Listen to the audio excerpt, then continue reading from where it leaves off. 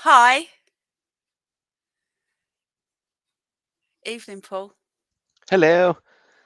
How you doing? I've got a blank screen. Have you? Yep. Oh How's it going? no. All Ah, good? all good. All good. Oh, There we go. have you?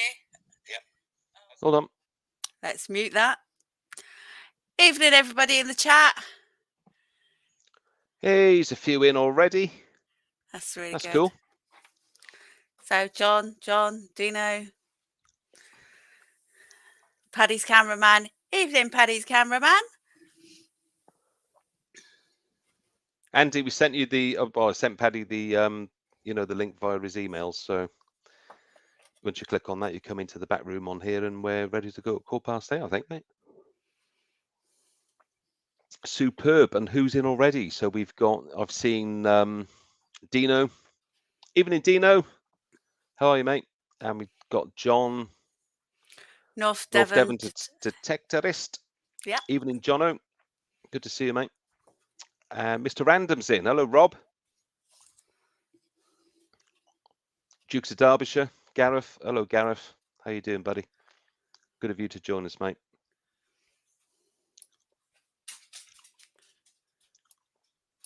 Anybody else that's popped in so far? The Gordon. Is that the Gordon? The Gordon. Did you see him? Could perhaps that be the Gordon that lives not far from where I live? Just round the Gives a corner. thumbs up. He's jumping on top of your Wi-Fi. Yeah. Nice one. I like that. Evening, Gordon. Yeah. So how's it been? How's your week been so far, Rosanne? Yeah, pretty good. Pretty good.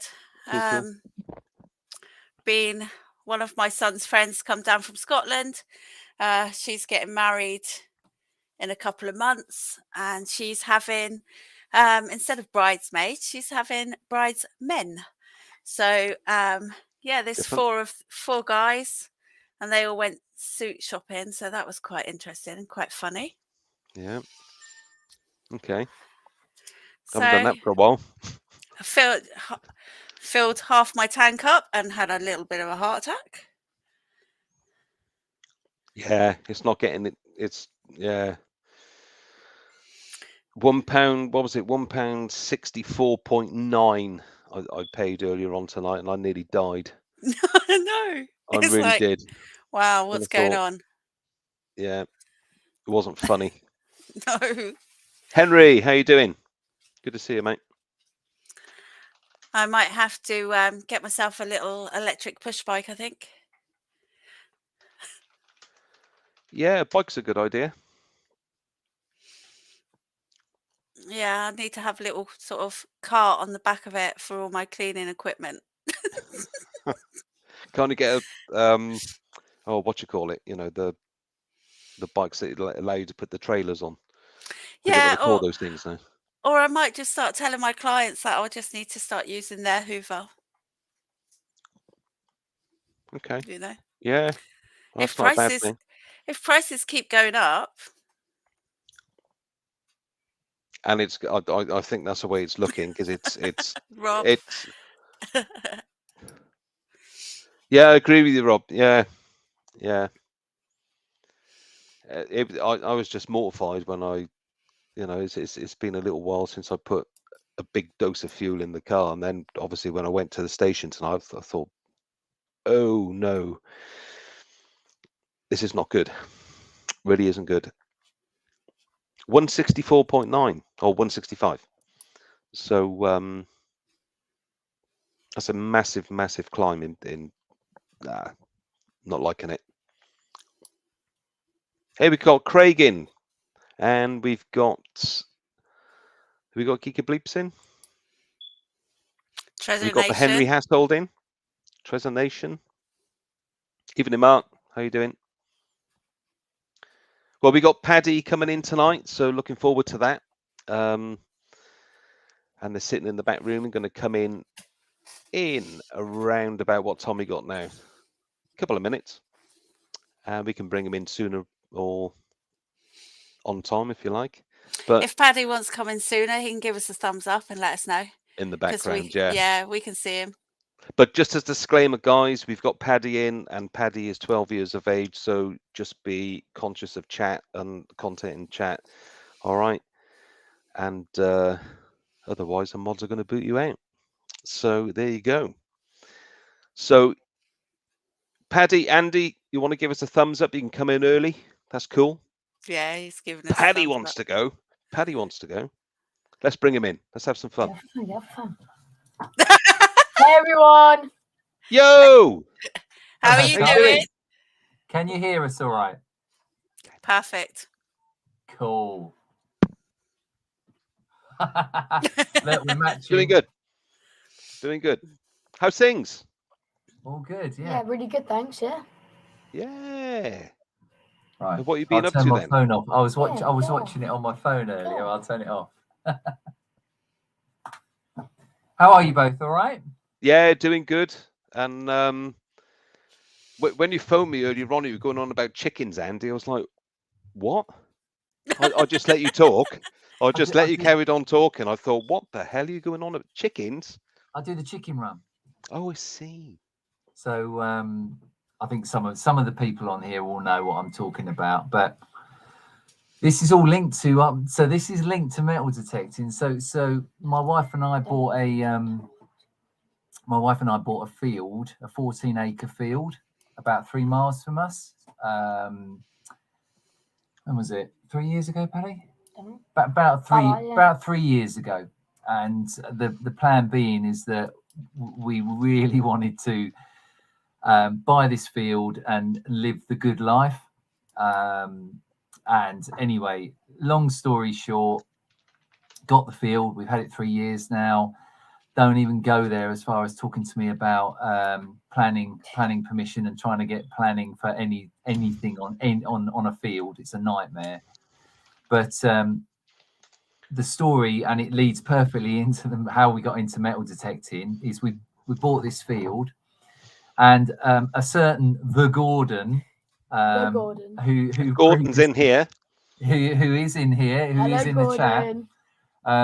In his previous life used to be a painter and decorator, and anyway, he'd come around our house to do some painting. I think he was painting the kitchen, but typically with Gordon, he does more chatting than painting.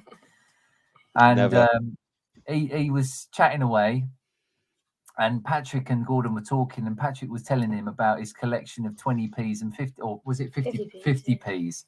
And Gordon said, "Oh, I collect coins." And Gordon said about collecting 50p's, and he said, "Oh, I've got some old coins as well. Would you like to see them, Patrick?" And anyway, he brought them round, and he proceeded to tell us that he went metal detecting. So when I told him I owned a 14-acre field, who is the old bloke? So when I told him I owned a 14-acre field, my 250 quid bill went down to £200, literally over one sentence, on the proviso that I'd let him go metal detecting on my field. And I said, "Yeah, of course you can, but can Paddy and I come with you?" So I think it was literally about 2 days later, wasn't it? We went out one evening on my field, and I knew straight away that I was going to really like it. I just knew it. And then 2 days later, you went and bought a Deus. Really? Yeah. A Deus 2 days. 2 days. From using what though originally? No. I didn't have anything. I didn't know anything about metal detecting. I had to go at Gordon's So you machine. just went straight into buying a Deus? Yeah. Yep. Baptism in fire, straight in at the deep end. Well, straight Gordon into the had dark one. side. Yeah, Gordon so he had played one. with Gordon's Okay. first. Yeah. Okay. So we went with Gordon, and I should have found it, and I don't know whether I've got a picture of it. I'll try and find it, but we found this plaque, and I will try and find it if I can. I'll see if I can get Carly to find it. But it was, honestly, it's the funniest story, guys, because Paddy then by then is probably about 10. 9, No, 10, 9, something I'd like that. say. I think probably the second hole that we dug, it was about 6. I mean, Gordon will be cracking up listening to this. So I had no idea. It was just this noise. And he said, oh, yeah, dig that up. So as we dug it up, this thing came out and it was like, what's that at the bottom of the hole? So Paddy's in there digging it up and pulled it out. And there's this plaque, which is about this big.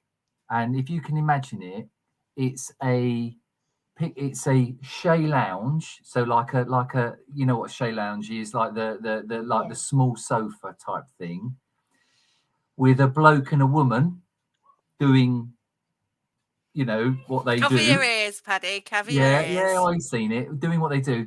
And she's even got red nipples and he's got a red bit as well. It's all right, I was just talking about what we found. Oh, I'm getting the look I shouldn't be talking about that.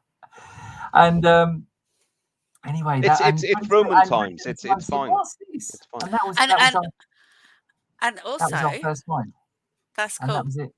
And that was That's it. cool. And then after that, two days later, I went and bought a dais. And when did Paddy? What did you start with? Well, I was the pinpointer merchant, so I had a pinpointer, and he was digging up the holes, and then he'd have his little bag, and then I'd like get the pinpointer out, the old orange carrot, and then I'd be in there finding it's like, oh, what's that? And like I remember the first time we found a hammered. It was late one day, and we went out for a couple of hours. And my mum was getting pretty mad at us, texting us saying, "Where are you? You need to come for dinner." We're like, "Okay, last signal." So we put our phone away. He put his phone away, and we dug up this hole, and I put the pinpointer in, and I pulled out this round little silver disc, and I knew what it was. He didn't, and it was a hammered. So I run off screaming, "It's hammered! It's hammered!" And he had no idea. So that was awesome. I didn't really know what a hammered coin was then. Not So- really. So how quickly after that, Paddy, did you get your own machine? And what was it? not that quick really, but It was a little while. Yeah. You were a pinpointer boy for a I while, was weren't a you? long time, a very long time. Yeah. But then And then what did you start with? Simplex, not to macro simplex. And you found lots of good stuff with that. Oh, I really did, yeah. Lots So of good things. So what was your favourite find with your simplex? Well, it's a long story, but my Bronze Age gold, I'm sure quite a few of you know what happened with that. But yeah. It's all right. You can tell them the story Tell because the story. Go a on. lot of people may not know. All right. Well, I'll show you guys a picture if I can share my screen. Yeah, do it. Let's have a look. Hi to everyone in the chat. I'm not ignoring you. Where is it? There it is. There. So that is it. A little bit of Bronze Age gold. At the time, on this lovely Friday evening, I had no idea was a piece of Bronze Age gold. It was what I thought was a bit of gold foil. So yeah. So we went out. Me and my dad went out one day on a Friday, and we went on a dig.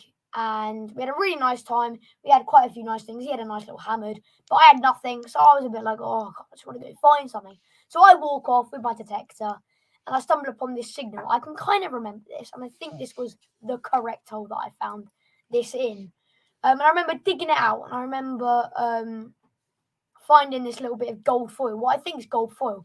And Gordon will remember that he shouted over to me, "Oh, what have you got, Paddy?" I was like, "Oh, it's just a bit of gold foil." So I put that in my bag, and then we go home. I'm like, oh, wow. Yeah, end of the day, didn't find much. But yeah, he had a hammered. So then my mum says to my dad, because it was Friday, it was half term, "Do you guys want to go out on the Saturday?" And we were like, yeah, obviously, of course.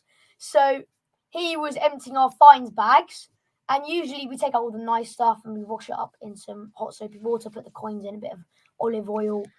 And he was emptying the trash just straight into the bin, holding it. And for some really, really, really weird reason, he gets my bag with my trash and just empties it on our little doorstep, our back door. No idea why he did this, but he did. And then he pulls out that thing there and says, "Give that a little wipe off." And I do, and we get in contact with Gary from the Soil Searchers, who we the person that we go on digs with, and yeah, he immediately came back like 2 seconds later and was like, "That's gold." Well, and Gordon did as well. And Gordon did. Gordon came back straight away and said, "That's gold." Whoa! And that's really old. And yeah, this, if I can tell me if I'm wrong, this was at one of those lovely Roman location fields that Soil Searchers were on around about July last year. Yes. Yeah. Yeah. Definitely. I'm not going to spell the area out, but year before, 2 years ago, Paul. Yeah. Yeah. And I think that was, if I can remember rightly, that's where Gary Smith made an appearance as well. Yeah, exactly. Because and he had the Apex with him, didn't he? That's right. Yeah. First Apex in the country. I remember that day. Yeah. Remember that day really well. But I remember Paddy, that day as well.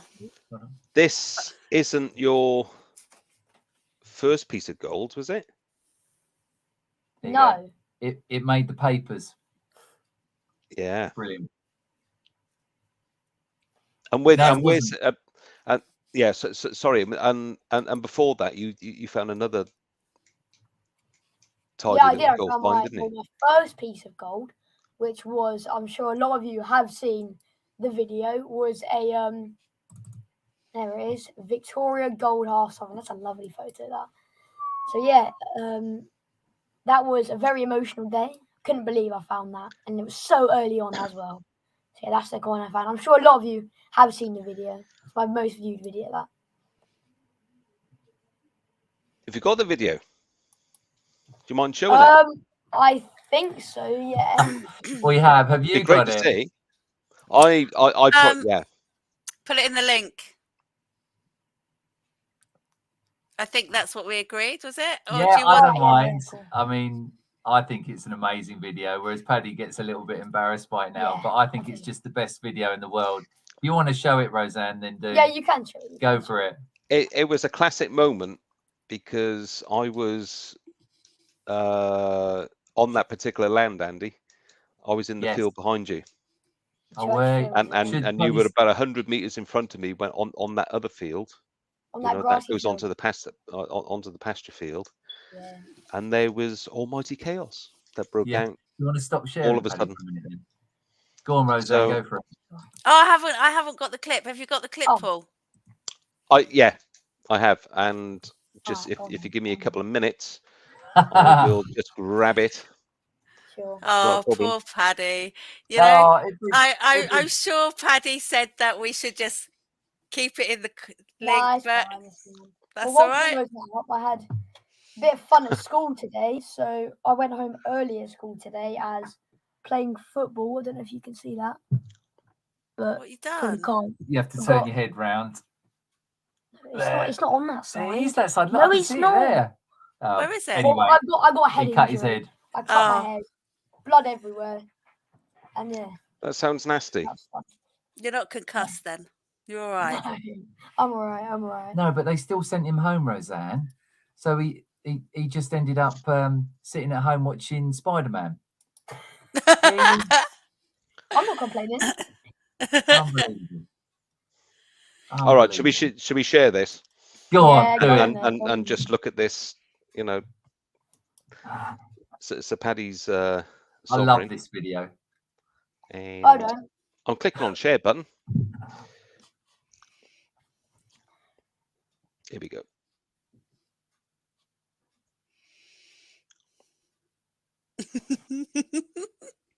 Here it comes. Hey, here it comes. Come in. Paul's still working on dial-up, I think. Yeah. My super fast broadband isn't as super fast as Rosanne's. We had so many buttons. My dad just found a gorgeous ship's half penny. Whacked it with a shovel though. So I've got a decent signal here. It's not amazing, but hopefully something literally right there. So we're just going to come a bit behind it. Oh.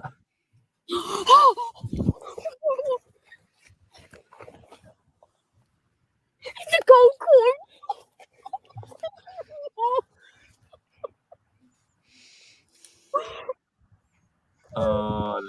video.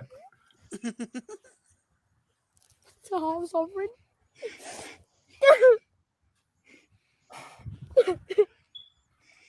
So here comes Gordon. The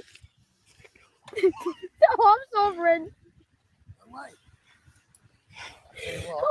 god. Oh my god, it was worth coming The in. half wasn't it? sovereign. No way. Oh, it was worth coming, wasn't it?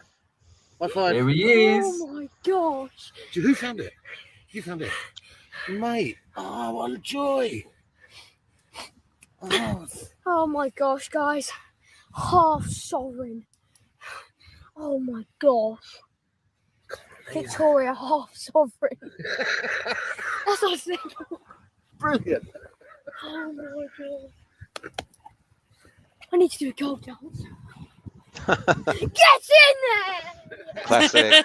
Oh, Oh, man.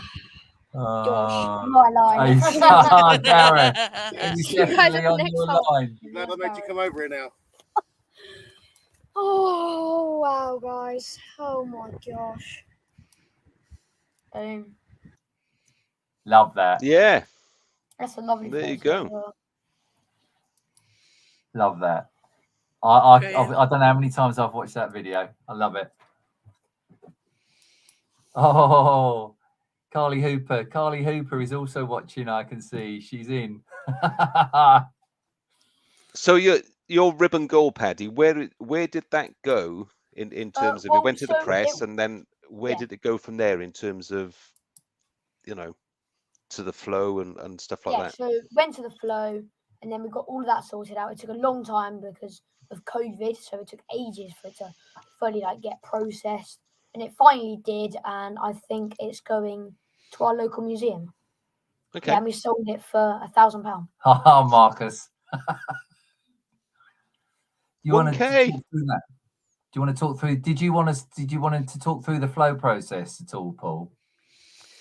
Do you know what? I'm interested in the flow process, and I'd be interested to know who if you're willing to, you know, Yeah, I can start. say You can Yeah, talk. it was. who the flow was. So basically, after we found out it was something really special, we got in contact with the fines liaison officer, the flow for Hampshire, which was a fella called Dr. Simon Maslin. Okay. So phoned him up, had no idea of the process, you know, having not done anything like this before. And he just said, bring it in. Let's have a look at it. And when he saw it, he was like, whoa, that's a really amazing find. And the reason being, I think, did we tell you? So that what it was what's called ribbon gold. So if you go back to the picture, you find it again. There's another one. Yeah, I know. And if you look at it, there's a hole at one end, and then a clip at the other end. So what he said was that it was used, so Bronze Age, so probably around 3.5, anywhere between 3.5 and 5,000 years old. And you can see on there's a clip at one end and a hole at the other end. So it would have formed a loop. And he said it was either possibly an earring or possibly like a hairband, something like that. So anyway, what you do then is you give it to them. And he said at the time, it's likely that the British Museum will want to buy this because they have got other ribbon. And the reason it's ribbon gold is if you can see all the, you know, lines. all the lines on it. Yeah. And they have got other examples of ribbon gold, but a none lot that are fully complete. Yeah, always in little bits. Whereas this one was fully complete. So anyway, it disappeared, never to be seen again, as it were. And it went. What happens then is that the flow writes a report. It goes to the coroner, same person that deals with deaths and marriages and everything, and births rather. And they then write a report on it. And basically then it's determined whether or not the museum are interested in acquiring it or not. And they were, and they made an offer £1,000. And then what happens is that 50% goes to the finder and 50% goes to the landowner. And that's what happened. Which wasn't you at this. It wasn't you at this point, was it? Sorry, say again. No. No. I've This was got on a different. Yeah, to- this was on totally a different farm. land. Yeah. And with Would have the been nice, proceeds wouldn't of the it, if it money, I bought him a dais. Money towards Deus, and it definitely helped. Good. So you've gone from the simplex to the Deus. Was that an easy transition? Yeah, it was really, because my dad's got a Deus, and I've sometimes like played around with it. We've kind of switched machines, and I found it a lot. Personally, I think it's a more advanced machine than the simplex. Don't get me wrong, the simplex is a really, really nice machine, and I love using it. But the Deus, I feel like I can get smaller signals. I've picked up. As soon as I think one of the first times I went out with the Deus, I found my first hammered. I just feel like it's a bit more. Well, you found it a lot lighter as well, didn't you? Yeah, a lot lighter. So bearing in mind, Patrick, when he first moved over to it was only sort of 10.5. The simplex is it is a good machine. It is, after a day in the field for a 10-year-old, it is quite heavy. Yeah. Whereas the Deus is super light. Yeah. Really, really light. Especially when you put the little, like the high frequency coil on it, it's really light. So yeah, he moved over to the Deus, and we haven't looked back really since then, have we? No. Except So while you've got your your epic piece of gold on the screen, Paddy, show us some other finds that you've had with I will, while you've been using the Deus. Right. Well, I've got this. Here we go. This was my second gold coin, which was another Victoria half sovereign. So exactly the same, but just an older version. I've got my book down here, and I'll just show you like one of our pages. So that's the one page. Wow. Got all the gold there. There's 2 up there. Very nice. Let me make you Epic. full screen. Do that again, Paddy. How many golds you got in there? Well, 2 up top and then 2 down the bottom. Nice.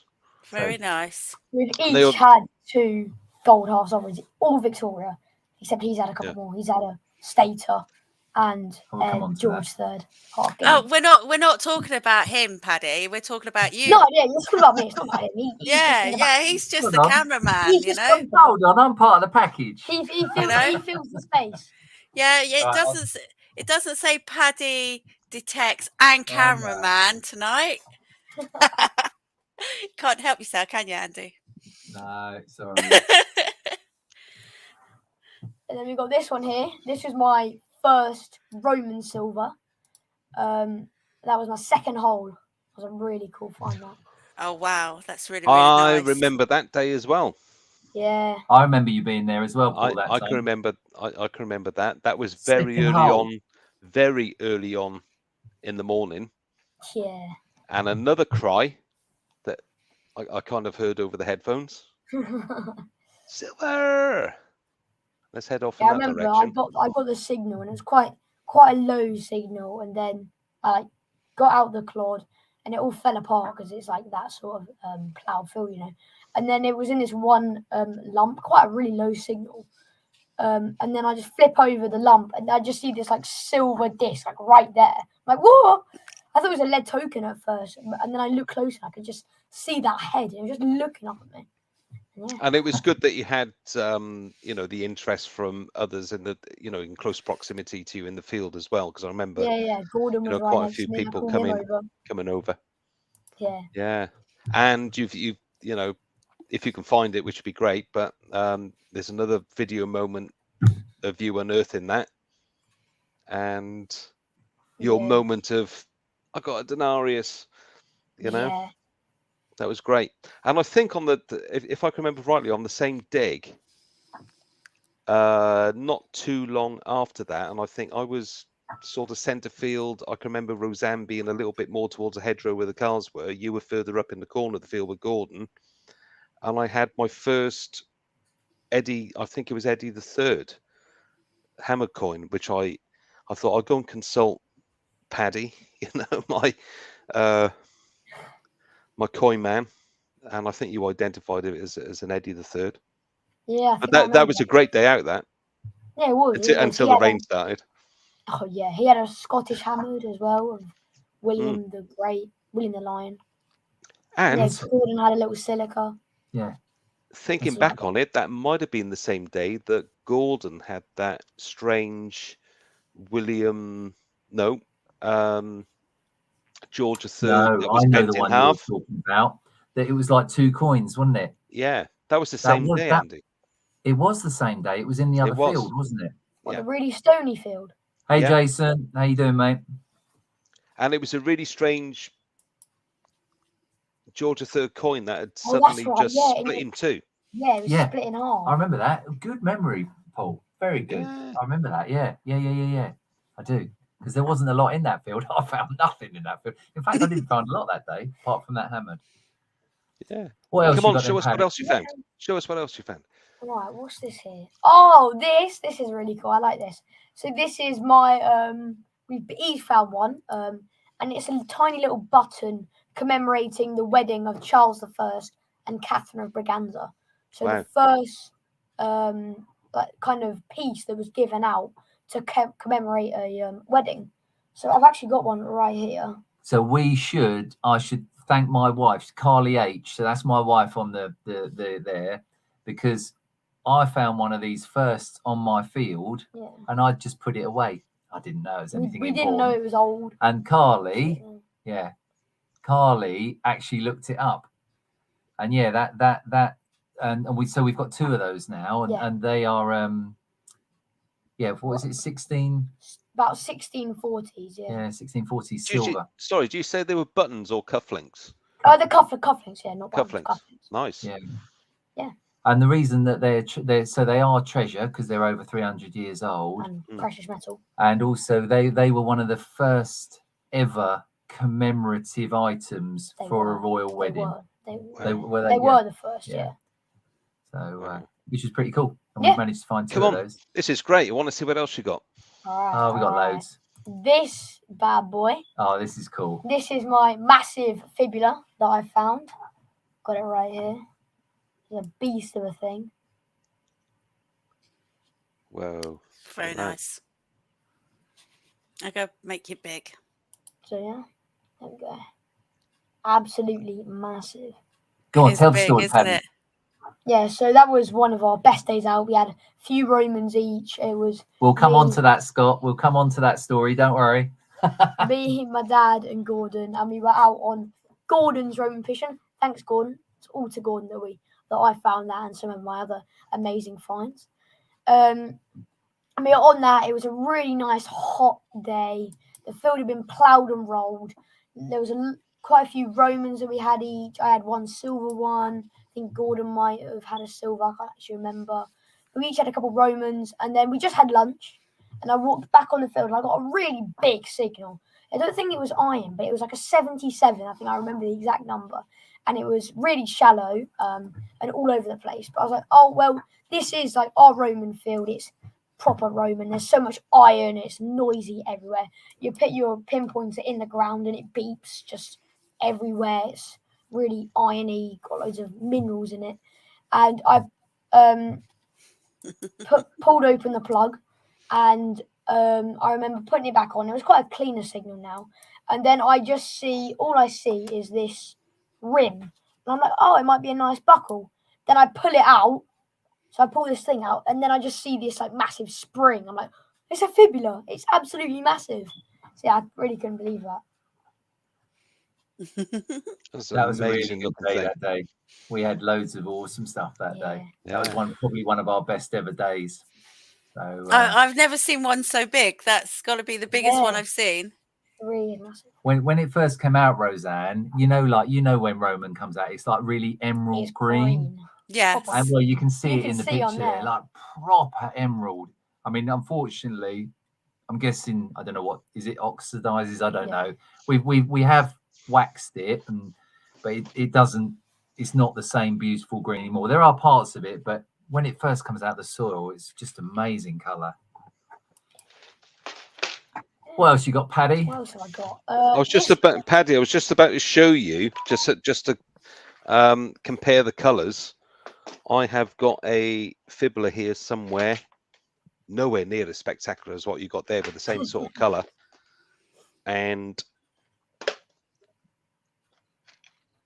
I know exactly what he's saying, because when this came out the ground, I was kind of disappointed at first until. Can you see that? Yeah, I can see I'll that. make you big. Oh, that's nice. Yeah, that's nice. It's the same sort of green. Yeah. And I didn't really know what it was until somebody told me what it was. Oh, wow. Hi, Phil. Wicked. But yeah, Hello, same Phil. sort of green, mate. Love it. Nice one. Come on then, show us what else you got. Cool. So this is quite a recent find. It's not spectacular, but it's just a really nice buckle. So I remember very we actually nice. had to give this Wow. away. The landowner wanted it, which is really annoying because it's probably our nicest buckle that we've ever found. And the fact it had this like little thing on it as well. It's amazing detail. Yeah, really, really nice. And once like detail on that. Yeah, we must have like just cleaned it as it's a bit almost, it looks damp, but after that it's just like a lovely green. It's really, really nice. I've got here. Oh, hello, Scott. Scotty. It's me, Scott. Some of the awesome people that I've met. So where was that, Paddy? Detectable, yeah, wasn't it? Yeah. That What was else you got? Detectable. Oh, I got me. That's Oh, Dawn. it's You've got Dawn on your channel soon, haven't you? Yeah, we have. Yeah. That'll be just Emily. after Easter bank holiday that week. Then she'll be on. Cool. Yeah. I'm looking forward to that. I really like her videos. I think she's really quirky. That's me. Oh, and all wow. the Can LP team. Can we blow this one up and see who's in there? Yeah, we can. I can Yeah, already we've got spot Grim Bleeper. We've Grim got Bleeper. Yeah, we got Discriminator. Gareth. Yeah. No, not No, Gareth. not Gareth. No. Is that not Solo Gareth Searcher. from? You got Grim Bleeper. You got Discriminator, Solo Searcher, Metal Detecting Emily, her boyfriend Kyle, Okay. and then that's her dad as well, And then you got me. and then Paddy. Yeah. And that was a really hot day last year. It was about, I think it was about 36 degrees. It was roasting. Was that the Henley on Thames dig? Yes. Yeah. Yeah. I found a gold ring. Of course. And that is that the same Even dig Paddy's where... like everyone else. Of course you did. Andy, was that the same dig where Gareth from Dukes of Derbyshire found the double? No, that was the dig. spring detectable last year. Gareth found his 2 coins. Yeah. That was amazing, by the way. On my line. On his line. It was on Paddy's line, by the way. He was definitely on Paddy's line. Oh, Paddy, it's not fair, is it? Let's talk about that. I mean, so we've got really close to a lot of people, of course, because there's a lovely community, and we know Gareth really well. Jamie and Rachel, they came to stay with us. But just on the Gareth story, just a second. So we met Gareth for the first time at Detectival, and Jamie, we spent a lot of time with him on the Saturday, going all over the fields. Didn't really find a lot, and then we decided to go in this pasture field where everyone was camping, because you were allowed to go on it, and there was just coins everywhere. But it was all modern stuff, and we found it on the Saturday a few sixpences, I think, and a few older coins, but not that old, like Victorian. But still, just a nice bit of coin shooting. But we were fun. finding loads, and Paddy and Gareth were having a competition to see how many coins they could find. And on the Sunday, we decided we'd go out again to try and go on a field to find some Roman. And Gareth decided to go back on that field because if anyone who knows Gareth, he loves pasture. Pasture. He doesn't like stubble or anything. Loves pasture. So he went on the pasture. We went and had a look for Romans. Didn't really find a lot. Went back to the pasture. Saw Gareth, and there was a few people on there. And Paddy was going along, and Gareth was about 50 meters in front of him, or maybe less than that, 30, 40 meters in front of him. And then Gareth all of a sudden shouted out, I can't actually remember, I think he shouted out, I got gold or something like that. Everyone piled around. I went and shouted over to the Australian guy, because he was there, Bondi Beach. I went and got him, and I said, if you want to get Bondi Treasure Hunter, I said, if you want to get gold on your channel, my mate's just got one. So he came over as well. So that was awesome. And they all piled round. taking a picture, and then Gareth had another signal right next to it. And it was another And gold like everyone was coin. going, no, can't be. Dug it up, and it was. It was another just one. sitting in the bottom. And it was like everyone was going, oh my God, 2 gold coins. Then he had another signal right next to it. But I think that was a bit. That was a bit rubbish. Yeah, Ash was there. Ash from Southern Searcher was there. John North Devon Detectorist was there. It was one of those really surreal moments which you get from time to time. Someone finds something. I remember the footage as soon as it hit Facebook. The videos coming up and the pictures. Wow. Gareth, and I hope he doesn't mind me saying this. Gareth at the time I think he was in a state of shock. He was like, I can't believe this is happening. It was amazing. It was absolutely amazing. I loved it. It was wicked. Yeah, it was wicked. And it was funny listening to Paddy going, he was on my line. That was my line. Oh, yeah, look, Carly saying, get off my line. Oh, it was brilliant. Absolutely brilliant. It was so funny. Oh, look, he's Gareth commenting now. Oh, it was so funny. But honestly, Gareth, I think, was in a state of shock. It was brilliant. So good. Oh, it's classic. Yeah. So what about some of the other, detecting rally moments? So that was detectable. When else have we been? Well, we've done lots of soil searcher ones, haven't we? Yeah, but like, what have we found? Like moments, Well, what about so we tend to go out with Gary at soil searchers a lot. So soil searchers was the first group we went on, and Gary Franklin, who runs that, what an amazing guy he is, fantastic guy, finds some really good land. I mean, of course, you two know him very well. Lovely guy. I went to school with him. Yeah, I just got a lot of time for Gary. Fantastic guy, and we've had some good finds on there. Of course, we found multiple bits of gold on his digs. Yeah. Paddy's found Romans. The other people we go out digging with as well are the metal detectives group. So it's the same guys that do Detectable. So Mark Betcher, who runs that, I think it's pronounced Betcher. So we're close to him as well. Lovely guy. And talking about fines, you might want to come on to that one. Yeah, let's get it up. Let's have a look. Where is your double? You have to go across a bit more. Come out of that. No, go. Come out. Come on to that one in a minute. There. So again, talking about Paddy Luck. So we went to a field in Buckinghamshire, and Gordon, Patrick and I went, the 3 of us, which tends to be the case. And anyway, Gordon tapped up Mark because there was about 7 or 8 fields to go on, and Gordon had said which one, and Mark had told us, you want to go on this one because there was a Roman villa or something like that near to it. So we walked on there, and so Scott was there. So Dirt Diggers Scott was there as well. Rob was there, Rob Random, and. Anyway, Andy. Yeah. Read the message. Oh, sorry. Exactly. Go on then. All right. Well, I was just going to tee him up. Sorry. Right. So walked onto the field, Paddy. Yeah, the field as my fellow colleague was saying. As the cameraman. Sorry. And we walked straight walked onto the field, and I think your first hole. He had a little bit of bronze that looked really old and was kind of like curvy with a few little bumps on it. It looked old and it looked kind of Roman, an old bit of bronze. I'm getting grief here. I'm reading the comments. Yeah, keep on, guys. Keep on.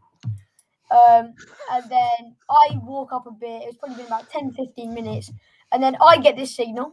It's about a 72 on the dais, I remember. And I dug it out, and I was thinking, imagine if this is something like really nice, like a silver Roman or a Roman. I remember thinking that. And then I open the clod and pinpointer in, pull up a bit of dirt, and on my hand, silver Roman right there. So I'm like, oh, wow, that's such a cool head. So I see this head on the screen. I'm like, whoa, who is that? No idea who that is. Flicked it over. I'm like, call me over. You call me over to get on the old camera. Then I flick it over on the other side. I was like, that's a weird figure. So I wipe off me. I was like, maybe it's an animal or something. And what actually was on the other side was this. Another wow. head. Love it. Double yeah. header. Double header. So Yeah. come on, give us the background. What was the coin? The coin was, I don't even remember, but it was not minted in London. That's why everyone got confused and thought it was like super rare. Well, it is rare. It is really rare, but it's not minted in London. It's minted in, where was it again? Was it Crete. Rome? Crete, that's it. It was minted in Crete. Crete. Crete, yeah. So kind of strange how a Crete coin got all the way over here. So that's another really cool part of it. Amazing. And yeah, so I would get it out now and show you guys, but I don't have it. It's with the flow currently. It's actually at the British Museum at the moment. Is it? Can't you phone the flow Did you up? not know that? They No, I can didn't know that. broadcast it. So No. the British Museum actually want to see it because it is a particularly Fantastic. rare coin, Paul. Yeah. They don't come out very often. But Crete. So we've given it to the flow, and the You're flow. Not talking then to me now, phoned are you, me. Andy? Sorry. Say again. No, carry on. I'm talking here. I was filling in the gaps, Rosanne. Anyway, the flow then phoned me and said, "Look, the British Museum would like to see it because it's a particularly rare coin." So, all right. I'm just gobsmacked that it's come from Yeah. Crete. And it's from Crete as well. Really cool. Wow. It's Amazing very stuff. cool. Oh, Terry's here. Come off that. Right, Tessa, I must have Paddy and Gordon. come on in. What we got here? Find some more stuff. Whoa, what we got the there? coin there. Me and Cool. Gordon. What about what else? What else we got? Got that? Oh, that was that one. That one? Oh, that's rubbish. You found it. Go on. All right, there we go. That's my dad's. So Okay, that- move along, Paddy. Move along. So that was Move the along. week. That was the week after the silver Roman on another metal detective stick, which was cool. Go on then, keep going. I know they're not interested in me. That's another bit of gold you found that we don't really care Oh, about. that was interesting though. What Yeah, that was. just tell me That was what on the is soil the story search behind stick, that. Paul. Yeah, and this guy thought that was rubbish. Like, it's not just me, but you find that in the ground, and straight away you could see the gold on it. And this guy's like, "Oh, I don't think it's something good. I think it's just a bit of rubbish." And you can see it's gold. It's gold. I thought it was rubbish. He thought it was rubbish. So it's not just me. I feel a bit better about that. Yeah. So what was that? That was. So that's with the flow as well at the moment. yeah. And so that is a Saxon gold Nice. Beaded mount. pendant, I think it is. Yeah. So sixth century. Yeah. So What else we got? Oh, this. Oh, thing, here we go. This thing is beautiful. Oh. Oh wow! Yeah. Recent. Come on, tell us a story. Yeah. So out on Gordon's Roman mission again, different field this time, and hadn't had much all day really. Hedge I want fodder. my button back. Hedge fodder. I want my button back. Go on. And yeah, it was a really rubbish day. We weren't really finding much, and so then we moved on to a different field, and yeah, near the end of the day, and I get my last signal, one of my last signals, and I open it up, and we are filming. It was on a live dig as well, and I put out this thing. My dad's like, "Oh, it's just another shotgun end," or I could see that's what he thought. I was like, "No, it's a Roman enamel brooch," and he didn't believe me. But I slowly wiped it off, and you could just see this lovely blue. I've got it here. Is that the same video where you thought you found a hoard? And Yes. It was a spoon. Yeah. That is the same video. Oh, that was hilarious, Rosanne. Yeah, that was good. I've got that spoon. By the way, I'll go get the He'll spoon. go and get the spoon. I've got the spoon here. But like, look at that for a spoon. It's called quite a it's called size. serving spoon. I know, Paddy. but like, it's massive. It's a serving spoon. I just saw that. I was like, pot of gold coins. Hang on. Dear. I'll be back in a sec. Paul, I don't know if So you want to have a look at that. Have you got that video? It's quite a good one if you wanted to I- play just that bit. I don't know if you can find it and go through to that. I probably could. It's probably a lengthy video though, isn't it? So Yeah, no, it's fine. Oh, don't worry then. That's okay. Yeah, it's cool. so this is, you reckon, 2nd century? Yeah, 2nd century. Yeah. Wow. I mean, the the enamel on the front is just absolutely know, amazing. it's The way extraordinary. that It is has an not awesome like find. the blue isn't as bright anymore, but it's still just amazing. I love Absolutely like the little incredible find. humpy bit. Yeah. The humpy bit. Very I love posh it. shotty. Very posh shotty, Dino, for sure. I love it. Oh, And while we're talking about things like this, I can remember, God, it was close to your birthday, Paddy, last year.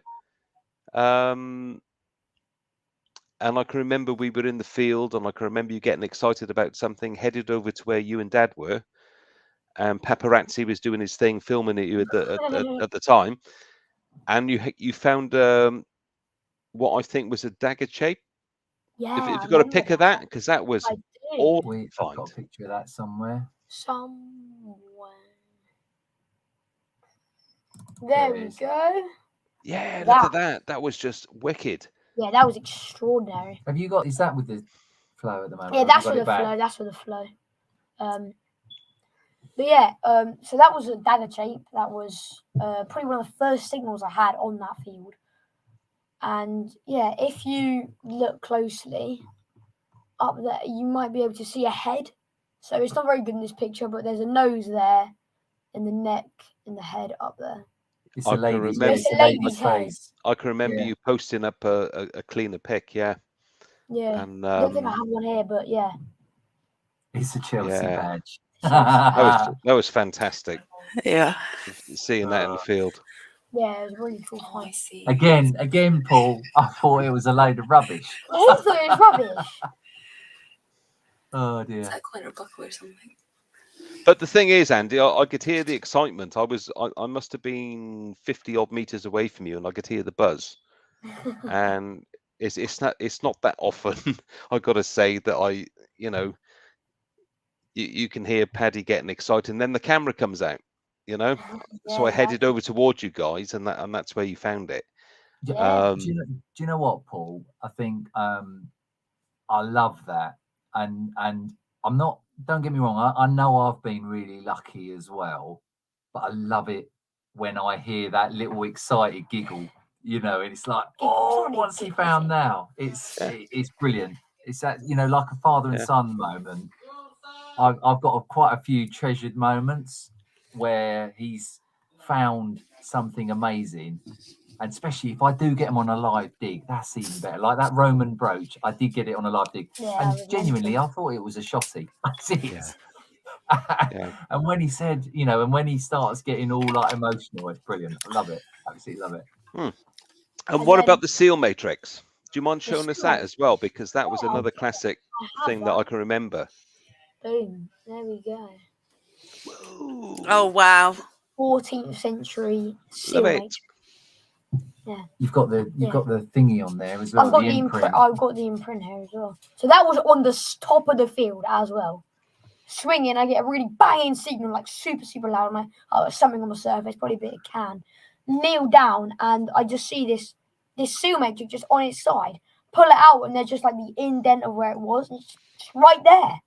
Wow. That's great stuff. I like that. Oh, that's really nice. Oh my God, I've not seen that picture before. No. So yeah, so that's it. We got a bit of Play-Doh, Paul.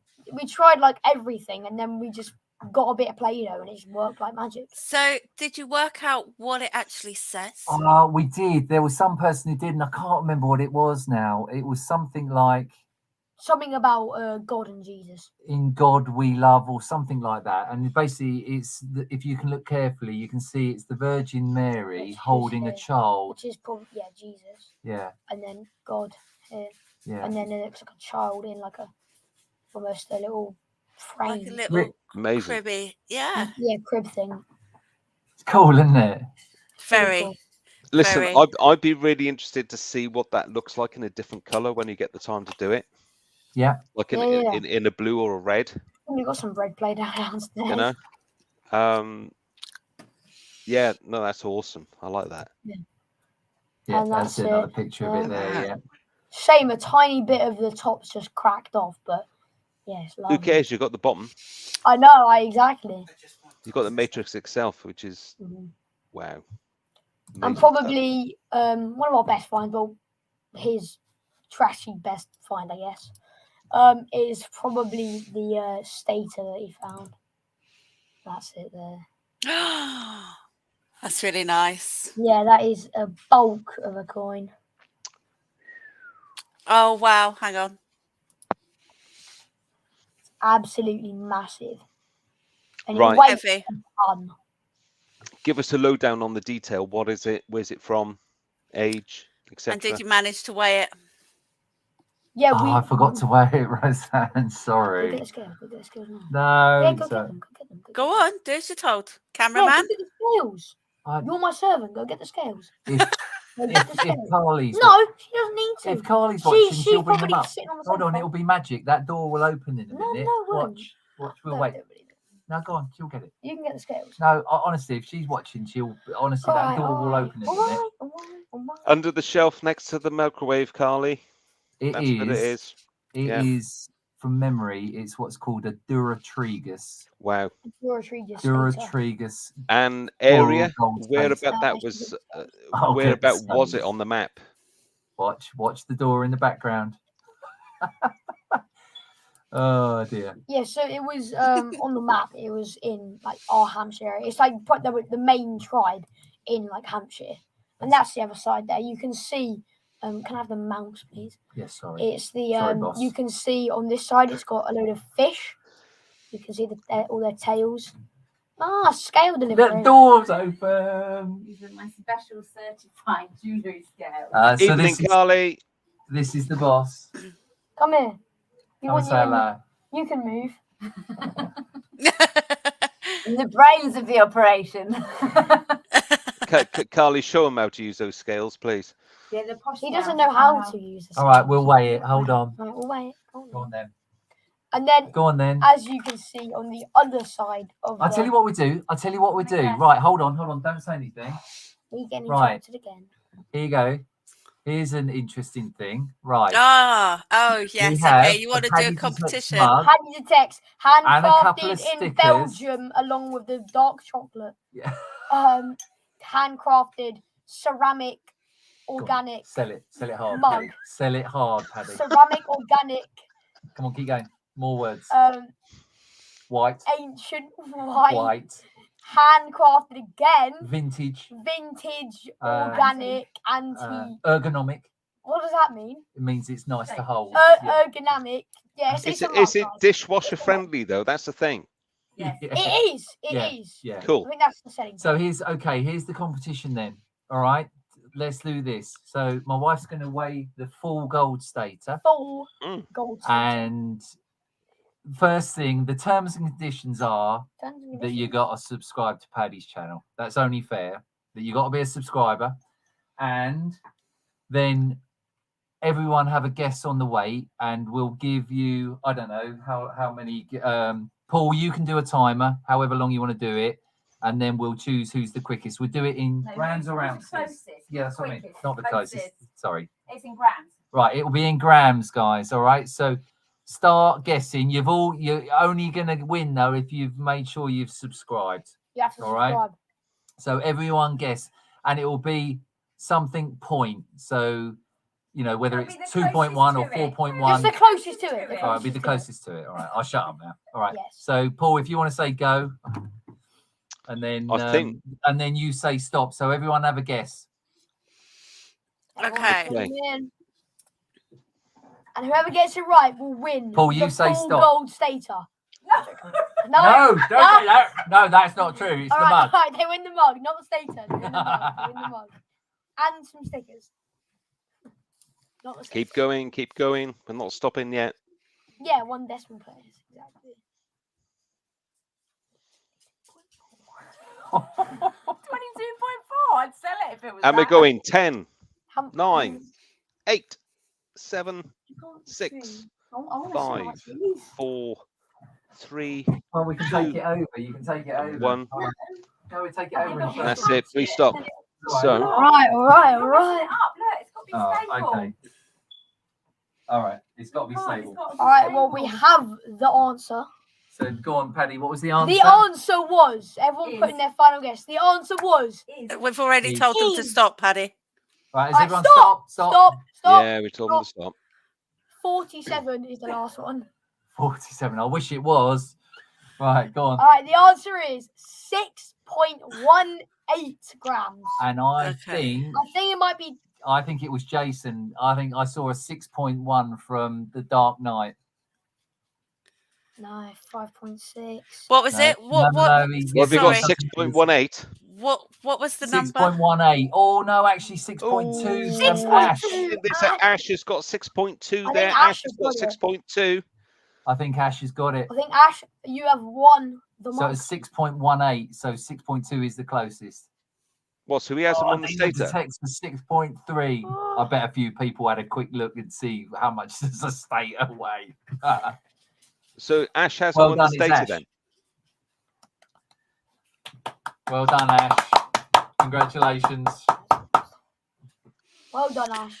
So Ash, just send your details over to Paddy. Ooh. Your, Well I done, Ash. presume your email is on your Mug and channel, yeah? Awesome. Yeah, we know Ash. We should do a few shout outs for people as well. So I think that's really important because I think, you know, what you're doing here, guys, I think is brilliant. It's lovely just to catch up with everyone and talk to have a people chat. and see all the comments. I love the metal detecting community. It's brilliant. And we've made some really good friends, haven't we? Go We on. have. Shout them out all, Paddy. So many people. Start with these guys, I think Yeah. is important. So Paul, Rosanne, we've got everyone. We've got Ash, we've got Gareth. The channels. The channels. Come on. All right. Southern Searcher, Ash, Dukes of Derbyshire, Gareth, Dino Detects, North Devon Detectorist, John, Clayton Metal Detecting. Who else? Solo Searcher, Grim Bleeper, The Discriminator, Metal Detecting Emily, Jamie and Rachel. Treasure What lovely Rangers, people they are, and I love what they do for raising money for charity Tyson as well. Fury. Yeah, Tyson Fury, you legend. Dark Knight Detectorist, legend. Everyone is a legend. Geeker Bleeps, Griff Fines. Notch to 11. Marcus. Goodness me, we didn't know any of these people and we know them all. They're like family now. It's crazy. And of course, a massive shout out for our buddy. So we've got some pictures here of who else have we got? Hey, there we go. Gareth. There. Me with my big headphones. Oh, we're not sharing at the moment. Hold on. Are you sharing? Hang on. Yeah. There we go. Oh. Gareth. Yeah. And this one's a good one. Yeah, so that was got all of us there. So we got Marcus here. Notch to 11. Geeker Bleeps. Griff Fines. Gareth.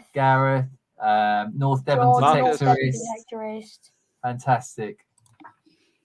That's Geeker Bleeps and Griff Fines. Awesome. What else we got? Oh, that's Metal Detecting Emily. Emily and her boyfriend. Discriminator. I think that is I can't remember what his name is now. Pomsy, is it? Pomsy, that's it. Pomsy? Something like that. Yep. Can't remember now. Loads of people. Everyone. Really cool. See, that's the only problem when you start doing shout outs. I'm sure they don't mean to offend if they've missed anyone. I think we got most people, Rosanne. Or you misrepresent. Scott at Dirt Diggers as well. Yeah. Rob Random. Oh my goodness. Yeah. Everyone's just so nice.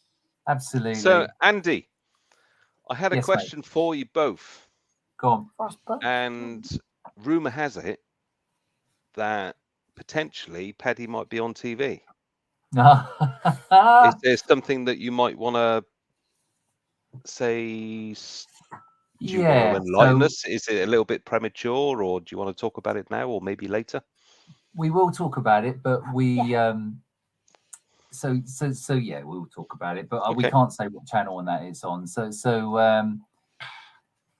we got approached at the beginning of last year and it was actually via Gary Franklin at Soul Searchers. Yeah, big shout out to him. Big shout out to him. And he was he'd been approached by a what are they called? What are they called? I can't remember. The people that go out and find the information. But anyway, he'd been approached by this person saying, look, we're going to be doing a metal detecting program, and we want to feature. Do you remember the really amazing Roman? I did shout you out, Gordon. How many times have I got to shout you out? Shout out the Gordon. The Gordon. The legend. Gordon. Do you remember that Roman? They didn't shout you out, Gordon. I did, Rosanne. Gordon, They big didn't, shout Gordon. out to you. Do Legend. you remember that big Roman thing that was found on one of Gary's digs, Paul? You know that. I'll shout you green out dust? every day, Gordon, if you let me on your permission. Paul, do you remember? No chance. Do you remember that thing that was on the front of the Searcher magazine? It was the god that was found. Yes. Anyway, they wanted to do a film and get that guy on it. Anyway, he couldn't do it because he'd gone back to Poland or somewhere like that. And Gary suggested, well, I know a young man who'd be brilliant on there.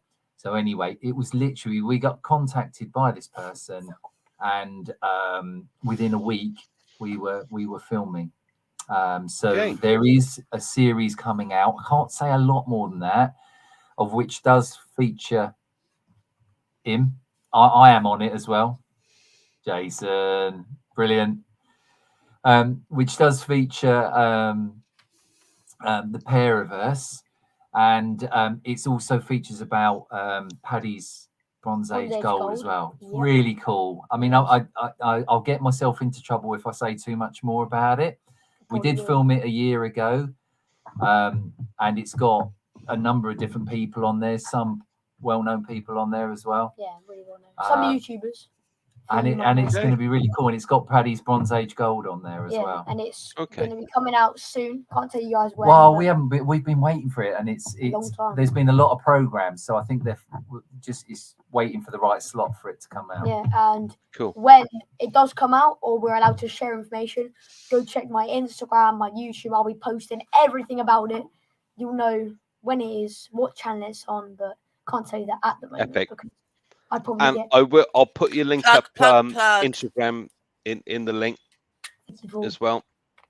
Paddy's so I'm going to big it. I am going to big Ash, I will sign your mug. Ash, I will sign your mug. Don't put it in the dishwasher though, Ash, it'll come off. I am going to be super biased now because he is my son. But I think he's awesome, and I think he's amazing in front of camera. And I think he's incredibly lucky. So all of you super people that are watching, and thank you for tonight. Thank you. If you can give him a plug and a share him, I think, for all of you, we've met most of you guys out there. You're all lovely people, and we love spending time with you. And long, long, long may it continue, because it's just the best hobby out for sure. We love it, don't we? Yeah, it's the best. Absolutely. And a challenge for you two guys from me. All right.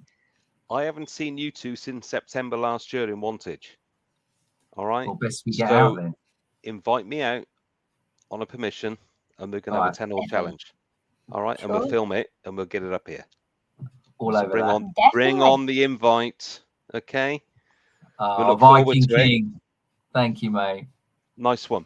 And just before you do disappear, I just quickly want to know, what have you got guys planned for Detectival, Detecticon, anything else that's going on over the summer? Where are you going to be? We're going to go to what you got planned? Next Detectival, 100% go. If any of you are going to Detectival, feel free. If you do see me, just come up to me and say, hi, what are you doing? What field you going to? I want to follow you. So if you see us on any digs, anywhere, Soul Searchers, big shout out to Gary. If you're in the Hampshire area and you need someone to go for digs, please go there. It's just the best place ever. He gets amazing land, and it's just a really good family environment.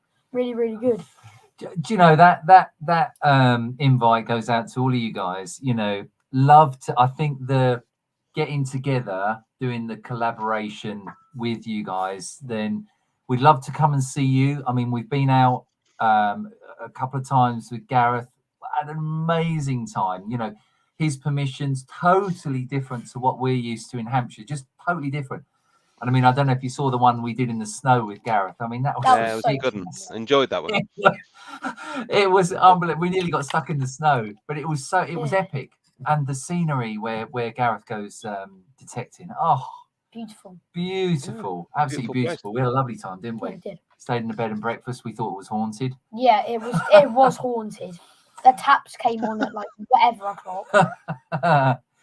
But yeah, no, it's such good fun. But seriously, love to spend some time and meet some of you other people. Yeah, definitely. You know, we know a lot of you by name, but we haven't met you in person. You know, we'd always get in the car and come and see you. And you know, if you want to reach out to us as well and come to get, you know, so we meet up, love to do that. Definitely. Love to do Fantastic. that. And just follow him. He's lucky. He's really lucky. So yeah. Don't forget, guys in the chat, those who are viewing, jump onto Paddy's channel, give him a sub, give him a like, get the comments going, okay? And it's been great to have you guys on tonight. It's been really interesting to chat to you. Thanks so and much. I do hope to see you soon, somewhere out 100%. there in the midst of wherever it might be, Hampshire or somewhere near. Well, you keep saying, we'll invite you on our permission. We'll invite you on our permission. Well, let's okay.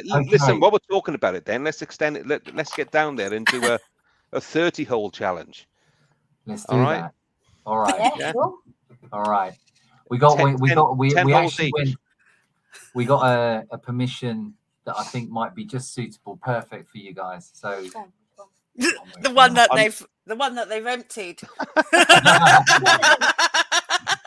The one that we were on Sunday, and that new video coming out soon. Had a lot of really good fun. We did have a really good day on Sunday. Multiple hammers. Cool. Yeah.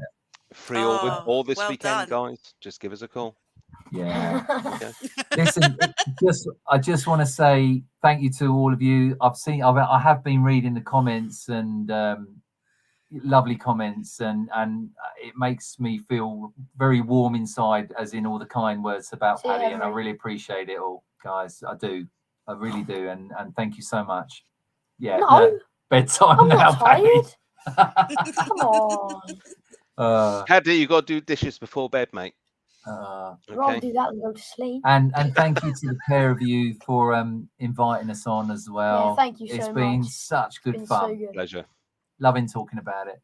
Yeah. It's been really nice seeing all of your finds and things. So yeah. Have a good day at school tomorrow, Paddy. Awesome. No banging your head.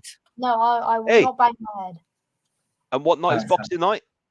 Boxing night is tomorrow. Yeah, you might not good be doing luck on that Boxing night tomorrow. Yeah. Enjoy the boxing, Paddy.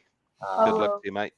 I hope you all enjoyed it, guys, and it was lovely to see you all. Please keep communicating with us. We'd love to meet up with all of you. Yeah, love definitely. It. All right. If you want to meet up, just comment on one of my videos or message me on Instagram. Thanks so much, guys, and yeah, hope to see all of you at Detectival soon, or even earlier. Gary's Digs as well. We're doing the Digs. Gary's one as well soon. The Soul Searchers are having one as well. So yeah, awesome. And guess what? Who kicked him off? It wasn't me. It wasn't me. What happened? It wasn't me. Was it Paddy? Yeah, and last but Didn't have my hands on the mouse. I'm not guilty, but that was fun. I enjoyed that. I did enjoy that. And God, wow, some of those finds. Carly, you'll have to tell us what happened. Did Paddy just cut him off? Oh dear. His finds were amazing. Yeah. He's such a lucky boy. And great to see Gordon in there as well. If you watch Paddy's channel, you will see Gordon featured in many of Paddy's videos. Gordon's a great guy. It's great to see you in the Gordon, and it's great to see you in the chat as well, participating. Nice one. And I wonder if Carly just pulled the plug. Internet done. Bedtime. Gordon, I said. Gordon, hope to pop. To see you in the co-op car park soon for another catch up, mate. All right. He's only around the corner from me. Forget the co-op car park, Gordon. Hope to see you in your fields very soon. Yes. Yes, and why not? And I just want to, while we're just while we're here, just want to pick up on a message from Dino. Please, you'll be all right, Jason. Dino's asking for any old coinage, specifically pound, the old pound coins. If you can donate to Dino, jump over onto his channel. He'll tell you how it's done. Give all your old pound coins. Do you know what, Dino? I've got loads here, but I haven't got a clue where the hell they are. I've got this massive trunk under here, and there's quite a few in there, but it'd take me weeks to go through. Who knows? I might do a special afternoon for you, mate, and get some of those out. So if you have got those £1 coins, get them over to Dino. Jump onto his channel. He'll show you how to get them to him. Okay, so what else is happening? What's going on? Well, Jason's just a bit frightened that how's he going to follow that up next week? Follow what up? The show. Oh, sorry. Fines. Is Jason on next week? Have you been awake? Have you been watching? Yeah, Jason. If you're on next week, mate, please tell me how you managed to stay awake watching the Batman movie. I know you're out tomorrow night, or is it tonight? No, tomorrow night watching the Batman movie. 25 minutes in, I fell asleep. And hour and a half later, my wife is elbowing me in the ribs because I was snoring. A few people were peed off that I was snoring out loud. That's how good a movie it was, but interesting to know what you thought about it being a Batman guru. So and let Jason, us know. You can follow that up by showing us all your trash. No, I want to see Jason's Romans, where he's been out, with the old man and stuff like that, because he's found some great little Roman coins there. And it'd be really interesting. I know we cross-referenced a specific coin that you found, and see if we can get them side by side on a live, so they can see how close they are. Andy, what happened? You just went. What happened? It was Paul. I didn't press anything. I didn't. Honestly, you didn't even realise what you're doing half the time. Sorry, but it was great. Sorry, Carla. I didn't. If I did, no, it was Paddy that. All right, we could have this argument all Paddy night long. cut him off. Round in circles. Paddy cut you off. I cut you off. Oh, brilliant! At the end of the day, it was great to have you on, and it was a really, really interesting hour of conversation. So thank you all very much. I think Andy should come on as a guest by himself as well, because he could talk and talk and talk.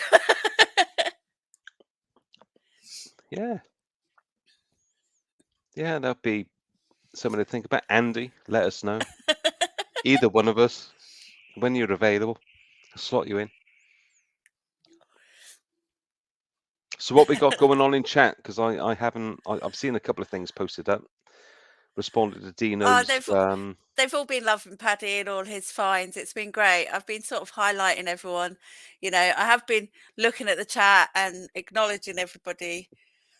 So, yeah, it's been great. Fantastic. Are we going to do our own giveaways? Are we going to do a giveaway? Yes. What have you got to give away, Paul? Let's do it. I need to thank. When I was on Percy's the other night, I won. I think it's. Oh, he keeps changing his name. Who's it? Andy. Daz. Old Growth Detectorist. Andy, nice to see you here, mate. We will catch you out in the field one of these days. This is what I love about Paul. He has his own little conversations going on in his head. Are you actually listening, Paul? Hello? Am I lagging? Oh, yeah, blame the lag. It's always a good excuse, that. Am I lagging? So, I won a nice book. So, thank you. Percy shows on every other Sunday, am I right? His live. Paul, help me. Okay, I'll just drown on my own. I'm lagging. I'm letting you lag. No. Yeah. Yeah. That's all right. Let's just remove him. Might as well do it on my own, eh? There you go. I'm back again. Reversed, but back again. Oh, here you go. All right, you can be number one. Right, so we're going to do a giveaway. Let's go for it. What would you like to do, Paul? Would you like to? It's up to you. Do you want to do a duck race? Yeah, we do a duck race if you like. Yeah. And Do you want? what prizes we got up for grabs tonight? Hey, flash in the pan. Good evening. Woohoo!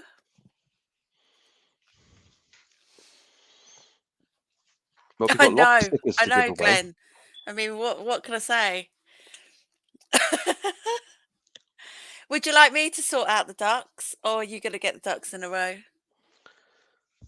Well, what we doing? A duck race in terms of numbers, or? Yeah, I'm not putting everyone's name in. You can put everyone's name in if you want. I think there's about 22 people in. I'm not doing that. They can guess the number. Right, Okie let's dokie. just...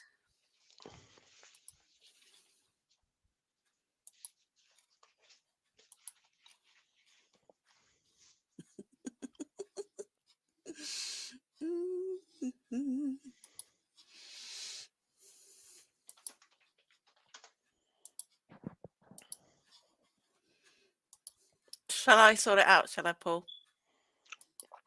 So we're going to do it by name, guess a number, or? They can guess what duck's going to What do you win, think? I think. Yeah? Easiest way to do it. Yeah, definitely. So how many ducks would you like, and how long would you like your race to be? Well, you know, one of these these races go on for too long. What does everyone reckon? 2 minutes at the most? 1 minute 30? Well, 2 minutes you've got. 2 minutes. How many ducks would you like? We've got How many have 22. we got in? We've got about 22 in the chat, I think.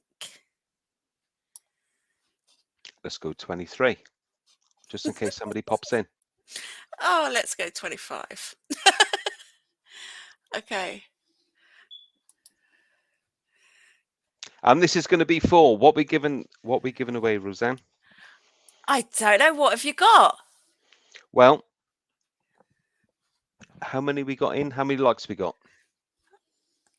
I Let's have don't a know. look. Wow, you're making this.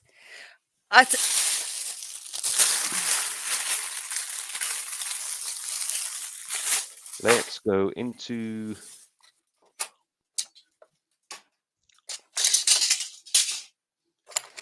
I'll do this giveaway, Paul. I pulled out of Well, it because I was while showing you're Paddy's... trying to have a look and see who's on what. So I'll do a squirty bottle. Squirty.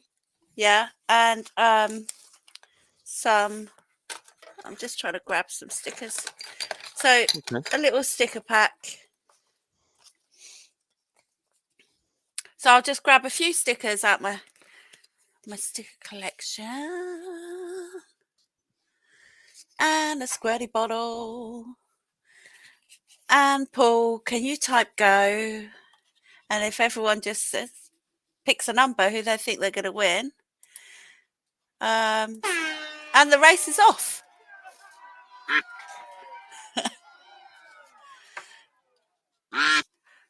So anyone who wants to enter, just type your number. Who's going to win? Who's going to win? Who's going to win? Between 1 and 20... 25, I think. I think it's going to be... Oh, I don't know. Or the strawberry looking one is going to be... Oh, 25's coming in quick, coming in quick, coming in quick. 15's going to... Yeah, lost its legs. 20. Yeah, Number 20, 11, I I reckon. don't know, 23 though.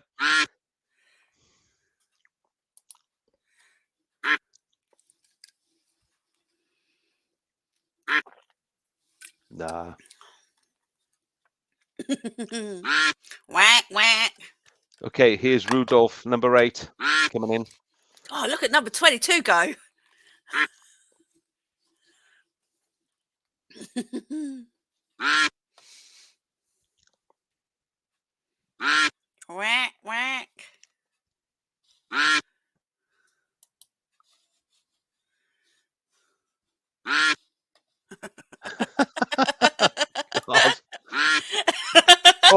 My God, the suspense is absolutely killing me here. Whack. It's going to come in from nowhere. Yeah, here we go. Oh, Here we look, go. 20, Rudolph. 24, 24, number 8, 24. Number 8. 8. No, someone's going to come in from No, somebody's behind. going to blast it from behind now. You watch in the last couple of seconds. 13, maybe. Oh, no. It's 11. going to be Rudolph. Oh, I done it. Oh, No, look, number number 3. Out of nowhere. Pick. Number 3. So let's go back. Who was number 3?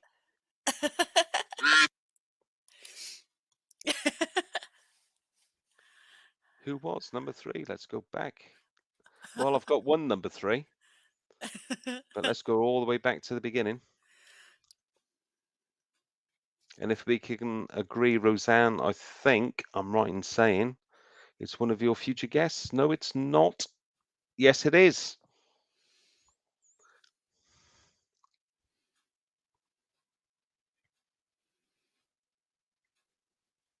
Can you see it? Jason. Very quickly, within a shadow of a second, followed by Dino. Moving on. That was Dino. You were nearly there, mate. But it was like 0.2 of a second. And Jason got there first. So congrats, Jace. Well done, buddy. Well done, Jace. Looking forward to next week as well, Jace. Many thanks, buddy, for coming along. Should be a good night. Should we do another one? Go on then. Do you want another duck race? Why not? Yeah, let's do another duck race. Okay. And what are we going to give away this time? I'm still trying to figure out how many we've actually got in, because my YouTube doesn't want to play ball at the moment.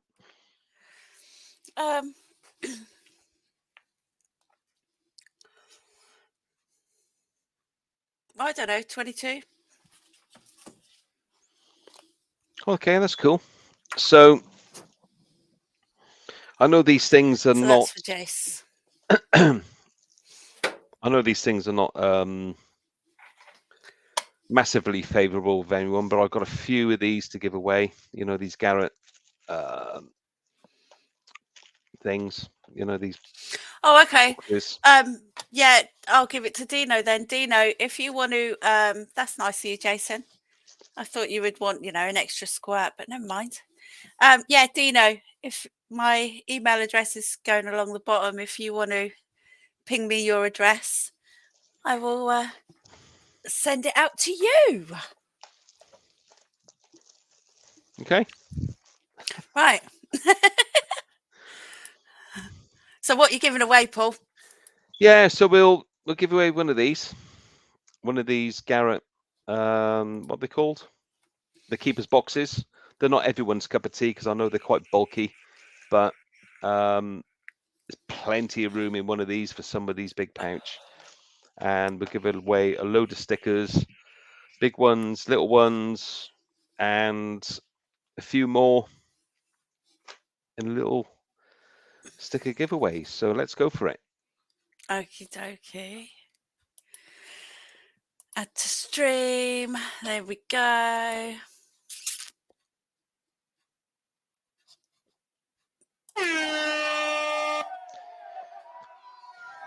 Ew. And they're off.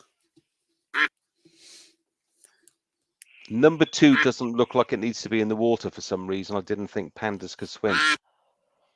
I didn't.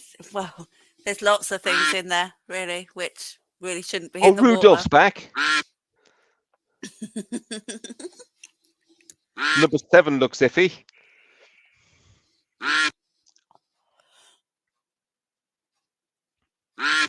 I like number 25. Pink mohawk. Yeah. Yeah, the pink mohawk. Cool. And he actually like looks that. like he's only got one eye in the middle of his head. Yeah. Cyclops mohawk. Come on, duckies. Oh, look out. 21's coming back. That's Rudolph. 7, that's Count Duckler by the looks of it. Vampire looking ducky. Or the panda's coming back, number 2. I reckon number 7's going to win. Oh my God, Nessie's coming through. Ducky in a Nessie outfit. Number 1. Oh, look, 20's going for it.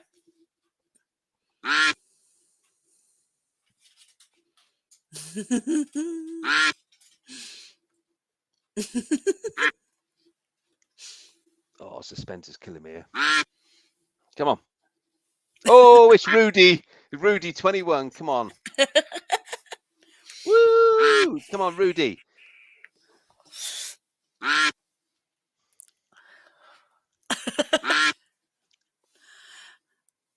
Oh. No, it's Here Bobble comes Lattice, number 9. 4. Number 9. Oh, total outsider, number 9. Total outsider, that one. All right, who we got as number 9 then? Let's have a flick back. See. Ooh, I can see one number 9. I can see one number 9. Have a look, Rosanne. Just cross-reference with me.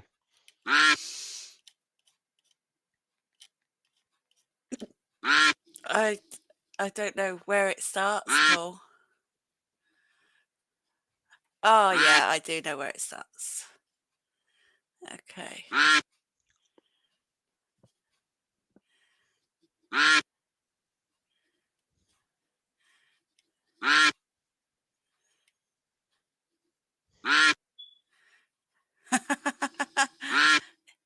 Yep, it starts with E. Ends in R. No. Ends in A. Mm-hmm. Are we talking Miss Emma Walker? Yes, we are. Congrats, Emma. Send me a message. We'll get that off to you as soon as possible.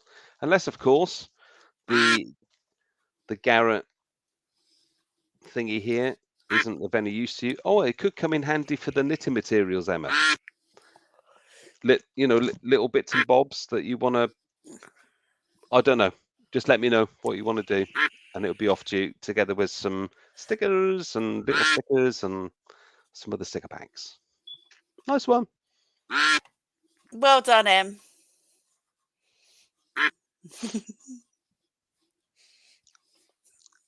So why not get? Is anyone want to dive in and have a chat? Unless we've got anything else to give away.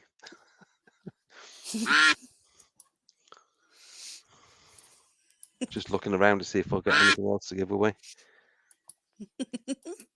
No, not at the Your moment. internet. Yeah, it's not great.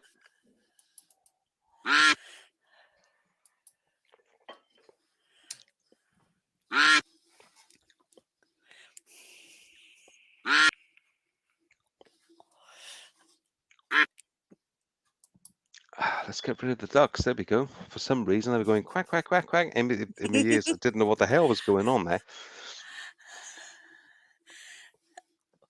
Well done, Emma. Good. I'm glad it made your day.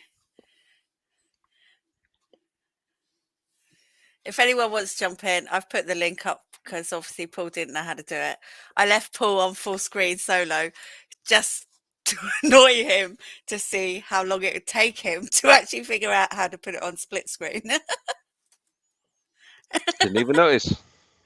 Of course you didn't. Didn't even notice. But thank you anyway.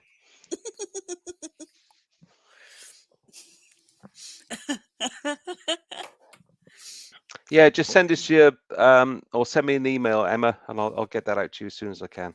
All right. Thank you.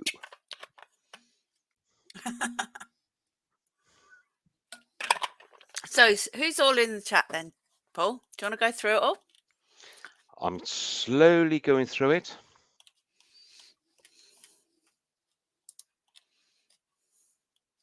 Wow, how many have we got in? Well, every time I say a number, It changes. no, someone else says it's completely different. So I don't know.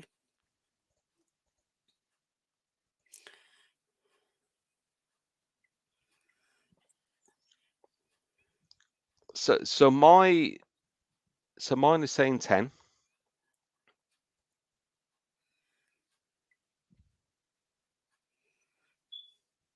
Oh, well, there you go then. It must be 10.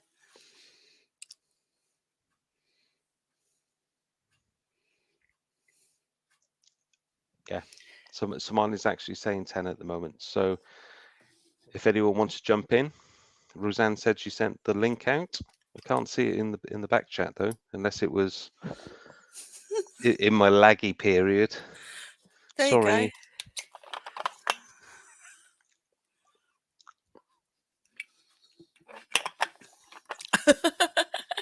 There you go. John keeps telling us what it is. Oh, yeah. Unlucky for some, eh? Number 13. Do you know, I'm just thinking back on some of those finds of what, you know, saw earlier on. What I wouldn't give. See you later, Find something like that. Marcus. I know. Here's Marcus. I know. You've got to be so lucky. Phil Nobson, do one, mate. Somebody knock that wanker out, please. I've got it. Unless somebody got it before me. It's one of those porn links, but thank you to whoever it was that knocked him out first. Yeah, that some Paul of took those note of finds. it. Wow. And what I wouldn't give to find something like that. And for how many years? 6, 7 years, 8 years Rob and maybe now. Melissa. Clark's Cove. Rob and Melissa, good evening again. Good to see you. Yeah, I know. The size of that fib, oh, that's on my bucket list. Everything he showed, really, is on my bucket list. Yeah. The fibula was just, wow. And that, I'm not sure if it came up on the stream very well, you know, when I was trying to show it, but Paddy was talking about how green it was when it came out the ground. And just to show mine again, that is still more or less the same color. You can't really see in this. It's still the same color as it came out the ground as to what it is now. I know, Dino. We've just not got the land. We've really got. It's the permission, isn't it? Really. Yeah.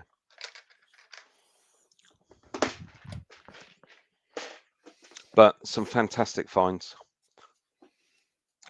Okay. So, Rosanne, who knows? You go over that permission that we go down to now and again, it can throw up anything. Yes. Can throw up anything. What did it throw up 100%. last week or the week before, or that was it last week? Losing track of time. Couple of weeks ago. Loads of those little bag seals. I can remember. There's tiny little things.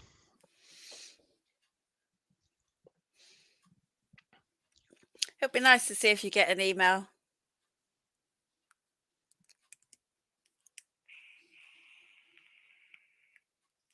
Hey, Andy. I didn't realise Gary had a dig on at the weekend. I would have gone.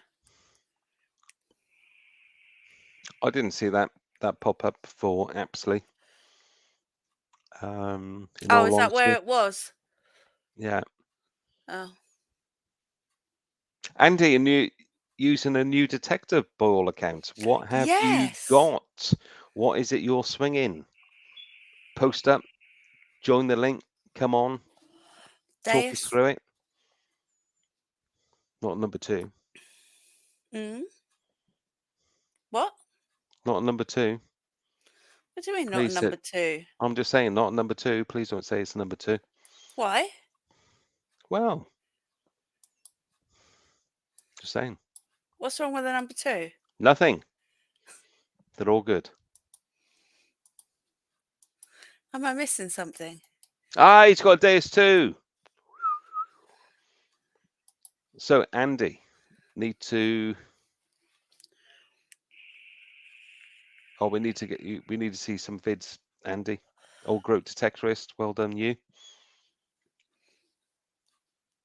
I'd like to see you learning the machine, actually. I think a lot of people would like to see someone learning the machine. Thanks, Emma. Got your address. Thank you very much. I think what would be interesting, Andy, is, you know, like Rosanne is saying, there's a lot of videos floating around at the moment with settings and this and that and programs and blah, blah, blah. Not doubting it's a great machine, but it'd be great to see somebody on the ground learning it, from turning it on to going See you with later, it, Dino. and Thanks let's for see coming how on. it goes. Cheers, Dino.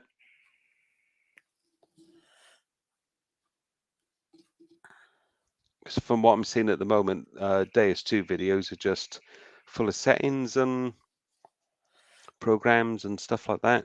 Interesting. Just want to see somebody using it from out the box.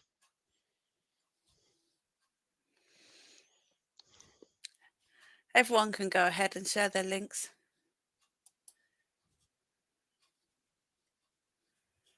Unless Jason wants to share it. Since you're a mod. You are a mod, aren't you, Jace? Or are you? I don't know. Jason is, yeah.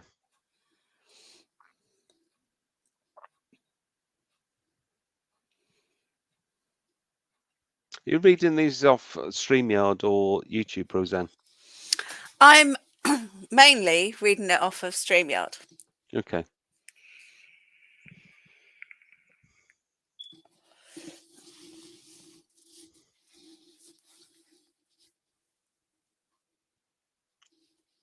Andy, it loves coins. Show us some coins.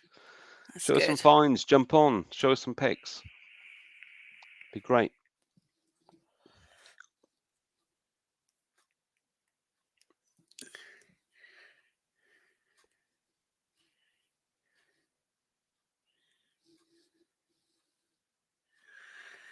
Yeah, I'm happy if I find one coin, I'm happy.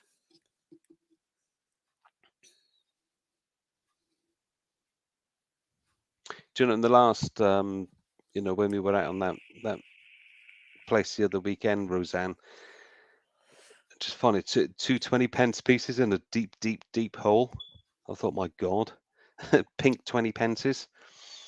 But they're spendables, so I've already spent them. Yeah, you need to with the full fuel prices. No, I think it went in the car park machine, Mm, but it helped. yeah, definitely. Just spend them. But Dino will get some pound coins out to you, mate, once I go through my boxes here. And if anyone else has got those old pound coins, Dino's collecting for his cause, so get them across to him. Much appreciated. What cause is it?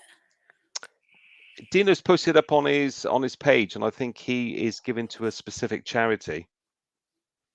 Basically asking for anyone that finds the old £1 coins, Mm-hmm.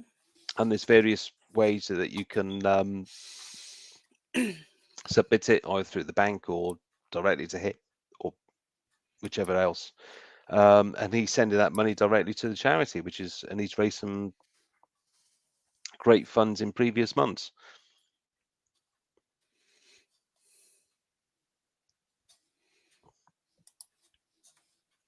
So is it a different charity every time, or is it I same don't. I've charity? only caught up on the previous one that he's done. So if Dino was still here, no doubt he'd kind of talk to it.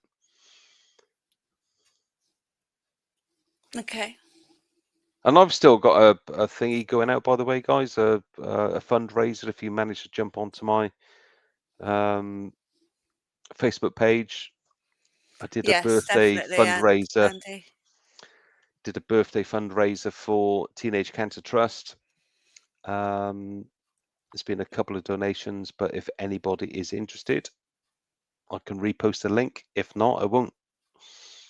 So, but it's on my Facebook page, and much appreciated for those that have donated so far. Have you got all your links under in the comments on the channel description, Paul? I will do. I shall post that in. Yeah. It just makes it easier for people, doesn't it? Yeah. I mean, the Teenage Cancer Trust has been going, I think I'm right in saying, since around about 2002. And it's close to my heart because it's something that was That's good. envisaged by, you know, musicians that I love, basically Roger Daltrey, Pete Townsend, and they've taken it worldwide. And they've done free gigs. You know, they've gone out, everything raised through gigs, apart from setup costs and all that kind of stuff. It's gone straight forward to, you know, charity. And there's some incredible vids out there on YouTube and on their own website where youngsters, you know, struggling with cancer, are talking to them directly about how the funds have made a massive, massive difference. Sort of putting a tear in my eye now thinking about it, because I've been there myself, witnessing some of these kids talking. So if anyone can jump across to it, I'll put the link in the description for this particular video. It's on for another 11 days. Hoping to, I think I've set the threshold at 250. If it goes above that, fantastic. But if anyone can donate £1, £5, £10, £20, whatever it is you want to do, I'd be most appreciated. Enough from me about that. Scott, I would like to know as well how you changed the name, your channel name at the end there, like that one.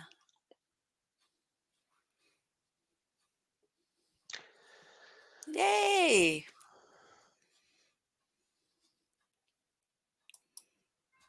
Evening. Hey guys, Hello again. Annabelle says hello. Hello, pussycat. Hey, what's the cat's name? Annabelle. Annabelle. Fantastic. Yeah, And Annabelle. how are you guys doing? You good? Yes. We're doing great. We wanted to pop on and show you some of our finds here recently that we found. Yeah, we've been detecting a couple of old home sites, which is generally what Clark's Cove doesn't do. So this is a little twist for us in some upcoming videos. But we just wanted to share some things with you before they come out on video. Is a major bucket lister for me. Oh wow, thimble. You've got a thimble. Yes. Very cool. And it looks like it's whole. Yes, it is. It is. That's a bonus. That was found at an old home site that some of my family on my mother's side lived at back in the 40s and 50s. Oh, fantastic. That's cool. Then I just found this the other day in our yard. Oh, wow. It's a wee tiny car. Tiny one, and it's still got all 4 tires and the axles on it. There's no markings in it, so I don't know if it's like a Midge, a Lesney, a Tootsie, or... But there's no markings in it. It is in awesome shape. That's very cool. And then Melissa had this find at one of the old home sites. It's an old gas valve key. Wow. Look at that. Oh, cool. Well, the whole thing. Yeah, it's the whole thing, and the key part still works, and it's the decoration on it. It's so nice. I mean, a little bit of history on that area. It's very nice. The home people lived there up until the 60s, and then the Army Corps of Engineer came in, wanted to put in a dam, so they bought everyone out. But the old home sites, of course, some of them that you can still get to that's not underwater. We've been going by these places for over 25 years, and this stuff's been buried there, and we're just now digging it. Yeah. Wow. Yeah. That's really cool. Yeah, we've been having some really good finds, and then this was another nice one. Usually I don't know how familiar you all are with seeing the porcelain white jar inserts that we find over here, but this is a clear one, and these are really, really rare to find for us. That is, now the white ones we find them a lot, but I found a couple of these here just last week, and they're in awesome shape. Just bottle digging. Yeah. So what does it actually say on it? This one says Atlas Seal, and then it has initials EDJ on it, and I'm not sure what the EDJ stands for, but Hey, John Clayton. it's for an Atlas jar. And Very Bill, what cool. would that go in? Hey, What, Mike. what, An what would that Atlas have jar. sat in? That would have sat Atlas down jar. on the top, and then it would have had a little latch, metal latch that would have come over and latched it and sealed it down. It would have had a rubber ring around the lip right there. Like our Madison jars. Yeah. So yeah, we've been having some really good finds here lately. Those videos are going to be coming out here real soon. Yeah. You know, we only put a video out once a week, so I'm loving that little car you got. I'm just in the background trying to see if I can find anything specific to that. It's pre-Matchbox, it's pre-Corgi, it's pre-everything, isn't it? Oh, the little car. Yeah. I think Robert has found 2 others in our yard. Yeah. Well, actually, this one was over. We have a little field that's across the creek where a barn used to stand. Mhm. And that's where that particular one was found, Yeah. in the barn Where the yard, so yeah. to speak. Yeah. and there's just no markings inside or other None whatsoever. No. Okay. No. It's a But lovely it is little find though. It is a nice little find. I like the fact that there's still half the blue collar still on it. So yeah. Cool. Hopefully you'll get lucky soon, Glenn. He's on a silver drought. He's on a hammer drought. Do you know, Glenn, when we least expect it, and I'm sure Rosanne is saying the same thing, all of a sudden you just find something, it just surprises you. Takes you by complete surprise. It'll happen. It'll come out. We've really, on our end, really enjoyed. We normally do parks and tot lots All the best, and Emma. things like that. And so doing these old home sites out in the middle of nowhere, some of them you have to 4x4 to get into. Yep. And when you find those things that's so personal, it makes the wheels turn in your mind, and you think back about the people that used to live there and how they used to live their life and the things that was important to them, and they've lost it and we're finding it. And it just makes it even more special. Yep, it is. Yeah, you can just imagine what they were doing with it at the time. Yep, absolutely. Yeah, it's absolutely. cool. Yep. Yep. It makes it more of a treasure, that's for sure. Yeah. Hey, it's not a treasure though when you picking briars out of your arms from going through the brush and the bramble. You did say arms, didn't you? Yeah, arms, and I legs. said arms, yeah. Do you ever video yourselves going off-road? Oh yeah. Get into it, yeah? Yeah. Yeah. In fact, I don't know which one of the videos. It'll be a couple of weeks before that video's out, but we actually take you on a side-by-side ride to the home site. So, yeah. We'll let you know when that video is ready to come out. Yeah, that'd be cool. So you'll be able to see it, yeah. But we just wanted to come up and just share those few finds with you guys and just say hello and you know. It's good to thank see you very much. Good to see you guys too. You guys. And if you don't care, I just want to let everyone know we'll be going live Saturday night, 8:00 at Eastern Standard Time. So if you guys are up, pop in. You know, I know it'll be really late for you all. Early morning, probably, won't it? So post it in the comment of the video, Bill. Okay. Melissa. Yep. And yeah, I don't. What time is it there? It is going on 5:00 p.m. right now here. Okay, so that's another 3 hours onto what we are. What are we, 10? 6 hours behind. So yeah, so it will be 5 hours behind. Sorry, around midnight.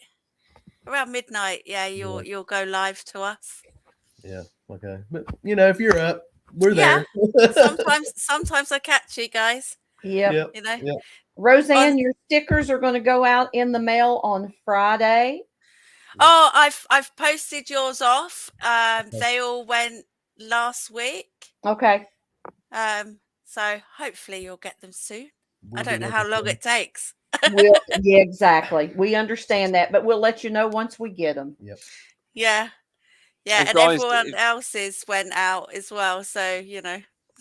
if you send us an email, Bill and Melissa, I'll send you out some of mine as well with a Okay. few other Great. bits and We'll pieces get as well. your Gmail written down there Yeah. and get your address to you. Absolutely. Yep. Yeah, to you as soon as I can, guys. Well, listen, guys, we're going to go ahead and drop off in case someone else wants to come up. And thanks for having us up this Yes. evening. Oh, Y'all have a That's great all right. evening. That's cool. good to see you. You too. Take Bye-bye. care. All the best, guys. See you later. That was nicer than popping on, Hey, wasn't it? USA, West Virginia. I love those guys. I do, because I don't sleep very well most nights, so I do tend to watch late at night and And you know, see quite a lot of the American I streams. really did want to jump onto the 24-hour thing on Saturday. But because of, you know, being birthday and whatever, it was an unpredictable day. Plus, I was absolutely for whatever reason, it just didn't happen. I'm not going to go into what it means, but I'm sure you can guess. I didn't make it, and I kicked myself the next day because I really would have liked to have touched base with so many people and jumped into it, but it is what it is. Yeah, I managed I'm sure there'll be more. to get on quite a few, and it was cool because every sort of hour it was somebody else's channel, you know, and Yeah. so yeah, I did get about an extra 20 subs, but then YouTube took 15 away. Absolutely. I know. Oh, and congratulations, because I looked at mine earlier on, and you gone past the 500. So well done, Yeah, you. yeah. It was cool because at the beginning of the 24 hours are 501, and then I think just before I went to bed, it was up to about 525. Yeah. And then when I got up in the morning, it was 505. Yeah. And I know it goes up and down like a friggin' yo-yo, and it's so hard to keep up with. And you don't know why. Some people are commenting, some people aren't, some people are subbing. But from what I understand, if people sub, leave a comment, leave a like as well, from what I've been told to understand. Hello, Jake. He said hello, Jake. Hello. Hello, goodbye. Then that should, if somebody gives the sub, the like, and a comment, it should stay. And I know that's been happening on mine, and they still disappear. But it's crazy because, you know, it disappeared within sort of 8 hours. And it's like, it doesn't give people time to actually, you know, go back and watch and get to know a channel, you know? No. So. I know. There we go. And apparently, if somebody subs you and you quickly sub them back, somewhere in the algorithm, that stops everything as well. So you got to allow X amount of time to be able to. Oh, it's rubbish. I don't care about it. It's just wallop. It really is. You know. Anyone going to jump on for a chat before we dive out? Does it suck good? Does it what? It sucks. YouTube and Google sucks. Yeah. So does it suck good? No, that's not a takeaway delivery. That's my son. He's I've got a log cabin at the bottom of the garden, and he's got about 5 or 6 mates round, and he was just looking for paper and pens. So I don't know what they're doing. They were playing. Is it Cards Against Humanity yesterday? He's got friends down from Scotland, and yeah, so they're all doing whatever they do. I don't know. Quite boring. I hear what you're saying about TikTok, Jason. I've not. Do you know what? It's just something I've not got my head around yet. I've watched TikTok stuff, and I can see a couple of detectorists that have gone over to that, and I don't know, just haven't got the time to sit and worry about it and digest it all and figure out if it's going to benefit me. Who cares?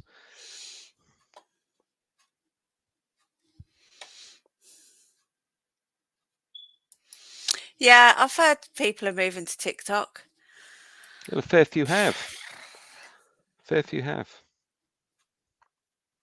But I just don't understand what it's all about. I will one of these days. I'll take a moment out to look into it all. There's nothing wrong in swearing. Just mark it not for kids. Simple as that, really. And if people want to watch, they watch. I'd watch you swearing, Glenn.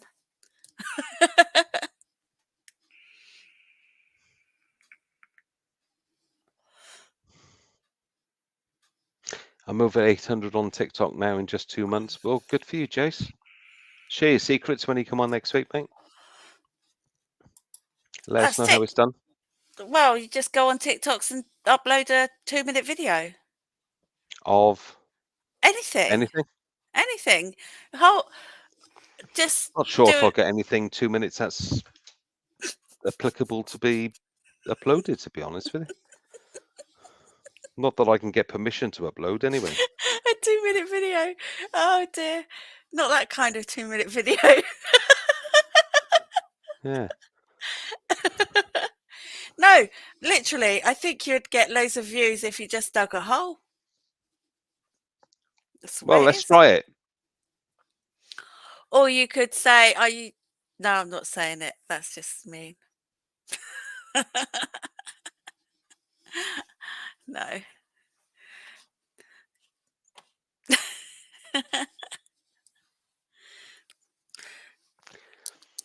So, would a 2-minute video of me playing with my pussy, I'll show you now, would that get some views? As long as you've got your wife's permission. No, my pussy, not hers. Yeah, exactly. Let's have a look. Hold on. I'll show you now. Yes, you could do that, Paul. I just don't get what TikTok is about. I understand what YouTube is about. I just don't get what... Everything I see on TikTok is like... Yeah, it's crap. short videos. That's what and it it's is. crap. The majority of the stuff is just shit. Yeah, and it but just doesn't... the majority of people are mindless. Maybe I shouldn't be saying that.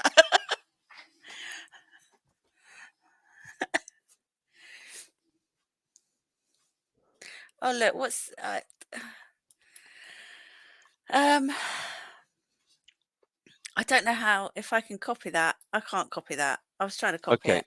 You saw it here Hang first. on. That's where I'm gonna... That's a video I'm gonna...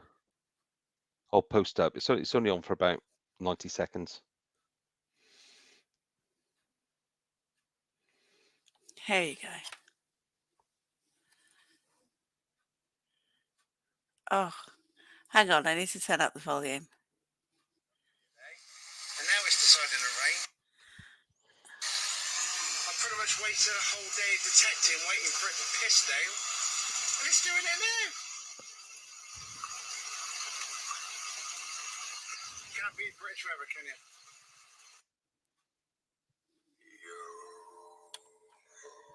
There you go. Fantastic. So if I got the garden sprinklers out, I could do the same thing. Yes. Brilliant. We're made.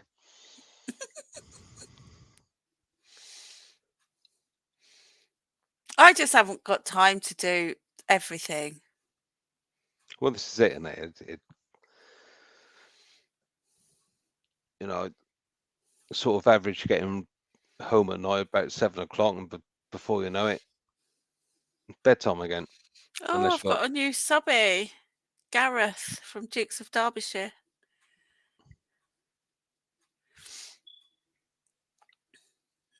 Sorry.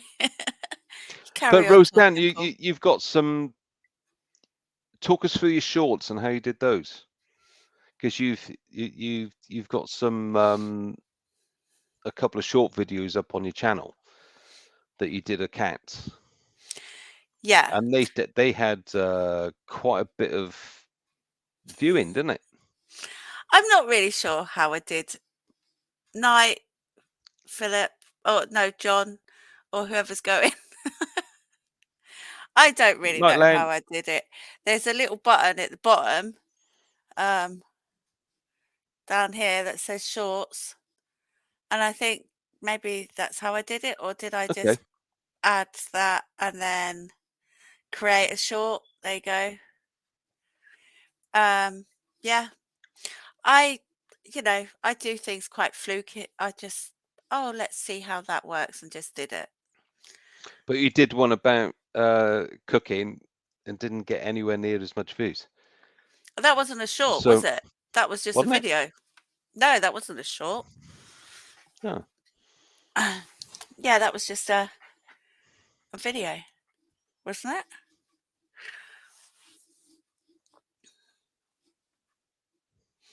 I don't do stuff for the views anyway, Paul. You know, I'm not desperate to get to 1,000 like a lot of people. 1,000 what? Subbies. Oh, Christ. I'm not. A hideous way off. You know. Isn't it? Yeah, honest, it is. It's a hideous way off. I'm not bothered. Do you know what? Even if I get to 1,000, I'm not gonna have adverts on my. I'm not gonna monetize things. Nah. Maybe if I get to 10,000, but no, I'm not gonna do it. I I'm get gonna have annoyed. that. I get annoyed with videos when I'm watching stuff, so I'm not gonna do it. I'm gonna have it on my order of service for my Night, funeral John. on the hymn sheet. If I had got to 1,000 subs, you know, just a hymn that I wrote for my own funeral. What? Yeah, if I had got to 1,000 subs, it's that way off. Do you know what I mean? A long way off, but it's just fun doing what we do and sharing stuff and blah de blah.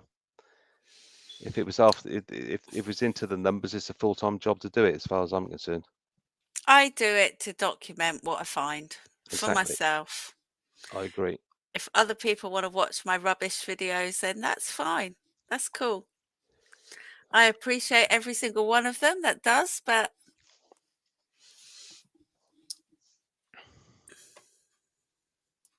not rubbish show.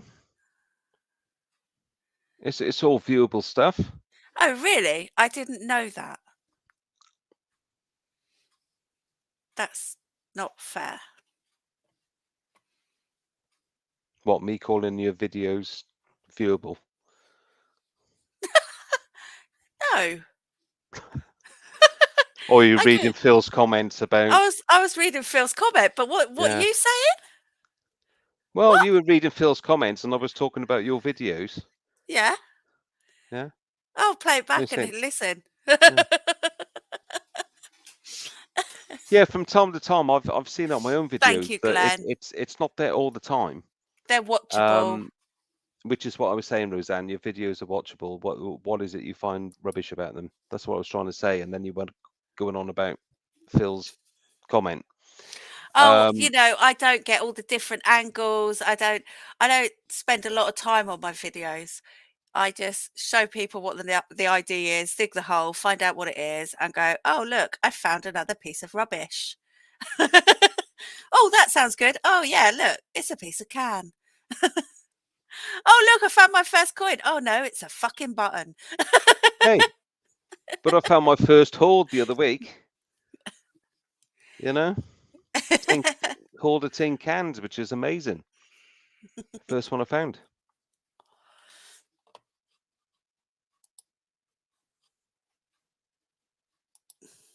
Yeah, I keep it real. That you'll find no fakeness on my channel. The day I find gold is the day I most probably go, I'd have a heart attack.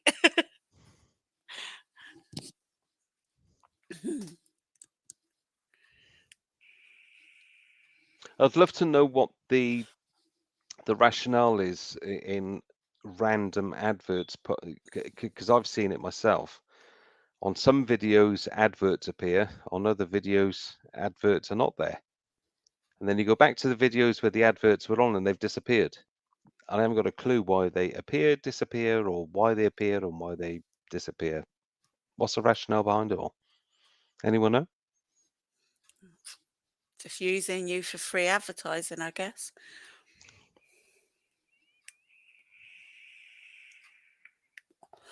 But I just thought that, you know, once you hit 1,000, then you can monetize, and monetize is all about putting adverts on your YouTube.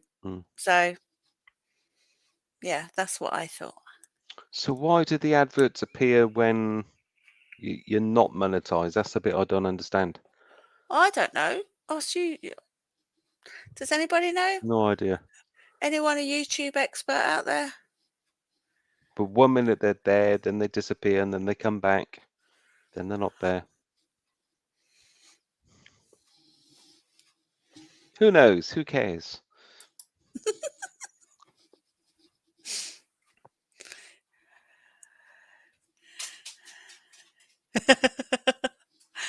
Well, I don't like football, so I'm not going to run around the field with a top over my head like a footballer.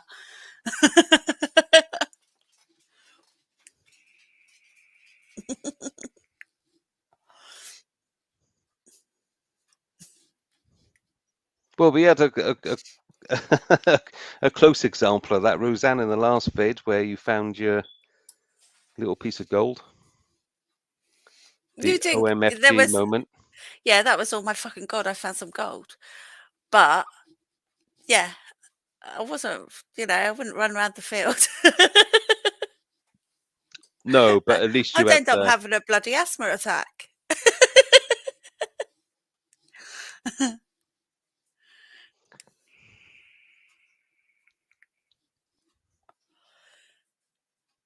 Oh, I see. So it's not just about agree, Dark Knight Gold, dance naked. Yeah, I reckon Jason, you should dance naked. Do the helicopter. on your back. Oh, really? So it is. Oh, okay. So I'm completely wrong. I thought that's why everyone was desperate to get to 1K, is because then you can be monetized. But you have to have so many views as well. Is that what you're saying, Jace? Watch hours. It's not one or the other. It's both. It's not clear on what I'm looking at the moment. It's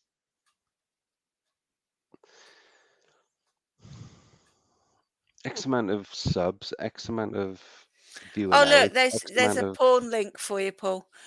All right, let me click on that, see if it's any good.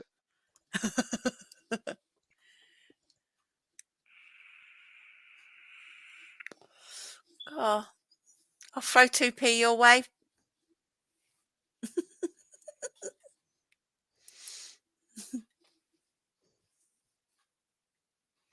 Nah, it's double Dutch to me. I don't understand the criteria. They just need to spell it out in bullet point format. This, that, and the other. Not this, that, and the mix of this and the mix of that, and blah blah blah. It's not very clear.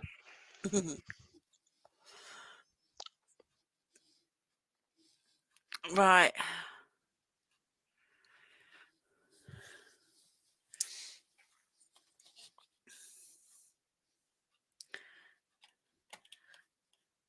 I think. Nothing else in chat. How long are you going to go for tonight then, Paul? I might have a kip for half an hour and come back on. No.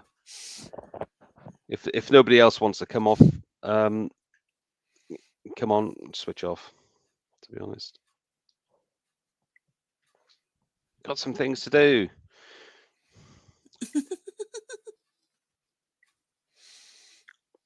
Well, I think you've got just. All right, Phil, have a look at that. Thank you, mate. I'm back for a quick hello. And to remove porn links, of course. Yeah, of course. You clicking on them.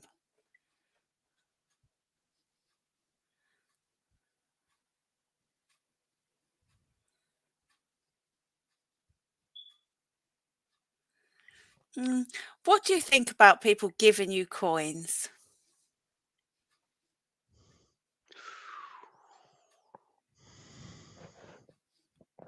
In what sense? Giving you coins? Well, if someone gave you old coins, not gold coins, because I don't know anyone that generous, but if someone gave you hammy coins or old shillings or,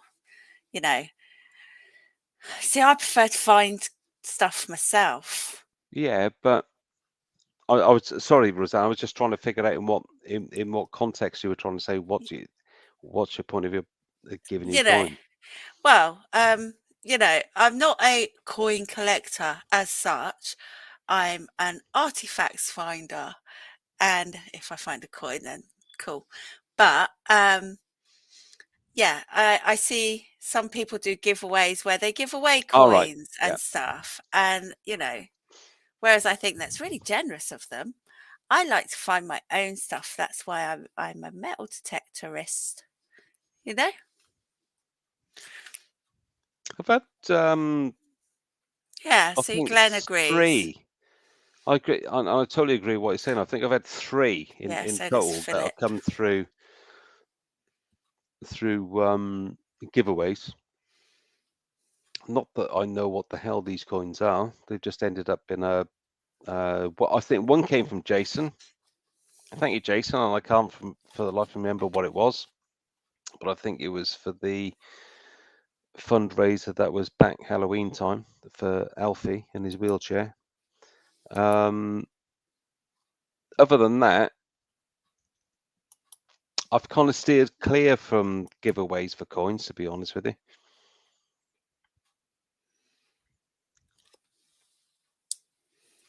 Has anyone else steered clear giveaways for coins?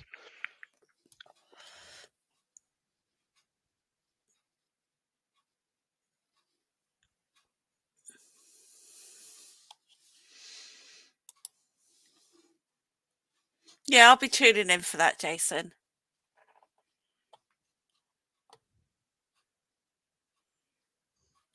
And yeah, exactly, Philip. I would tend to just if I won a competition with a coin, I would end up giving it away. A few weeks later, Is it me or are some of the coins that are being offered for giveaway very shiny and very silvery and kind of don't look like they've been dug up kind of thing? Yeah, exactly, Jason. You know? Yeah.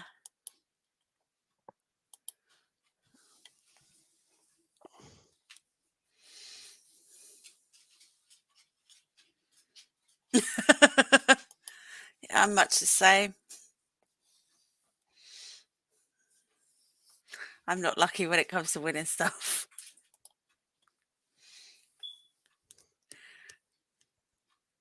Do you ever buy a ticket for the big raffle, metal detecting UK raffle raise? I used to. Then I got fed up not winning. What was your ratio winning, or did you not win anything? I won once when I didn't even know I was entered. Their Christmas raffle a couple of years ago. And all of a sudden a detector turned up at my door and I was like, oh, I better go and look back and see what's going on. But yeah, I've not won. Was it a nice detector that you won? Yeah, it was. But Yeah. I sold it. Okay. Yeah. And why not? Yeah. Why not? You know, You invested the money, get back a return. That's what I say. yeah, well, I've got my Simplex, I've got my Knox. I didn't need a third machine, so I sold it. But it was like, yeah, thanks very much.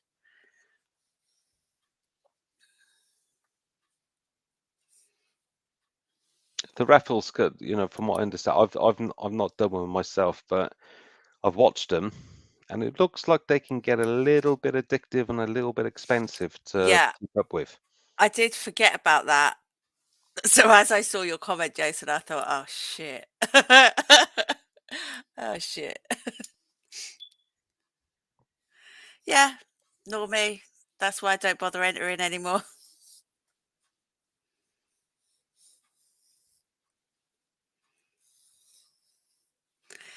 And exactly, Phil. I totally agree. Sometimes I think, oh God, I could have just bought that trowel, instead of putting 50 quid on the raffle. Yeah.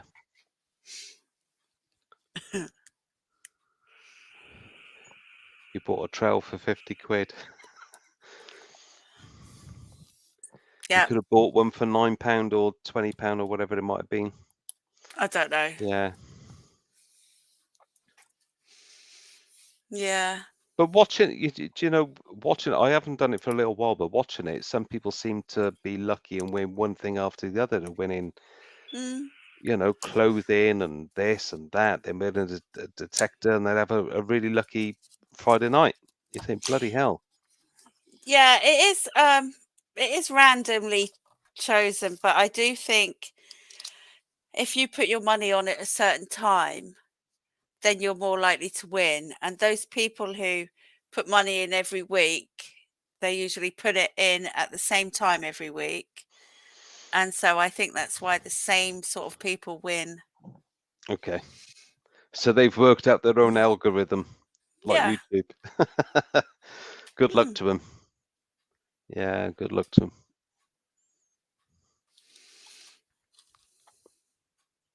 Everyone too tired to come on for a quick chat before we sign off?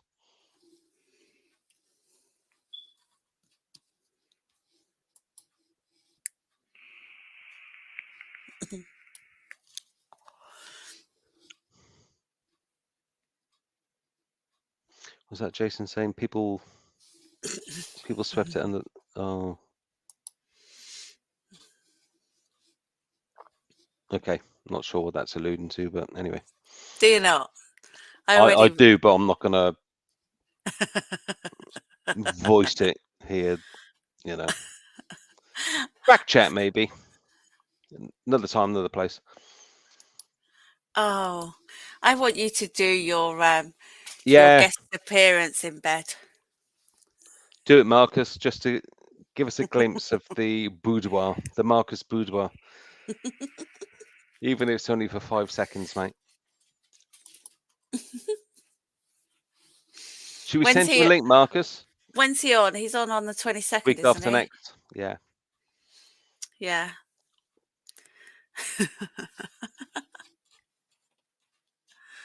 We should rebrand it, Marcus from the boudoir.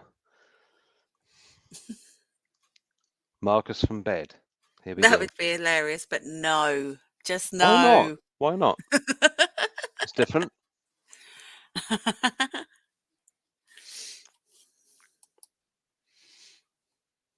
I think if I was Marcus, I would say I would if you will.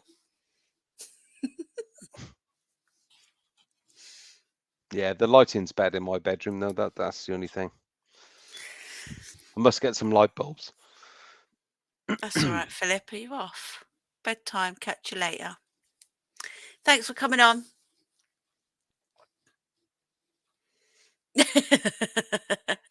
Yeah, I think so. Sorry, I better so you know what I'm talking about. You've hit a new niche there, Marcus. Yeah. Bedtime stories. Is that with the Simplex or the DS2?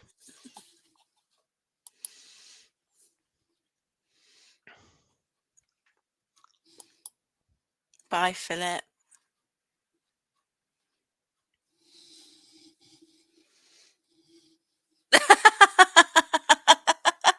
No.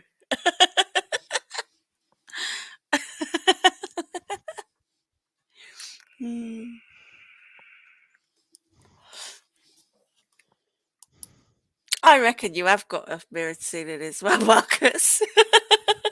Let's not go there. Let's not start talking about mirrored ceilings. Well, Marcus has obviously got one. I reckon he has too. Ain't cheap, are they? Oh, you've got one as well, Paul. I'm just saying they're not cheap, are they? I don't know. It takes some cleaning too. Oh, why'd you get them dirty? No, they get dusty. They're on the ceiling. How are you They going to get get dusty. them dirty? Oh, get no. dusty. Too much. Too much.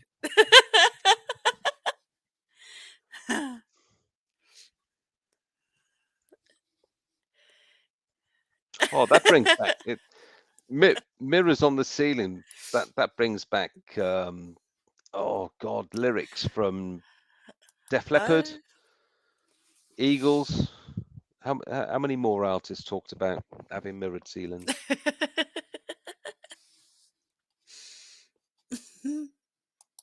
I don't know.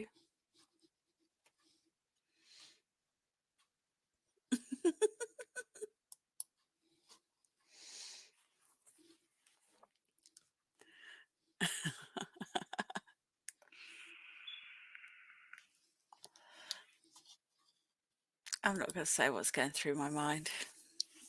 Don't. No, definitely not. Marcus looked at himself in the mirror ceiling while holding the D2. I thought they said doctor. Have what? I thought they said doctor until I focused in on it and it said D2. I thought, what the hell is he holding a doctor for?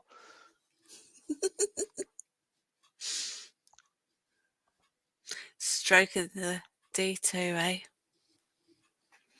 I was just thinking, has it got any holes? Has the D2 got any holes?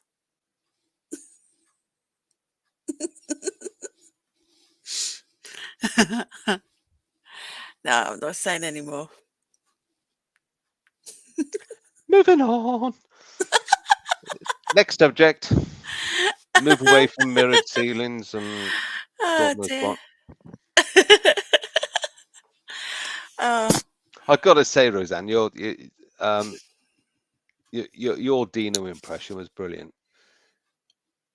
Which one? No, sadly some of them didn't make it to the video, but oh look, your porn friend's back. Who? Your porn friend. Hey. Look. Who? I don't know. A friend of yours that's trying to give you some porn to watch. I'm not quick enough. Can't see it. Maybe someone's already got it. No, I've seen that already, mate. Piss off. Not quick enough. Oh. Can't see it. Maybe someone's already got it. How come I can't delete them? Why did it not let me delete it? Jason's already deleted it. Yeah, see, Jason's on the ball. That's maybe why I couldn't delete it, because it was already gone. Yeah, he likes to delete them so no one else gets to have a look.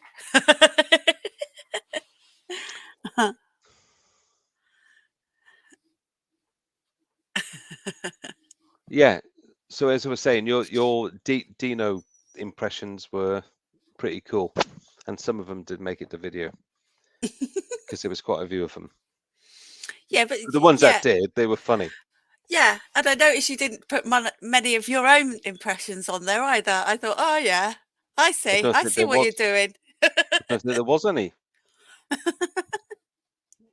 No, I don't think there was any of me.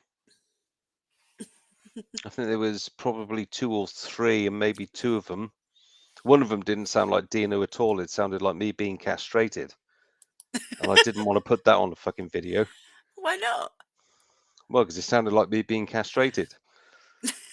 I didn't want to put it on. But yeah, it was funny. You know, the ones you put up. Yeah, I actually thought he'd done that on purpose or something. I was like, what? What's he doing? Am I tripping here or what? Marcus, I've got no idea what that echo is all about and that double audio. It's not in the original video. I've played it back several times. It's not there. It's happened between sending it up to YouTube, and it's a YouTube thing. How I go about sorting it out, I don't know. I'm not going to piss around with it and lose it. So It is what it is. Hi, Ken. Practical Ken, good evening. Good evening, Michigan, USA. USA. Yes. I know. I wonder what time it is there. Let me have a guess. Michigan, 6 o'clock? I don't know. 5 o'clock. No, 6 o'clock. 6 p.m.? Ken, 6 p.m.?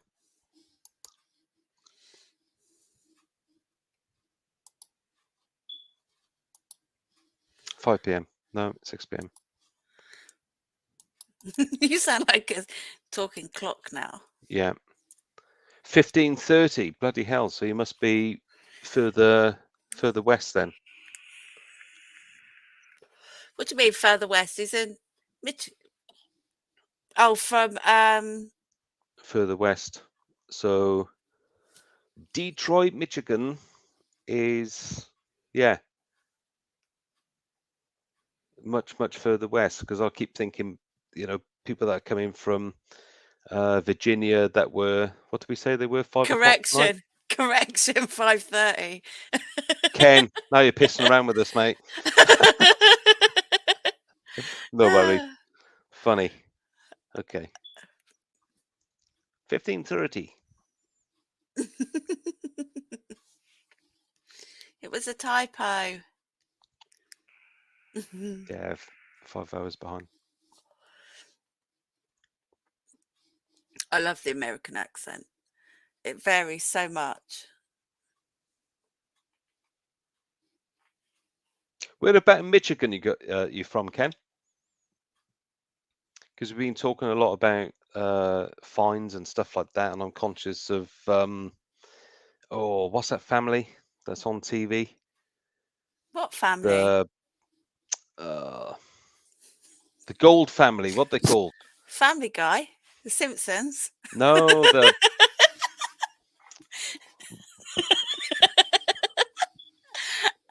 right, Les Gold. You said on the TV. Yeah, on TV. Oh, really? Okay, I Yeah. don't know. West side of Michigan. Yeah, because I used to love watching that. What's his name? Les Gold and the family. What's it called? It's not Porn Stars. It's the other guys, isn't it? Rosanne, stop it! I'm trying to be real here. It's a real fucking program. Okay, I've just not heard of it. No, the Laginas do the other porn on Oak Island, don't they? Where they keep going. They'll find something one day though on Oak Island. They will do. What kind of porn are you on about?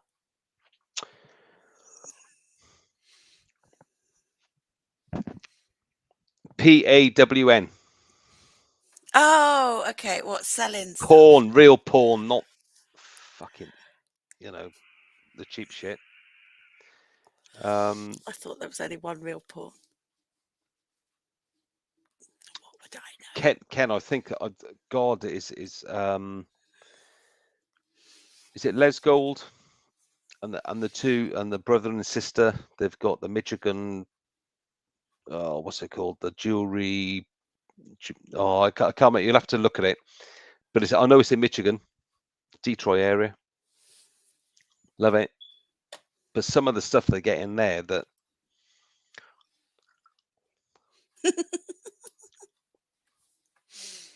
isn't pornable. Why are you laughing? Nothing. It's just every time you say pornable or porn. That's the one, Ken. Les Gold. I wish I could post up a link to it, actually. Is it Detroit Gold Jewelry or Detroit Jewelry Gold or something like that? They've had a reality TV program going for the last 10 years at least. Who?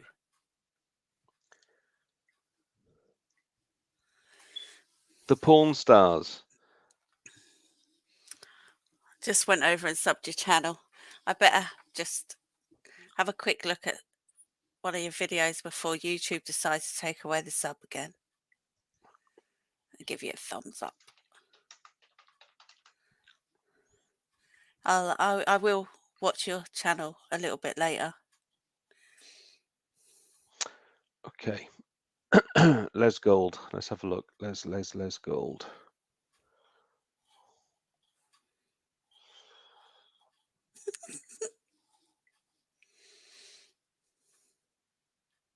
I think the safest thing to do is to post up their wiki page. Oh, Otherwise, there's all sorts of crap that comes up. Ken, do you normally go on the beach hunting?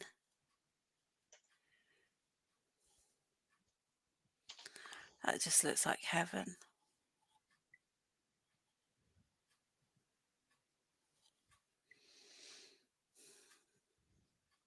I wish I lived right next to the coast.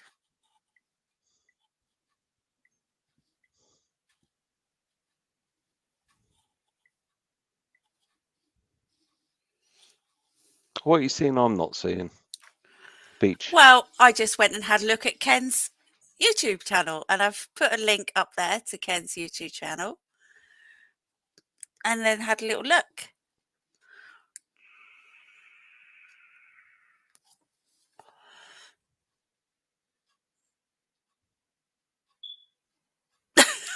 What was that, Jason? What are you going on about? Sorry.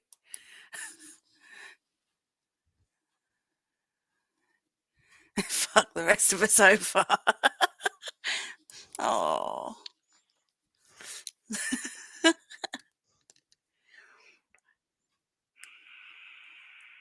Yeah, I've heard that's You're a beautiful welcome. place. Ken, Lake Michigan is supposed to be a beautiful place. It looks, I just had a little watch of one of, his latest video, had a little look, and I was like, oh my God, you're on the beach. How lucky are you? Yeah. I've never been to America. Have you been to America, Paul? Yeah, but do I need to disclose it? Well, no, you don't have to. The only reason I've been to the States is when I've been kind of following bands touring, and it costs a hell of a lot of money between 99 right through till about 2006. But yeah, went to a lot of places, made a lot of friends, had a lot of fun, a lot of hearing damage, but yeah, some amazing places. I think the most amazing place I went to was a place called Jones Beach. Where's that? California. Oh, okay. Yeah, and Huntington Beach as well. And I remember Ruby's Diner on the end of the pier there. Ken wants to know Fantastic. what a groupie is. A groupie? Yeah. Someone who follows a band around and just worships them, and I didn't follow the groups around for sex and drugs, Ken, like groupies yes, did in the did. 60s, 70s, 80s, and 90s, and Yes, whatever. he did. Yes, I followed them around because I love the music, and I would never have got to experience going to see them live at all otherwise. Being a groupie. Without being a fan. Yeah, two entirely different things. Music festivals, no, wasn't old enough for most of those. Music festivals that happened in the UK have been crap. So Glastonbury, rubbish, and loads of others, rubbish. So Jason, yeah, I keep saying I'm going to go and detect a beach at some point. I will at some point.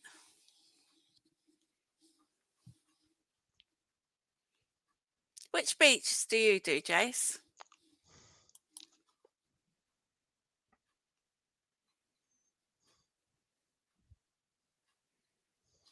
Sandy ones, rocky ones, stony ones, southern ones, British estuary, the Bristol Channel estuary, Severn estuary. One's full of ring pools.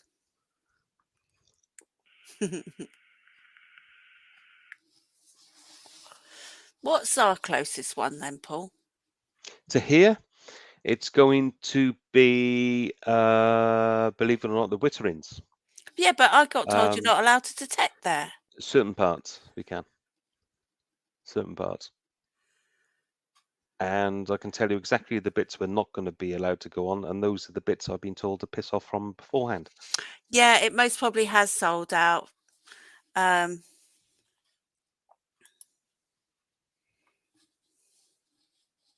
Has it sold out, Paul? Do you know? Does Jason No idea. know? Jason will tell you more than I can tell you about Detectival. I've not really been following it that much, to be honest. Which beaches in Wales, Jace? Interested to know, mate? My home turf.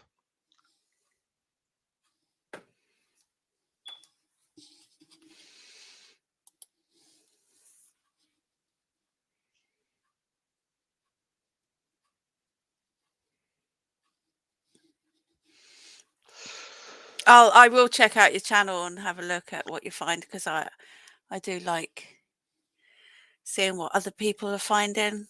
And you do homesteads as well, Ken. Nice, in the woods and private property permissions. So Thomas, the tickets haven't got up on sale yet. So okay.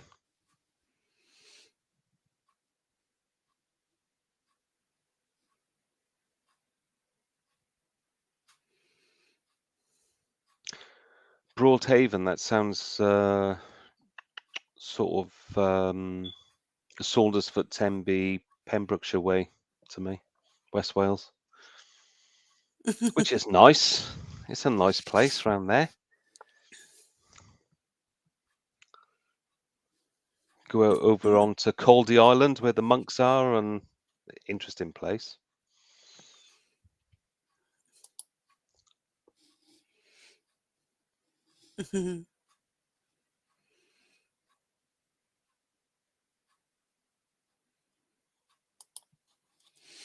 No, there must be. There must be.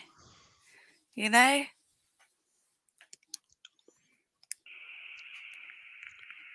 Definitely jump over into your channel, Ken, and have a look at some of this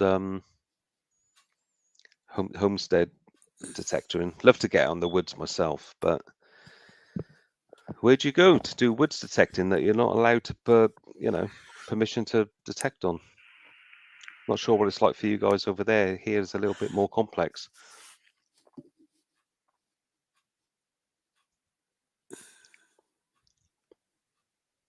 Where's that Telakar Beach? Full of bullets. Where's Telakar Beach, Thomas? Where is that? Telakar Beach.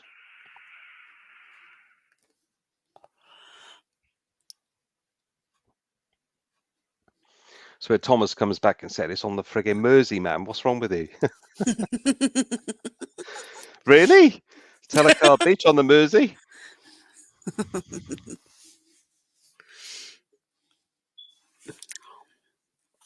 Oh, it's a bit late, Jace. You're not in bed. You're not coming on. How do you know I'm not in bed? Because you're in the kitchen. That could be my headboard. Oh, you got it from a nightcap, Jace, didn't you? Yeah. Yeah, Detectival. I keep looking at the website, but it's doing updates or something. So the website's down and the tickets are not on sale yet, which is kind of annoying because I've got a check from Christmas that is specifically put by so I can pay for Detectival with it. Oh. So are they due to go on sale now then? Is that why the site's having trouble? Yeah, you can either go on to Google and search for Detectival 2022 or go onto the Facebook Detectival page, and then it'll give you a link in the description. You click on it and all it does is come up with this big blue screen with I think it's 404 error, and I think the website's down at the moment while they're improving it. Oh, okay. Okay. Yeah, I reckon by the time I get to go on and look for a ticket, it will all be gone. You'd be surprised how slow they actually do sell out. They don't sell out as quick as the Rodney Cook. Rodney Cook, as soon as they were on, they were gone. Yeah, it's thought it would because have been the other way round. they're a very good price. I think it's 65 quid or something for the weekend. Yeah. Whereas Summer Detectable, don't quote me on this, but I think somebody said that Summer Detectables are normally about the same price, which is about 102 quid for the weekend. Okay. It is a lot of money, but Mm. and this 3 is a days? but. 3 day, yeah. You get there weekend? on the get down there on the Friday. You get the Friday night life. You detect on the Saturday and the Sunday, and then you got the option to camp over Sunday night and then bugger off on the Monday. Okay. But it was, I balked at the price to start with, but when you get there and you live the moment, I tell you what, as soon as the weekend was over, I said I'm saving up for next year now. I don't care if it's 150 or 200 quid, I'm going.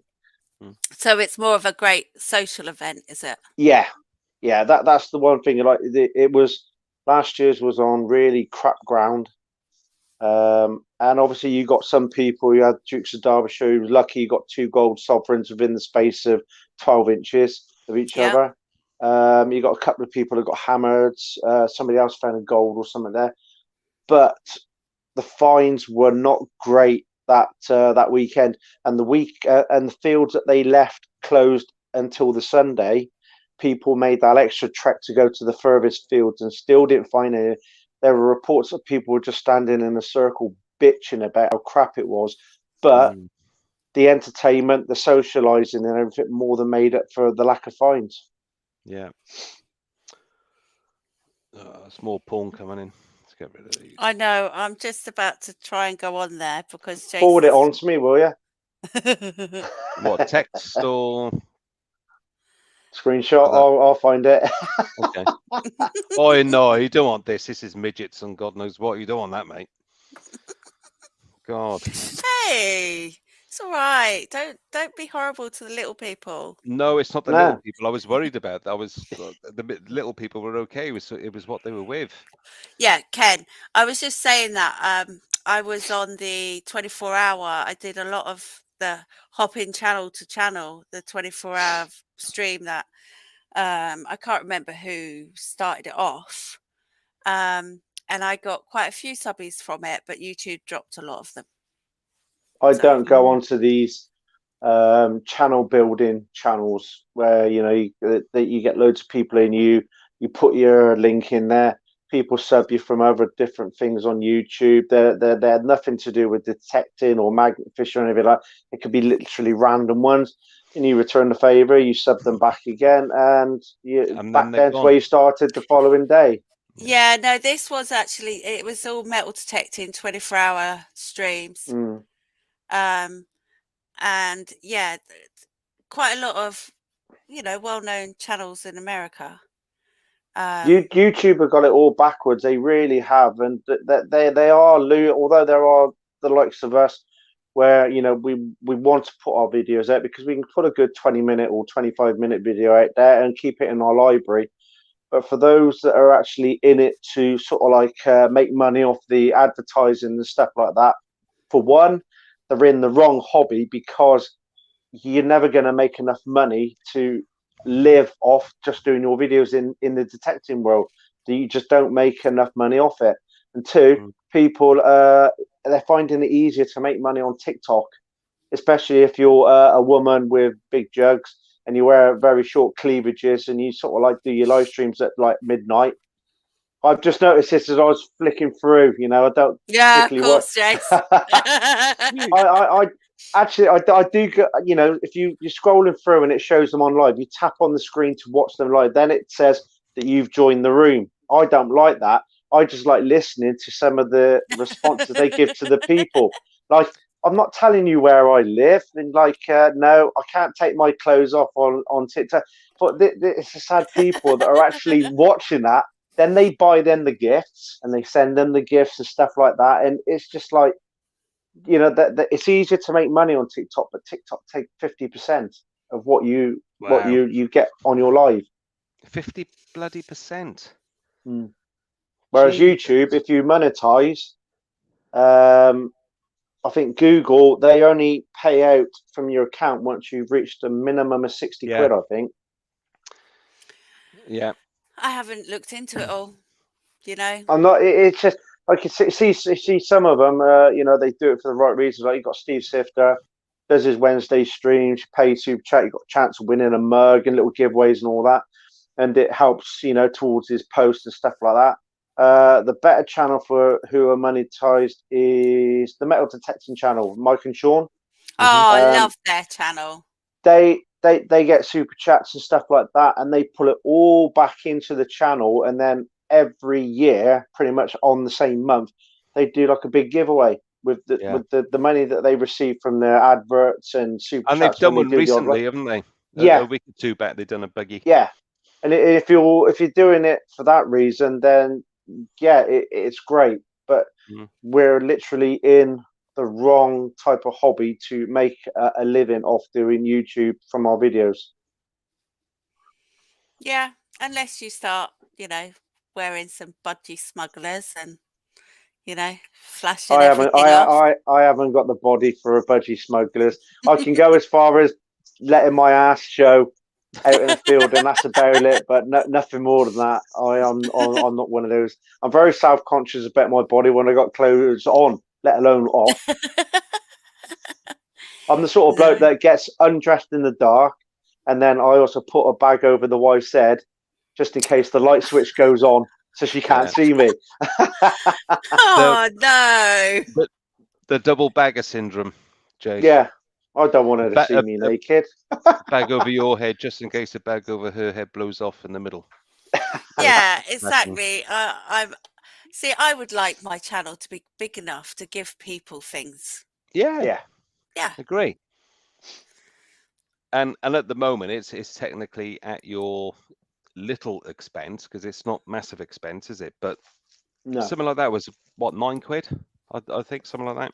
You were robbed. I've got a few. I've got a few of them. I think they were something like $5.99 at Detectable. They were selling them on offer, but I just hung around Sifter and I said, when are you going to give me a freebie then? So he just went round there and he gave me a couple of Garrett boxes. So I gave one of them to me dad for Christmas. Yeah. You cheapskate. I did get him other stuff as well. Oh, okay, of course you did. And he lets you on his lovely permission. Does, but we don't know how long we got it for, because it's going to get ploughed soon and put spuds in. But there's also the touchy subject of that it's a farm that he used to work on, and he retired back in October. He's been working on it since he was 16. Wow! And he didn't even get a bottle of wine or a handshake when he left. That's really bad. Nope, nothing. How many years? Really, really bad. Since he was 16, and he's 65, 66. So what's that? Wow. 50, That's 50 a lot. years. It's a bloody lot. Yeah, it's absolutely disgusting, and the only reason why he hasn't, the only reason he hasn't brought it up with him or said, you know, like, you're a cheapskate bastard or whatever, is because of the land that he's got there available. Bloody hell. And the one particular field where you get the Romans off is right next to the farm, and it's lovely sandy soil. And the other piss take about it was he did all those years, and he's like doing all the work on the land and everything, and somebody else also had permission to go on there. So he'd wait for me dad to do all the ploughing and stuff like that, and then literally as soon as he'd gone back to the farm, he was on there with his metal detector getting a goose. They even found a gold stator on one of the fields as well while my dad's working. And he wouldn't go on the other fields where it's harder digging, because he was claiming benefits, you know, wasn't working out detecting 7 days a week. He went on the easy digging sandy soil and got some of these bits. So we're sort of like playing it nice at the moment. He's biding his time, but he's just expecting the time when he turns around and says, you know, like, you're not allowed to dig on, go to detection on the land anymore. Yeah, and that will be gutting. But he's had some good. He's had a lot of stuff off there, and I said, if if you do come to it, I said, you know, you've had some great stuff off there that you've taken out of the ground and you've got in your collection now. And it's a lot better than mine, you know, because my permissions aren't really giving out much. I'm having to make that journey an hour every morning to his place to go out on his permissions. And he said, don't forget to return the favor. I said, well, you're more than welcome to come on my permissions and dig the shit. I know. It's like Paddy and his dad, you know, they do have some nice permissions. And I think Gordon is the one who's got the best permission. But I would invite everybody on my permission, but I really don't think they want to be digging green waste. No. You know, it's what it's like in some of mine. I've got, for literally one of my permissions, if I go out the front door, 30 seconds walk and I'm in my first field. Now, that was the field that I had a good feeling about when I had the Simplex. I was out there and I found a couple of silvers. My boy found his first silver on there. And I even found, I think, as a William III half crown. And very nice. Then I didn't get to finish the field because they started planting rapeseed oil in it. And then so I waited all year last year. The rape got harvested. And I thought, well, we're going to hit that.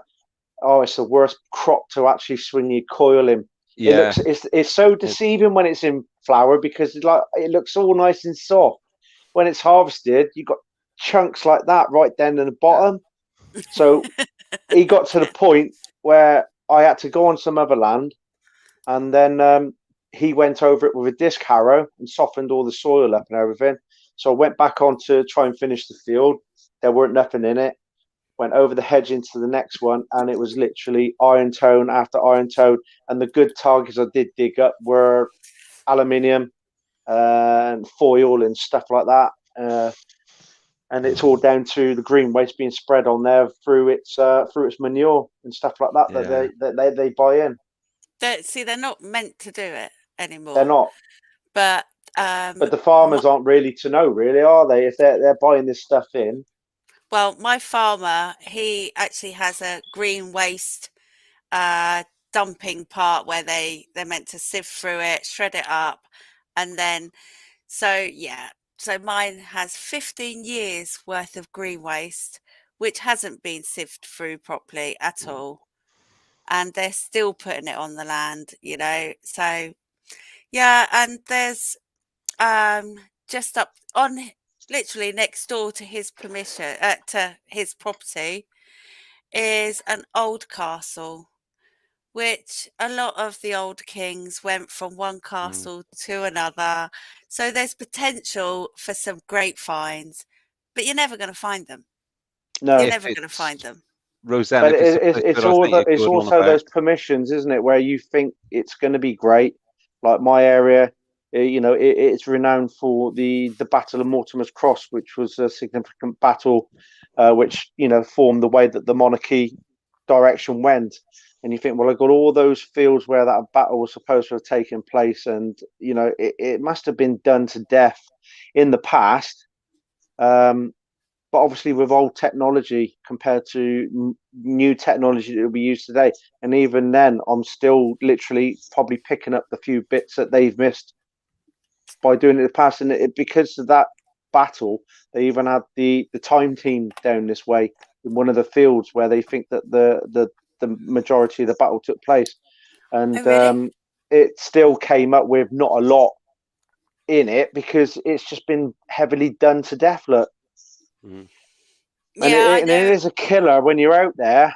You get yourself set up, and you know, like you're struggling to even get 5 minutes of video because it's just all crap. Yeah. I know a few people who have already detected my permission, and even the farmer said, "Oh, I've had a few people have, you know," and they soon give up and leave. So when I'm desperate, I go there. Yeah. But that's why I don't mind making the journey over to my dad's, because, you know, my boy can stop with me stepmom, and then we can go out for a good 8 hours in the field. Whereas if I'm back over this way, I probably, if it comes to the fact, well, I've got to take him out with me, it's about 3 hours tops. You know, you can't go out there for more than that because he gets bored. And he's been known to sit in the back of the car with a book or his little games console and play on that. But you can't expect, you know, a 10-year-old to sit out in the car for about 6 to 8 hours just so you can get your fix and you know, get a video out of it. It's just wrong, and I couldn't do that to him. So interesting. Yeah. Interesting comment. Yeah, because yeah, some kids don't want to be out in the wet and the rain, and no. you know, they'd rather be playing their video games. And when it comes to the summer, when it's nice and warm enough for them to come out, the ground can be bloody hard and Yeah. dry, and Yeah. the signals don't come through. Yeah. It's bloody sod's law when it comes to the detecting for us lot.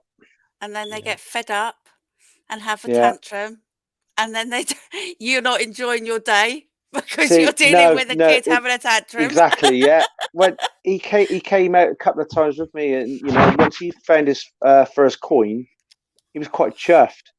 So we then persisted, and you know, like you get a target, and he was using the Go Find 22, and sometimes he'd sort of like get one of these iffy targets. So I'd wave the simplex over, and I'd say, "Well, it's a bit of an iffy one. You know, if it was me, I probably wouldn't have dug it." I said, "But it's your target. It's up to you." He dug it, and he had a bloody medieval strap end. Oh, well done. Yeah. And he got that, and that was with the Go Find 22. The hardest thing for him, because it didn't have a pinpoint function on it, it was harder for him to pinpoint the target. So he did a lot of digging, but he dug, and then he found his first silver with it. And then I said, well, if you want to, I said, what we'll do is we'll sort of like upgrade your machine, and we'll get the Nocta Macro MIDI Horde that's got a really good pinpoint function on it. Oh, okay. So we got it.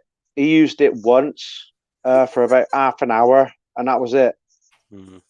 Because of the build of it, you know, it hasn't got the same arm cut sort of like design as other detectors. It's really short. There's no strap on it, which is what he liked to have.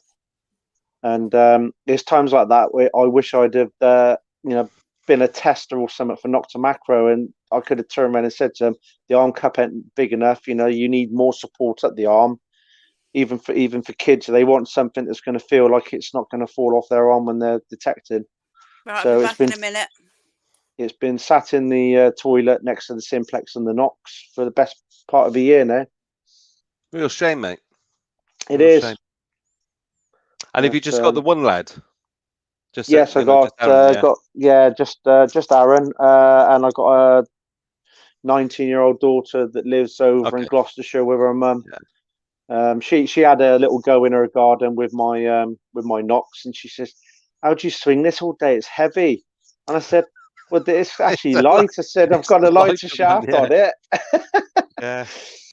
But, well, it's funny you should say that, because you know, the first time that my wife went out detecting with me last September, finally got under false pretenses, but managed to get her out. But and she was swinging my 400i with a Tornado on it, and then gave her the Nox 800, and she said, "Why can't I use this?" I said, "It's half the weight." I said, "I know, but I gave you that one for a reason," you know.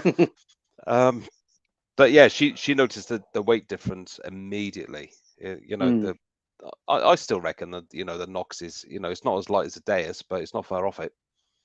It's the thing about the Deus is a lot lighter because you don't have to have the control unit on the actual stick, do you? You can have it off.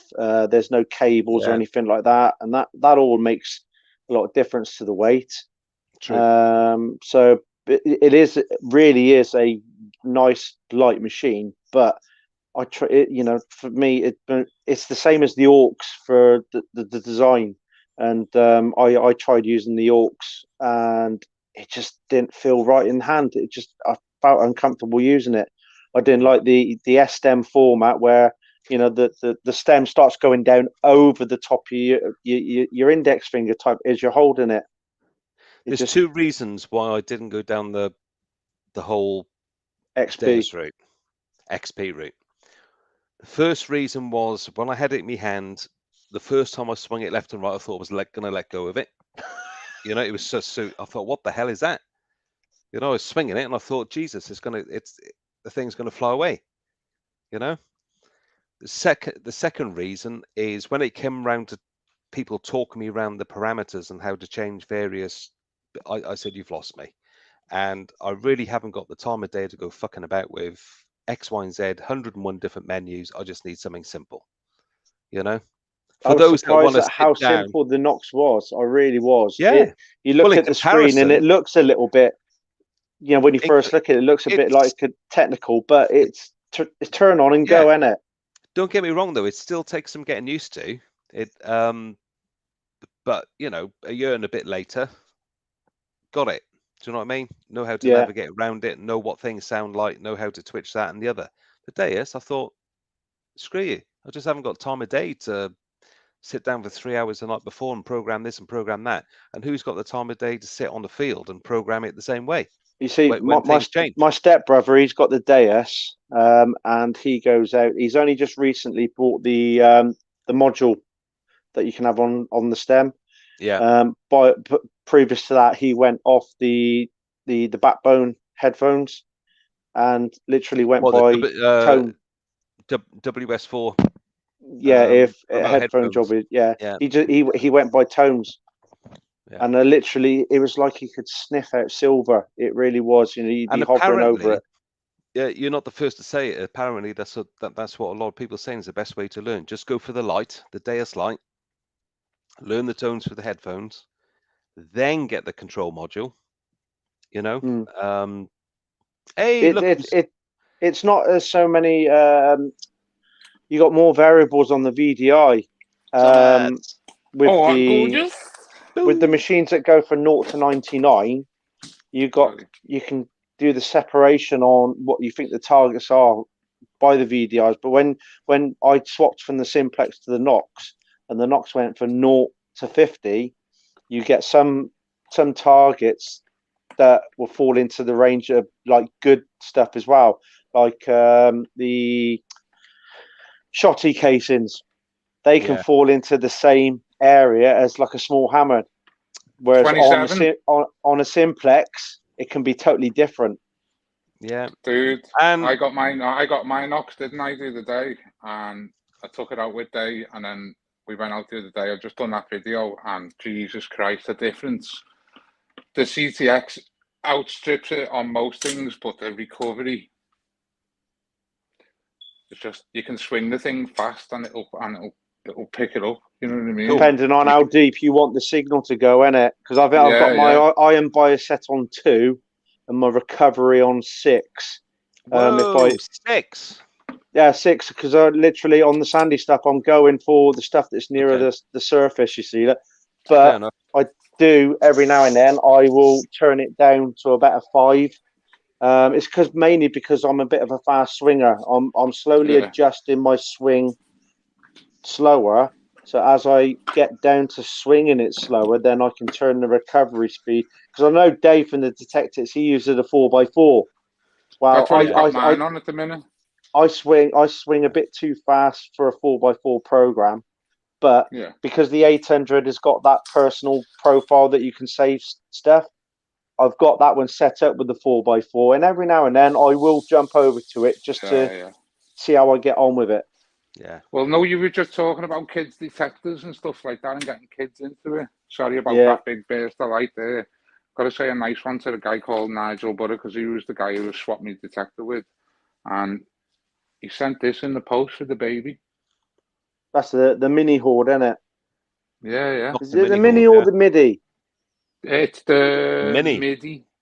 MIDI, the bigger one. That's the one that my boys got.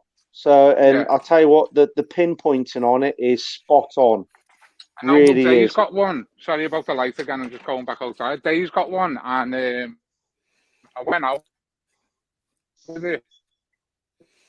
The only downside to it is obviously because it's waterproof. One night and it broke his.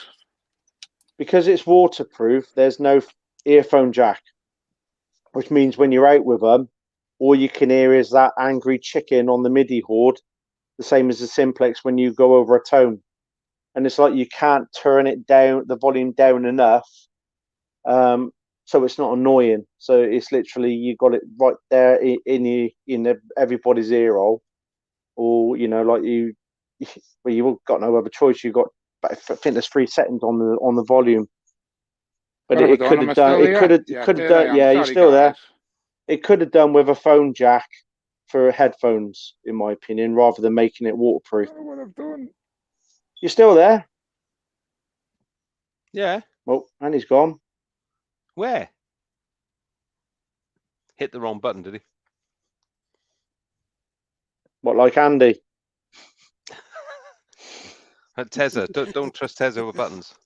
No, that's why I do the shows on a Saturday, so he doesn't have to push the buttons. That was funny. That we're saying bye to Paddy and Andy, and then all of a sudden, gone. I reckon Paddy had enough. Well, we were blaming it on each other. I can't remember pressing it. Rosanne can't. I was giggling at that before. I didn't press it. I know I didn't press it. I reckon Paddy had enough of his dad talking. Taking all the credit, stealing the limelight. I tell you what, that kid, he's got to touch him. He's a really lucky kid, him. I tell you what, if he, so well done to him, with his dad doing the camera work, Paddy's always in front of the camera, which is a different perspective to what some of us use. Some of us have got chest harness, so you're literally just looking down all the time.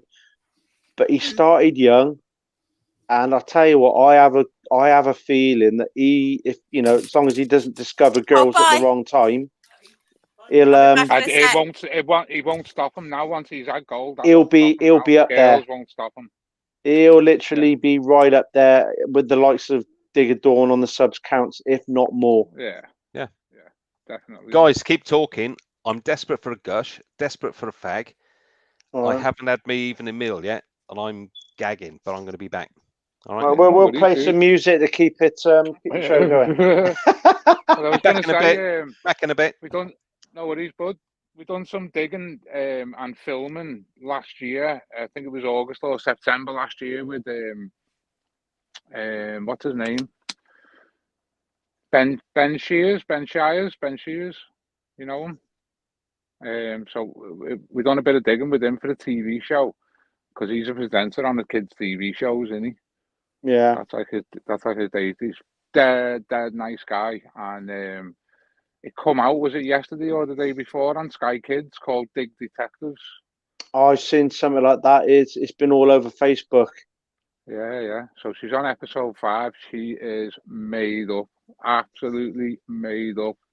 And all I'm getting now all the time is, Dad, when can I go digging? Dad, when can I go digging? Dad, when can I go digging? And it's like, I don't see it enough to get it out enough, you know what I mean? But a couple of weeks ago, we went out digging, and I come back, I was exhausted. And I went in my room in the dark and tripped.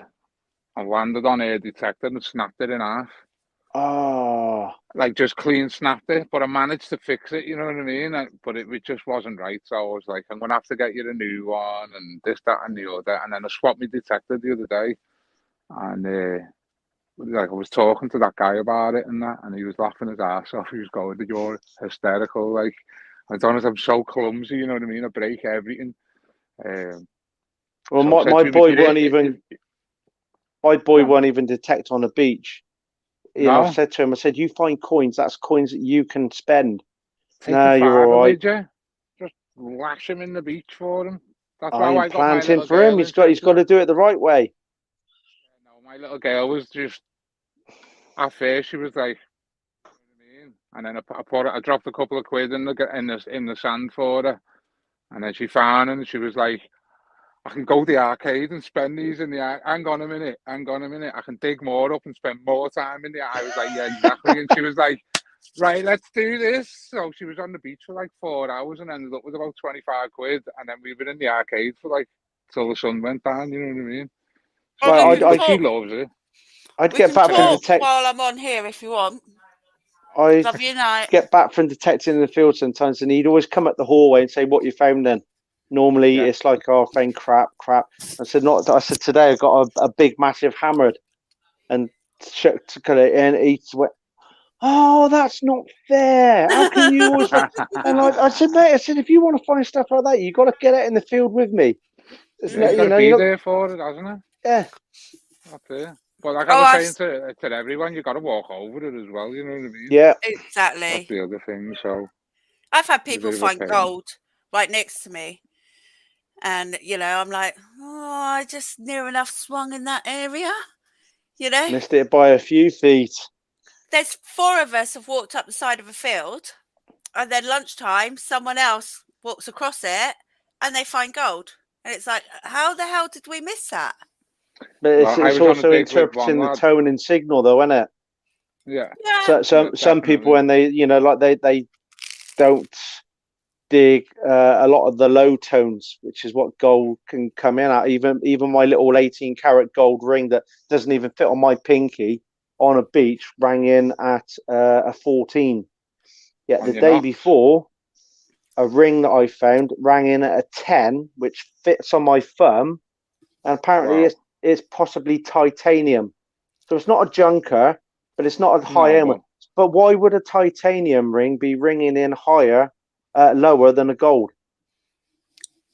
I have no idea. Weird, that, isn't it? I dig Weird. anything. I've only been out twice with me knock, so I wouldn't have a bloody clue, me. Do you know what I mean? I really wouldn't have a clue. I'm just starting. Dig everything. Like, yeah, well, it's like starting fresh again, you know what I mean? But I'm loving the fact that I'm getting to do it as well, because my shoulder, I went out all day with Day the other day, and my shoulder, my back feels wonderful. I could have done another day straight after it, and yeah. See, I've been fiddling around with the tones on my knock. So basically, I set is it the tone threshold? I think it is, or the tone volume is at 20. Is it 21 from 1 to? Is it 1 to 4, 1 to 15 on the VDI? So those low tones get a nice punchy volume beat coming through. Yeah, it separates it more from those minus iron grunt tones. And I'll tell you what, once I'd done that, it worked. When I found that Roman, it was unbelievable. I set my CTX up exactly the same like that. Anything that I was sure that it was something, I'd have it at a high, like I'd have its own tone, but it'd be really high, you know what I mean? So you could, and because you have the iron bias on, you never get the iron. But I had the foil on, like this mad grunt. So as soon as you went near foil or a can, you go rup, rup, rup, and it was like, yeah, don't go near that. I know them little crackhead bottles. What are they? Them little silver CO2 canisters that they all suck on the beach like crackheads. Oh my God, the beach is just littered with them, and you can go whoop, whoop, whoop, whoop, and then you'll get a 2p in between them where they've all been dancing and that, you know what I mean? But see, I'd like to be able to set the knocks up to notch out those, but see you later, Ken. Thanks for popping on. Because you got the low range from 1 to 50. If you notch out something that could be a bottle top, something else might still be in that in that area. So I don't notch anything out, and if it's a decent enough tone, I'll dig it. Yeah, I've started keeping all them for the scrap value, because apparently I was talking to one of the lads and he went, just keep digging them. 2 years, you get a wheelie bin full of them. Yeah. You know what I mean? Yeah, That'll be worth a couple of $100 in the scrappy. Yeah. Because they're heavy, you either got to sift through it into the right tubs when you get home, or you just empty it in a big tub, and then at the end of the year, you take a bit of time going through the whole trash to separate it then. And back to the saying about the baby as well. Every time she comes down now, she's like in the garden, because I every time I go out now, I just dump a pile of crap in the garden. I just tip my bag out, dump it out, pull all the best bits to one side, and then leave it in the garden to let the rain and the weather at it. And then the baby will come and she'll go straight into the garden, and she'll pick through it all, and she'll go, ooh, look at that, look at that. And also, you never know what could be in the trash pot that might be good. I know. And I think Paddy had that. Paddy's gold strap, you know what I mean? Yeah, Jesus he nearly threw it out, didn't he? And it was like a really thin gold ribbon. Jesus Christ. I tell you what, have you ever seen, I don't know if you can see this, but have you ever seen one of these? Because I have never ever seen one of these. See if I can. An envelope? No, it's a little. Shut up, you. Make him big, Paul. Not a skeet, is it? No. No, it's not a skeet. oh yeah, let's see if I can catch the light on it better for you. No, I tell you, it says on it, skill auto, like a half penny coin. It's a bit hard to see. See, I was out on the weekend, and obviously I've got to edit the video together. But the one thing that I did find in there was it's just over half of a Jetton. Oh, Thomas, and what sort of metal is that? Let me try that. And the Jettons are so thin. I showed me dad, and I said, "Oh, look what I got." I said, "I think I can just about make something out on it." And he held it in his thumb and his finger, and he was rubbing it like how to get the dirt off. And then there was a crack. Yeah. Oh, Jesus Christ, Dad! What have you just bloody broke? Have you got any idea what metal that is, Thomas? It's like a copper. Bronze. It's not a. Yeah, it could be a copper or a bronze. It's not a token, is it? Like a 1664 trade token. Oh, has it got half D on it? Yeah, it's got half D on it, and it says. Come on, brains. What is it? I don't know. Oh. Half D. Okay. I'd say that's what a token. What I would do is I would take a picture of it, and then I would do Google Lens. Ah, right. Yeah, I keep forgetting about that. I'd get Google to see if they can find another picture similar. Yeah, that was on the top. That when we stopped for a little break, just looked might down well and be on like, the Mister site. It might be on. Yeah. Oh, do you want to see something else I found on the beach? Hope it's not a used tampon. Bone. Weird bone though. Doesn't look like it looks like a human bone, to be honest. So I'm going to take it to the police station tomorrow and tell them I found it on Southport Beach and blah, blah, blah. But it's old and black, like it's been sat in the bogs for years. Because you wouldn't find bone on the beach, would you? You know what I mean? I never find bone on the beach. Well, some beaches you might. Well, yeah, you know, they try and come over in plastic dinghies, so you might find some bones on the beach. Which beach is it, Thomas? Southport by the pier, right by the pier. But it was in that thick black claggy mud stuff, where it's like peat. The beach. It's just I don't know what it is. Yeah, it's like mud. And the silty stuff. Black stinky mud. Yeah. So had a couple of surface finds. Which is why it's stained the way it is. Right, guys, I'm going to head off because I've got to have myself a shower before I head off to bed. Jay, so, Rosanne, do you want me to send you photos to Messenger, or would you rather have it sent to the email? Either way, or you can share screen. But you do it on your phone, I'll probably be doing it on my phone and reading the comments in the chat because it's a better quality picture off my phone. As you can tell when you watch our lives back, it's not so as good when I'm hosting because of the quality of the webcam on the laptop. Yeah, email. Okay. Why not? Because you can give us more that way, can you? I don't know. Whichever's easiest. If you want more off me, I can give you more.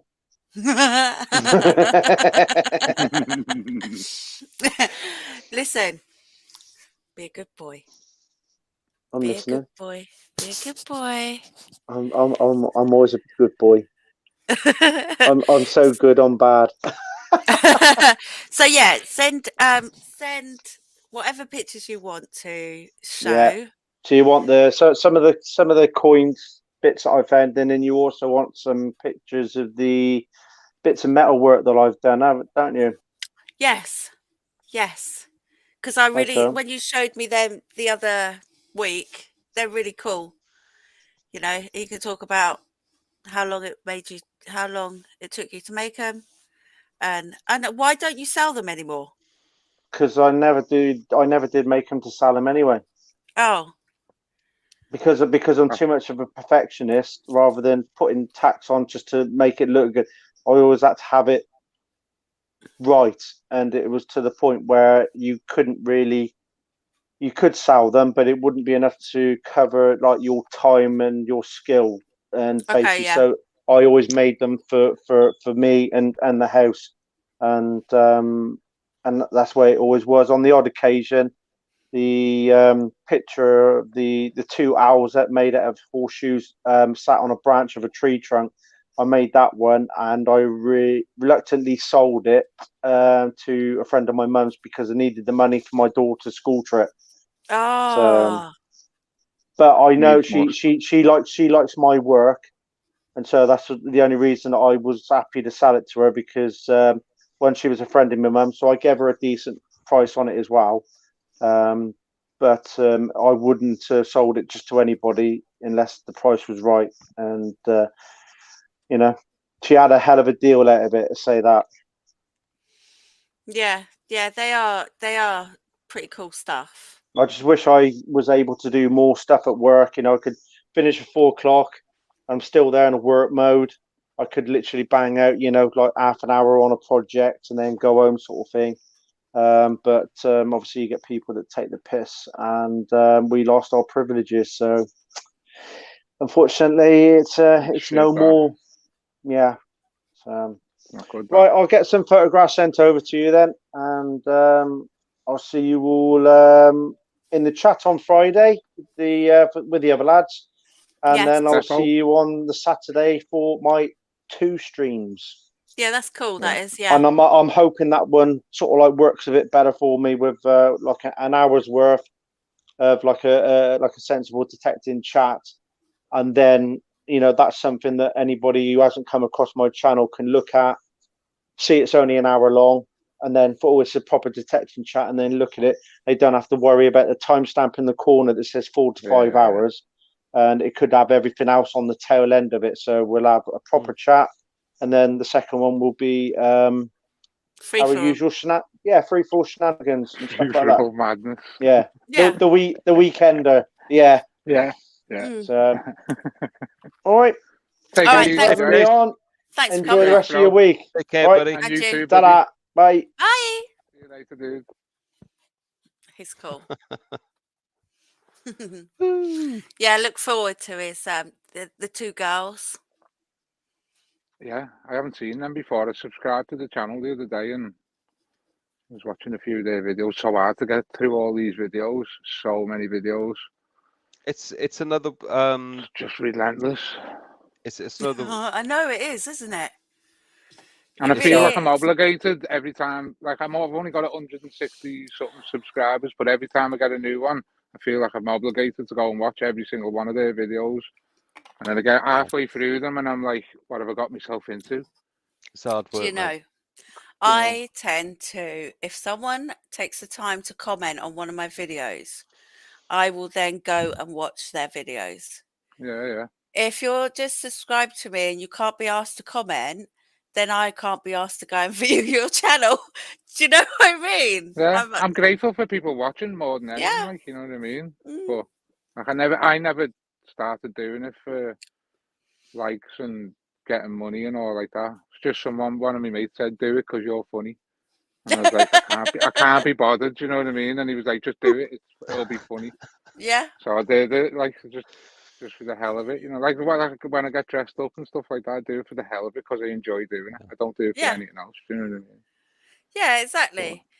And you can tell, I think, when you look back on people's first videos and then look back, say, a year later, and they're a completely different persona and personality, and you can see that they're just faking it.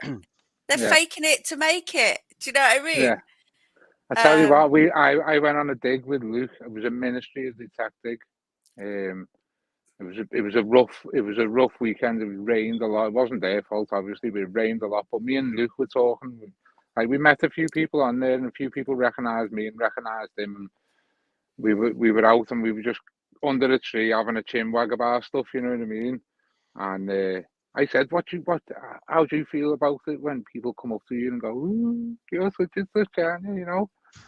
And he went, I went, do you cringe like I do inside? Do you fucking go, oh, like that and just want to crawl into the hole? And he went, yeah, every time. He said, but the enjoyment on their face equals it out for me. And I went, I know exactly what I was going to say, but inside you, you're like, oh, Jesus Christ, do you know what I mean? It's Yeah, how do you know me? yeah. But I'm in another big community on Facebook.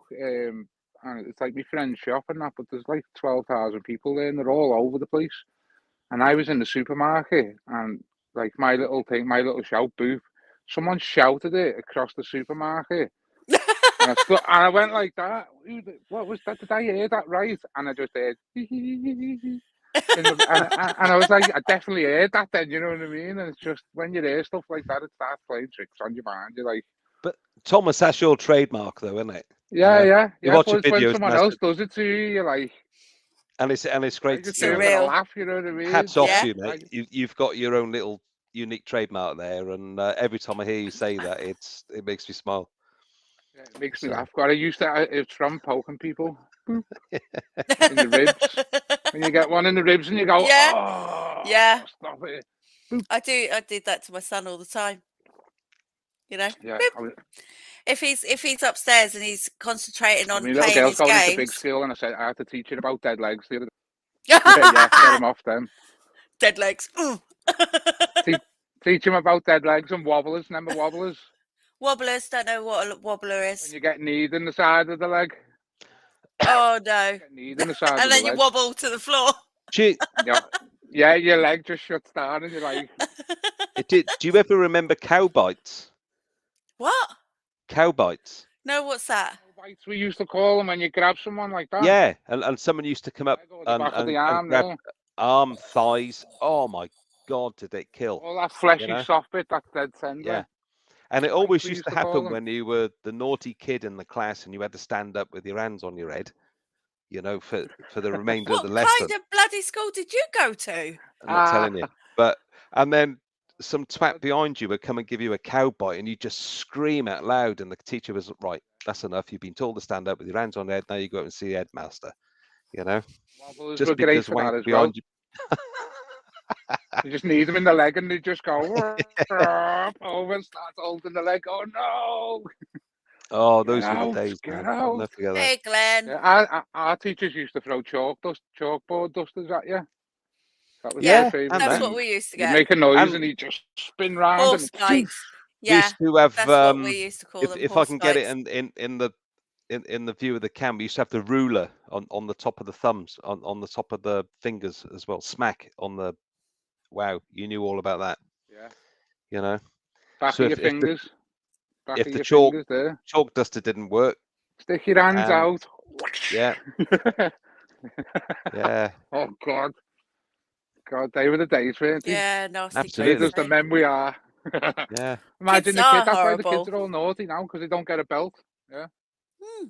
Sadly. Some kids are ruthless, like. Yeah. But, yeah, no. Do you want to see something I done that's going to break everyone's heart? Go on. Let's see.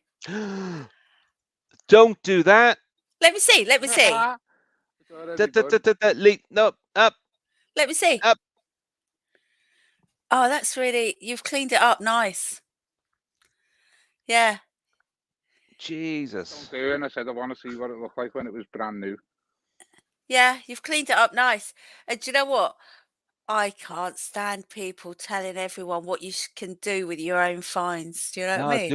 Do what the fuck you want with it. That's I know. That's why I've done it. That is beautiful, man. Exactly why I've done it. It makes me laugh when people if start telling you to put it in vinegar and start telling you to put it in lemon juice, and I'm like, oh God, please don't do that. But you know, it's up to everybody. You do whatever you want. As well, but I straightened it. If you've got a date on it, Thomas. Yeah, that's going to go on me. It's a buckle, no, isn't it? It's like a. Yeah. It's a thing to put your cloak through, a pin. I don't know if it's Roman or Saxon or whatever, but it's very nice. Liking that. Yeah, it's all intact. Liking that a lot, and mate. it's going to go on my outfit as well. Do it. And so when I get some natural fibre fingios, I'm going to have that keeping me cloak together, and then my furs over the top, and a bigger one on them.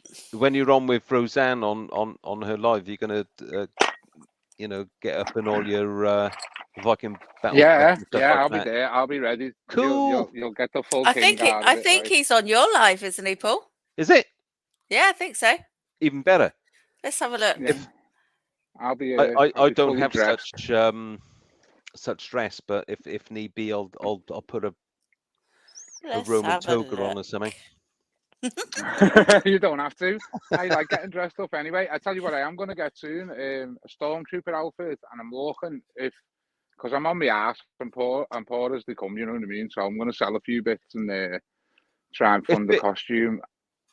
If it's of any interest to you, and you're into the Star Wars cosplay and all that kind of stuff, mate, there's a mate of mine who is Darth Vader of the UK. Is he? Yeah. And it's a guy called Roy Maunder, and he's got the most it's the most authentic Darth Vader costume. He goes everywhere doing it. I know a few people that have got them. Like one of me mates on a battle damage Vader the other day for a Comic-Con. Oh, it was unbelievable. But he's got his own Facebook page to encourage other people to get into it, and they do meets all over the UK. So if you're into it, cool. I'll pass you on his details. Yeah, defo do. He's into recruits for people to, from different areas to get into the same thing. I do a lot of charity work for Safa. I do collect them for Safa. Safa, yeah. Like that. Yeah. When I'm in me king outfit and stuff. So yeah, I have. My mate does Star Wars, and I want to do that side of it as well. So because you can get more. I've got a guy from Safa that that comes in to do work with ex-forces guys. More around mental health and all that kind of stuff. Yeah. That's why I started doing it mostly to get over the mental health side of things, my own more than anything, Yeah, and he's got a story to tell as well. His background of in the places he's been serving in. You know what I mean? You've got some cool looking stuff behind you. I'll take you on a tour. It is. Do you want a quick tour? There's all kinds there. You could be here for days looking at it. People come in and they just stand here and go. Do you know what? If you just took a picture of that backdrop, Thomas, it could be one of those 3D puzzle things where you're looking at the hidden objects in rooms. Where's Waldo? And that's like where my telly is with all my guns and stuff above it. That's pretty cool. And my painter on that side there. Wait, hang on, there's my finger. The painter on that side there, and then all the guns are up there. Very cool. I'll show you there. Nice. And then there's me helmets to when I go shooting, so they scare people. And jump out as a transformer, screaming, "Transformers assemble! Autobots assemble!" What's this? So guy are they like airsoft? They're like kids' masks. I sprayed them up. The guns. The guns are all airsoft guns. Yeah, they all shoot plastic BBs. Yeah, I'm part of an airsoft team, so I tell you what, they're so dangerous. It's not even funny. They're all within legal limit, but that's not the point. It's the speed they shoot. It's like on the sniper guns, they're not too bad because it's one at a time. But on the when you're getting fully autoed by someone and you're running away, oh my God, it's like a million bees stinging you. Yeah, my son watches a lot of airsoft videos, Yeah, I played with loads of them, like Silo and Norwich, and I played with loads of them. Like they're all good lads. Do you know what I mean? Have you seen the guy that posted up the video of the sentry gun, with the paintball in it? Yeah. Oh my God! I'm watching that kid trying to get across that garden. It was absolute. We used to play a game called Juggernaut, and there's a guy who gets dressed up in all the armor, and you give him a big minigun and stick balloons on him, and you've got to pop the balloons before he kills you, but you haven't got no armor, and if you get hit by the gun, it hurts so much. It really hurts so much. So as soon as you get it, you go, "Ow, I'm out, I'm not playing." And he's still got all his balloons. He's just doing. He just presses the button. It just keeps going. There's one of those videos where he sets him a challenge to say, you know, this thing is set on auto. You know, it's just the gun with a laptop and it's doing its thing. You know, and he said, I'm going to challenge you to get from point X to point Y without getting hit. Oh God! And even in slow mo, you just see this kid getting hit, walloped. What, 10, 12, 15 times in the space of half a second. It's what they don't show you is the aftermath when you get home and you're sitting there. He takes his stuff off at the end of the video, and the clusters of rashes and lumps and stuff like that and underneath. I thought, bloody hell. And they're there for months as well. They're not there for a few days. They're there for months because it's shock to your skin. It's not actually it's not like a bruise. But the bruise is on the outside of it. You know what I mean? The funniest thing though is the guy that set it up said he did it to stop the raccoons and stuff coming in his garden. You know, so it would be. Yeah, that's a boss. It's in the wildlife coming in. That's a good idea. That. Yeah. But as I say, he set this challenge, and this especially kid, if they're destroying everything, it makes sense. I mean, this kid was about 18, 19 years of age, but you could see he was so physically built as well, but you could see he was in pain, you know, 10, 15 every half second. There you go, innit? God, Jesus. Well, I've got my P90 shoots to 35 rounds a second or something. Wow. And it's shooting a 400 RP, 400 F, 400 feet per second FPS. So, is a P90 is that the P90 that was a World War II submachine gun, or is that the submachine pistol? Yeah, no, it's the later version. It's like the 80s, 90s version. I tell you who used them. The Belgian police have got them, because when I went to Belgium, the police were all just stood around with them in the street, and I was like, I've got one of them, and he just looked at me. He was like, what? Like, it's not a real one. It's not a real one, you know what I mean? And he was like, whew. Stand around with P90s and all kinds of stuff, and you're just like, because we're not used to it. When you look at it, you're like, what's going on here? You know, it looks like they're getting ready for war. Is that like your man cave? Yeah. I'm going to knock it down soon and make a bigger one. So I can have a YouTube end. And he would literally love everything you've got in there. There's everything in here. It's fully internet, and there's Ethernet cables. There's everything in here. Heaters. There's a stereo with all my LPs in here. Everything. A big model section on that side over there, and then on the shelves up behind me there's all kinds of model stuff. And so did you hear that? You can just sit in here Ethernet in peace and it's warm. Ethernet in the shed, mate. I did. Yeah, you should get it on your laptop. I know, it's only took him ages. I mean, ages. Yeah. He's got it now. Yeah, it's still shit, but it's there. You know. You need one of them booster jobbies. I don't know nothing about it all. I really wouldn't have a clue. If it weren't for me, mate, I'd be lost. He should be fine now. He's got an Ethernet cable. I think what he needs to do is defrag his machine. Yeah. I'll tell you what, the connection's a hell of a lot better tonight. There's none of that max headroom stuff going on. Yeah. You know what I mean? I need to give this a proper defrag, and what's the other thing I mentioned? You know, the clean it, wipe it all. The registry, because I've got so many programs I've had on here and taken off. It's probably clogged up all the memory and all that kind of stuff. So get rid of it all. That's what you do with a defrag. That's what a defrag is. Well, defrag is cleaning your disk of all the compartments. Defrag's a whole lot. Not in memory stuff. No, it's a different story. Is that the hard drive on the defrag? Specific hard drive defragging. Yeah. I haven't got a clue, me. I tell you. I just told me mate and go, James, it's broke again. And he went, what have you done? And I went to press a button and it just doesn't want to like me no more. Come and fix it. I keep forgetting my password and everything, and he just comes around and goes, just exactly, Glenn. That's what I reckon it is as well. Go. No, I've got all that on a separate disc, Glenn. It's on here. Yeah. It's on one of those things. which is not even plugged in. It's all pictures and videos and all that as well, isn't it? You know, when Yeah. people are just firing them over and stuff.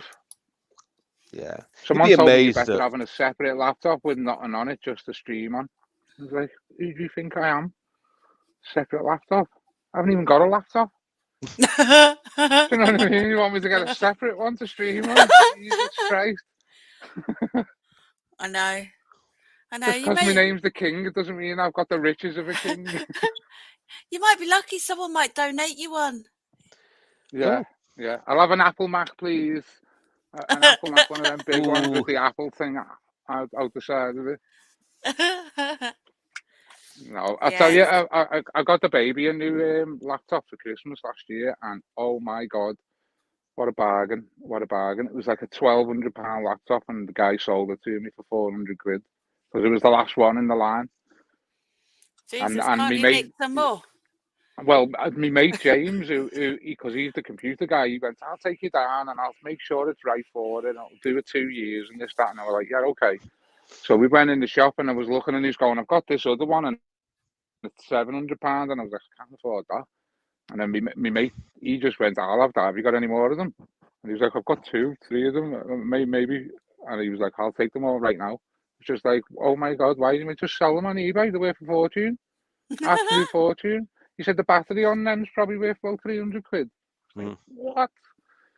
So yeah, he paid If for you his know, Christmas. you know, don't you know? Yeah, well that's it. He paid for his Christmas by coming to help me pick a Christmas present for the baby. So I was made up for him, you know, and the guy in the shop was made up as well because he got rid of loads of his stock. Yeah. So yeah, it was really good. But I haven't got a clue when it comes to laptops and all that. He's going to show me. Dave's going to show me how to do a few bits, and when I meet up with Luke, Luke said he's going to show me how to do a few bits as well. So yeah, Luke's really helpful. He's really cool. yeah, he done one of me. I think he done my first logo. Yeah, he did mine. Yeah, yeah. He's You good know, at them. And then he's a really nice guy, and you know, yeah, I don't think some people let it all go to their head. I don't think he ever will. no. I think it'll always be the same. I mean, do you I know talked what? to him for ages, and then I met him, and then we were sat on the beach on Blackpool having a good chinwag, and I was saying, do you know anyone from Liverpool? Like, and he was going, "Yeah, I know such and such," and I went, "Get out of town, like, I know them," and he was like, "What?" And I was like, they used to be like my best mates, do you know what I mean? When we used to all in the tattoo shops and all that, and he was like, "Well, you know when they were," I was like, "That means you're Luke then, innit?" Yeah, because like they always used to tell me stories about this Luke. He was always up in Widnes, and all my mates lived up in Widnes, and they'd come to Liverpool of a daytime and then go home and hang around with him of a night time, and they'd tell stories of him to me. What a small world, isn't it? Yeah, it's mad. So after like 20 years or whatever it's been, we meet up on a beach, and it's like, yeah, you know everybody I know. Everybody, all your old mates are my old mates, but just from different That's points just of the crazy. day. That is crazy. So yeah, and we get on dead well because we're sort of like the same type of people. You know what I mean? We're dead easy going, and everything's just bounces off. If you know go, what I mean? for me, if you go back to last week's stream, it was so naturally flowing. And watching Luke unfold, what he's doing, talk about what he's doing and why he was doing it. I was just absolutely fixated on stuff that he was showing and talking about. Yeah. And I was it was going to amazing jump on, couple of but hours. I didn't have the time. But yeah, he's. Do you know what? He's very creative.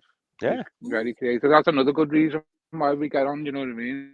Yeah, and it was just really, I suppose, for want of a better word, totally inspirational about stuff he was making and what he was doing with the kit he's got at home in his own man cave, or his whatever he calls it. He's in a loft, isn't he? Yeah. He's in the man loft.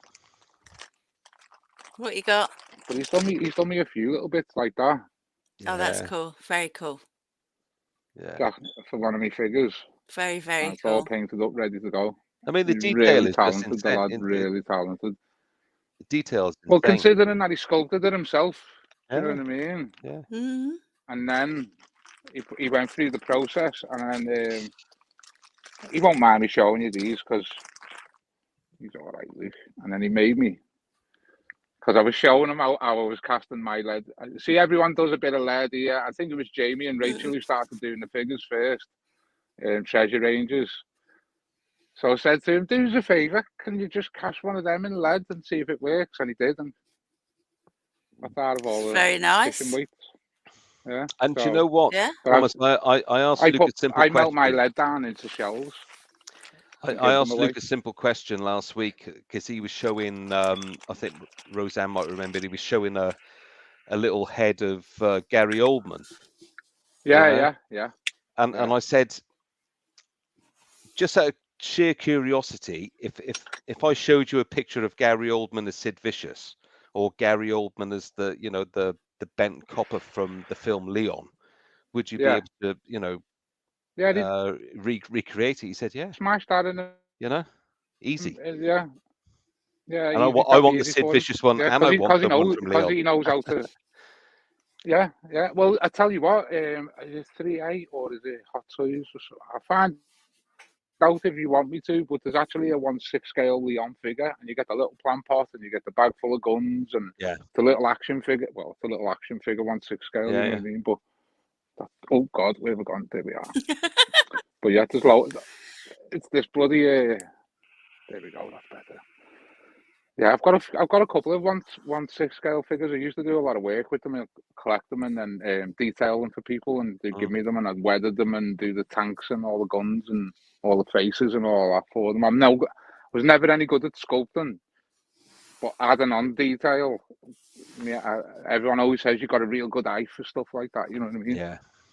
Don't know if you'll be able to see these up here. I started doing stuff like they're a bit dusty. All right. That's the Iron Man 1/6 scale, but I painted in manga colours, and then the minigun on the back up there. Yeah. Cool. And what's that to the right hand side of him? Sorry, to the left hand side of him. Your right hand side, my left hand side. Yeah. Silver Surf. That's a Silver Surfer. Surfer. Yeah. Stealth Iron Man that I made, and then there's a Velociraptor with a TIE fighter pilot sitting on the top. So, what do you make them from, and how do you buy kits, or do you make the kits and then the kit bashed? So I'll buy 1 or 2 of the same kit, or like because I've got boxes of kits just sitting around, you know what I mean, with all bits and bobs that I've just snapped off, and then I'll kit bash. It's called kit bashing. Then so you'll get the kit and build it, and then I'd put loads of add-ons, or you get a putty called like milli put or sculpting putty. And then you'd add bits of that on and shape them to whatever you want them to, you know what I mean? So you can go mad with them, like shape it to the missing bits. Yeah, or the bits that you want to flare out, or just whatever, you know what I mean? Yeah. But Luke's got a bit of advantage now because he can just go on his computer, do that. Yeah, and make his bits. Thinking about it, and then just wait for it help me out. to print out. Yeah, just wait for it to print out. You know. Night, Glenn. Yeah. I've got Night, Glenn.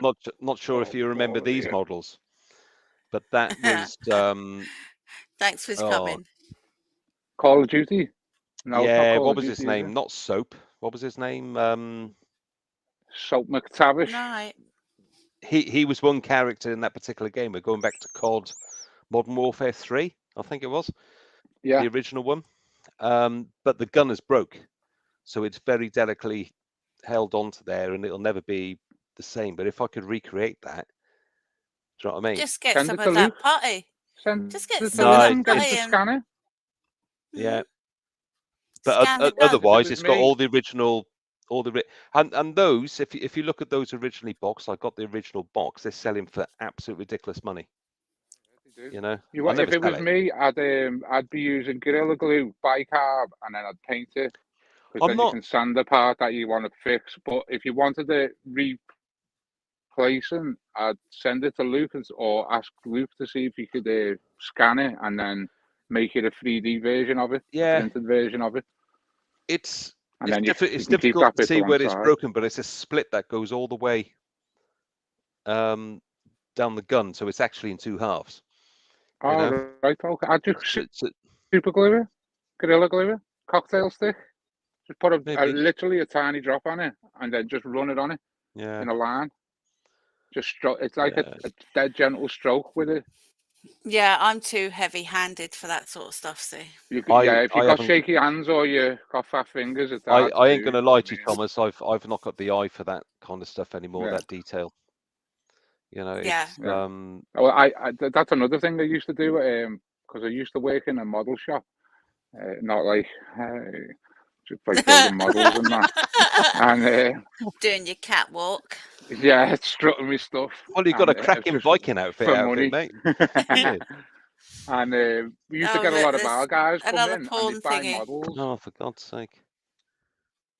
These our guys would buy models, but they couldn't build them, and they just stashed that big stashes. And then I'd say to them, "I'll build them for you if you want." So I made a little business then of just charging them the price of the kit to build the kit. Yeah. And then they'd always come in and go, "Yeah, there's a load of stuff and paint and money and la la la," and then you end up accumulating all this crap. You know what I mean? It's honestly, if you come in, there's tool boxes here full of them little paints, like thousands of pounds worth of paint that it's just you'll never use. But if anyone ever needs any, I always just go, "Yeah, I just have them, you know, no skin off my nose. I got them for nothing, so yeah, bit of a bonus."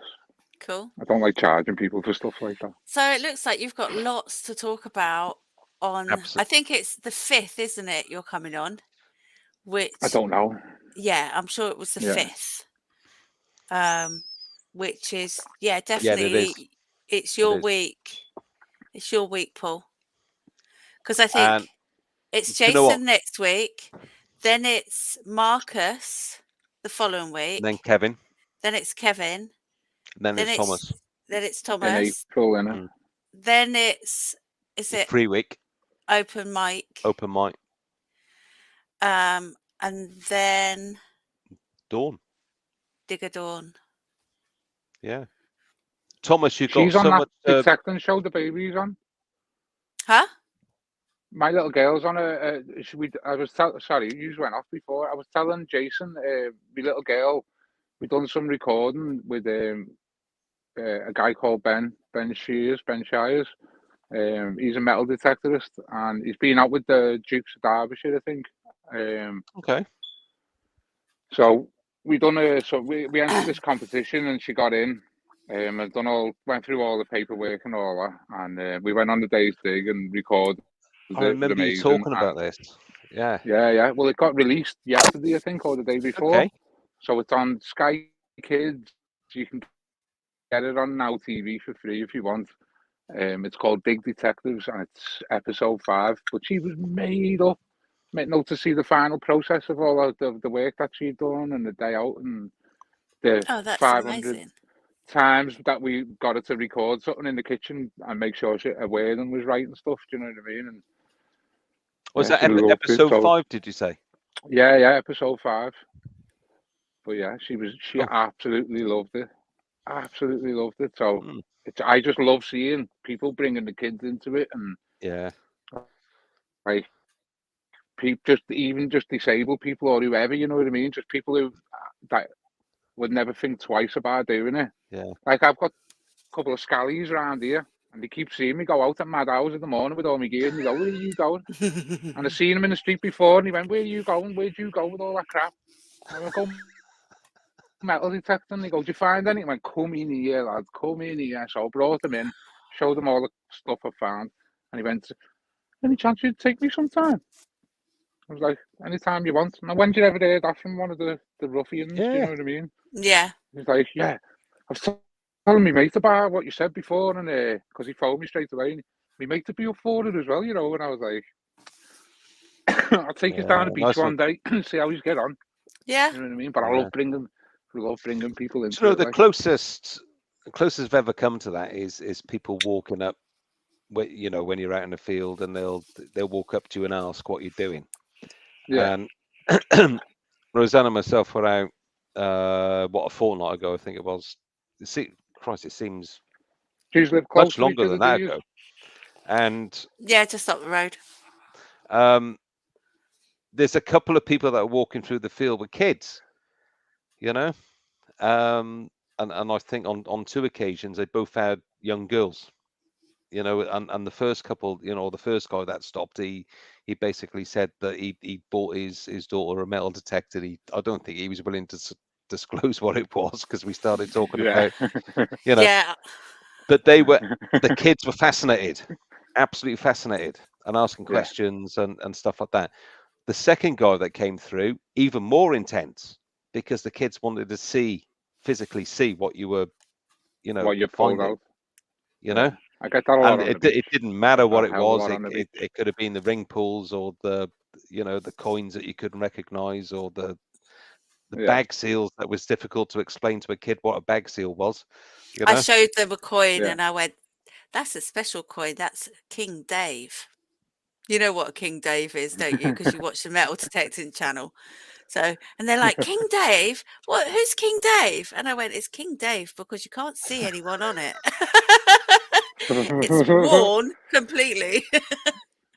Oh, okay then. But these, you know, these kids were into it, and they were. I tell you what, if you would had a spare machine, they would have been all over the field with They it. jump Do you know what I'm right on saying? it. They will. I think when I'm on the beach, I give loads of stuff away to people. Loads of stuff away. Because they come up and they go, "Have you found anything?" And I'm just like, You've been on 4 hours now. I think you should call it a night, unless you're going to pay for it. No, I still got 16 hours left. Okay. You know, but I'm gagging for something to eat. I haven't eaten since I got home, so oh, that's not good. I had a sausage dinner before. I keep telling you, you need to grab something as you walk in the door, or grab something on the way home. Sticking in the Mikey ready. Doing it on the way home is not easy. You got petrol tonight. Yeah, but it wasn't the kind of place where you could just get a meal deal. A meal deal kind of thing. Do you know what I mean? And it is what it is. It's no big deal. I can sit down and watch. What do they call it? Oak Island. Are you into that? Yeah. Yeah, I love Oak Island. He's right. You know, I still don't know. Gold divers and that. I still have no idea what that is. Oh, you need to. You need to watch it. Oak Island's good fun. What channel's it on? Oh Christ! It jumps from channel to channel. It's been on Disney. It's been on History. I think it's on History. I think it's back on History again, or Discovery. Yeah. You can watch it on YouTube. Yeah, I was going to say, can I stream it? Yeah. Because I don't pay but for the a history, and they, you know, what really grabbed me is after, I think, the second series, when they eventually found that you know, the Knights Templar cross. Do you remember that, Thomas? They found that, and I thought, now we're whistling Dixie, mate. Now they're finding 12. Yeah, because they were finding bits of wood and then speculating. But this particular on it, cross that they found, you know, they went to the metallurgist and stuff like that, and the carbon dated it. It went back to, I think it was 1180. Yeah. What's it called? That got my attention then, and oak, as in like wooden. Okay. The Curse of Oak Island. Yeah. What? The Curse of Oak Island. It's called. The Curse of Oak Island. Yeah, Rich and Marty Lagina. Oh. It's proper fascinating. Yeah. I want to go over the States, and I want to do some gold prospecting, some gem hunting, and some wild boar hunting. Do you ever, Thomas? Do you ever watch all the gem hunting in Australia? Oh yeah. Outback opal hunters. Yeah. Oh my God, I want to get down to Kalgoorlie and get some nobbies, Fucking hell. Some of the money they're getting for 100 grand and stuff. Yeah, this girl pulled out a tiny little bit like that, a bit no bigger than your thumbnail. In you know, real black opal stuff. Yeah. Well, you know, the places where they're finding that, where they're finding the opal, they're not looking for gold, because the opal's more valuable than the gold. So yeah, they don't 90 look for grand the gold just in for them those 2 places. pieces. 90,000. Yeah. Wow. Yeah. They do a lot of gold prospecting out there. But the funniest thing is they were just taking it to your outback little shed place, Do you know what I mean? Yeah. And this old geezer coming out with cleaning it blue up. teeth and whatever, saying, "Give you 90 grand for that." Yeah, Sweet. yeah. No And you're worries. just like, he's got 90 grand. What's going Yeah, on? that's an absolute fascinating thing to watch. That. Yeah. Well, I watch. There's a guy called what's his second name? Justin. His name is Black Opal Direct on YouTube.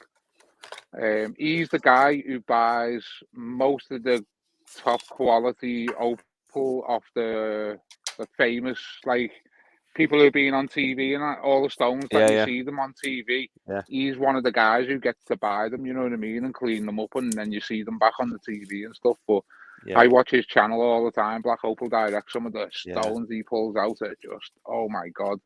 I actually, talking about opal, I've got a friend, and we were talking about opal. We were talking about what's your favourite gemstone and stuff, because we both collect crystals and that. And I said, opal, but it's got to have a full spectrum, and it's got to be crystal opal, the white stuff. That's my favourite, like fire opal, you know what I mean? So she was like, really? And I was like, yeah. And then my brother shouted me, and he went, come here in a minute, I need a hand with the car. So I went outside, went out the front door, stood on the doorstep, lit a ciggy up, went, what do you want me to do? And he went, it doesn't matter now. So I went, all right, I'll go in. I turned, and as I turned to look down, it was like a sunbeam off the floor stabbing me in the eyeball. Couldn't not see it. I couldn't not see it, you know what I mean? It was like a ray of light just hit me in the eye. I was like, what is that? Like, not even like a diamond glint or a glass glint. It was something else. And I was just like, what's that? Picked it up. It was apparently they're called teardrops of Freya. When you find a teardrop opal, Okay. it's like a teardrop from Freya. It's like a gift from the gods. Is that the orange reddy type? Yeah, but it's white with orange and red right. in it and green. Yeah. It's got every colour in it. It's full spectrum. So I found that on the floor, and then I run back in and went, oh my God, you're not going to believe what I just found. And she's like, what? And I went, a piece of opal. So yeah, cool. I'll find that for when I come on. I'll find that picture, nice one. and I'll stick it up. And then she bought me a longbow, an English longbow, and her husband, as like a gift, because I don't know, just for the gift. So I sent them a big double bit axe, big sharp, massive beast of an axe, and then I put their names engraved in it, and then I put the opal rod in the middle of it and sent it to her. So she was well made up. Big, sharp, dirty axe with the opal in the middle of it, so she can hang it on a wall now, you know what I mean? It's amazing, though. Sweet. Does Dino do sticker giveaways? I think he does, doesn't he? Yeah, I think so. Yeah. I'll I've got some of Dino's. Give him a couple of extra from my channel then. I haven't got anybody's stickers, and I need to get some so I can start giving them away. Yeah. Yeah. Dino's got some new ones though, because he had some Latin ones printed up, didn't he? Remember that he took these out and then had all this translated into Latin, and then got all those printed up. He's got some new ones out and about. The advantage of printing them in a dead language, everyone can read it. Well, there was a lot of piss taking going on his Facebook, of, posting up all sorts of stupid conundrum Latin phrases that he was not able to translate for whatever reason. But yeah. So, what part of the country are you used to in then? Down in Hampshire at the moment, Thomas. But so near Aldershot. Yeah. Right. Okay. South Wales for me originally, and then when I was 3, I was up in your neck of the woods, but slightly opposite on the other end of the tunnel. Oh, well, if we're at the Wallasey end, brother, at the Wallasey end. If we're going as far back as bloody 3, then when I was 5, I used to live in Stirling. Yeah. Scottish lad. Scotland. Yes. You never kept that accent then, did you? No, I know. And all my cousins take the piss. So when I go up there, they're like, why are they all Scottish? Yeah. Yeah, because all my family is you Scottish. You walk around going, ugh, ugh, ugh. Yeah, all of them are Scottish. Even my mum still has her accent. But yeah, I went to school. That's what happens. You lose your accent.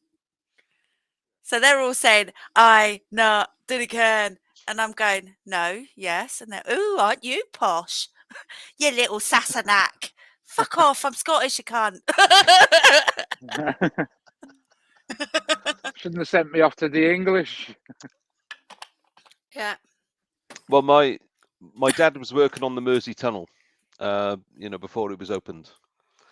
So we were over in New Brighton, Wallasey area, and another Cool. family member was over on the shipyard. What was it? The Princess Dock, Albert Dock, the Wapping Dock. all I can remember is begins with a C, and it's a huge bloody great place. Massive great place. They used to build warships and submarines and all that kind of stuff. It'll come to me in a minute. The dockyard further down. I know what you're on about. Yeah. Oh, I mean, it's been disused for donkey's years, and it's it's a disused site that is all warehouses now. Are you sure? Because I'm going to tell you exactly what it's called now, mate. Let's have a gander. There's a place over the water that still builds battleships and all that. On our side. Can't think what it'd be on our side. I know there's one over the water though. Not Southport. Not Southport.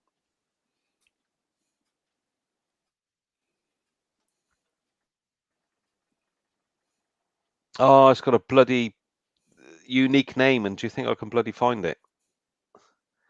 It's not the Wirral either.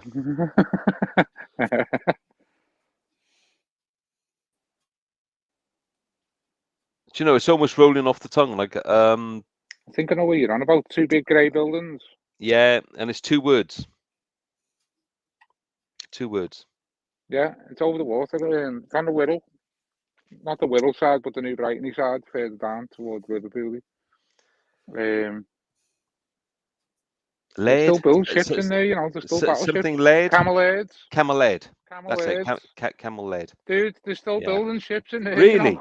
Because it was derelict for years. Yeah, there's battleships and everything. No, you come over to our side of the water and get a pair of binoculars and just look out, and there's proper battleships coming out of there. Like, they refurbs. Yeah, they do all kinds in there. Like, yeah, there's still people working hard in there. Yeah. Proper bizarre. I think you'll find old Anglo-Celtic Steve. I think he was on the Wirral end of Merseyside as well. Is he? Yeah. Yeah.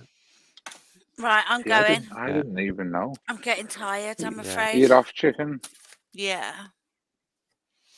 Yeah. It's been a long one. It's been a long one, but good fun. Yeah. It's been fun. See you again. And you. And I'm just going to sign out and leave you two to it. Yeah, I'm going to be heading off shortly, but see you later. See you soon. See you later, up soon, Rosanne. Bye. Bye. I was gonna say, Thomas, we'll have to catch up, prior to the live, just to I think me and you could talk for hours on all sorts of different shit. Yeah, definitely do. But just to get a theme going for the night, because you've got so much going on.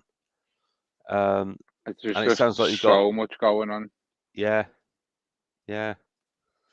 But I'd be really interested to know. I was out of the room when you were talking about the, getting the Equinox over the CTX.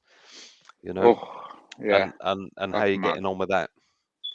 That's absolutely, it's a big difference. Yeah, big difference. Yeah. Shocking difference, in fact. I took a Deus out for a day and thought I was going to keep chucking it in the sky every time I swung it because it was so light. And I thought that's what I was doing with the Nox. I thought I could. Same with the Nox. Yeah. But then the following week, snap every time. I thought, honestly, I took out a CTX and I kind of thought, Jesus, how the hell do people swing this? Do you know what I mean? Well, I went on a ploughed field once. A stubble field, and we got told it was soft stubble.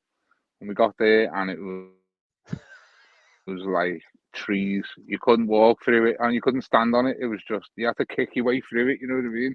Proper rape. So I rape stood stubble. there. I'm going. This is not going to go well. This for a few people because I could see all the noxes coming out. Yeah. And I was like, this is not going to work. So I just started swinging, and it looked like I was chopping trees down because I had the CTX, and it was just taking it. It was taking it, and it wasn't too bad for the CTX because they weren't like. But one or two of the guys were on with the Nox 800s, and I just seen him beating. He was beating the stubble, and then after about 10 minutes of it, you just heard snap. Yeah. Damn it! I was just like, the old lugs on the coil gone. Yeah, he snapped it clean off, but he was whacking the stubble. You know what I mean? No. So all it needs. You've got to be I careful mean, with them, man. Gently of course with you them, have. innit? And it's sadly, it's not just the Nox that's that is. No. All of them will do it. That, yeah. All of them will do it. My old Garrett. I mean, my God, the amount of replacement lugs I had on that coil is bloody ridiculous. And that was they're two totally different coils. One's the Garrett coil is 3 times the weight of the Nox coil, and it still snapped going through. Jesus. Yeah, and the cold happen weather on, doesn't help it either. No, but it doesn't help that the build on I will say that the build on the Equinox is they've done it cheap. I'm not gonna it's a common thing to know. The materials are shit, right? Yeah. And those lugs are so thin that hold the nut weight of all that together. It's ridiculous. Yeah. And it does make sense to get one of them printed, plastic things to put a shield to put over the top. It does strengthen it, but it's still going to snap. Yeah. Well, that's it, isn't it? I mean, with mine, I got everything with mine fully upgraded. There's nothing you can't buy for mine.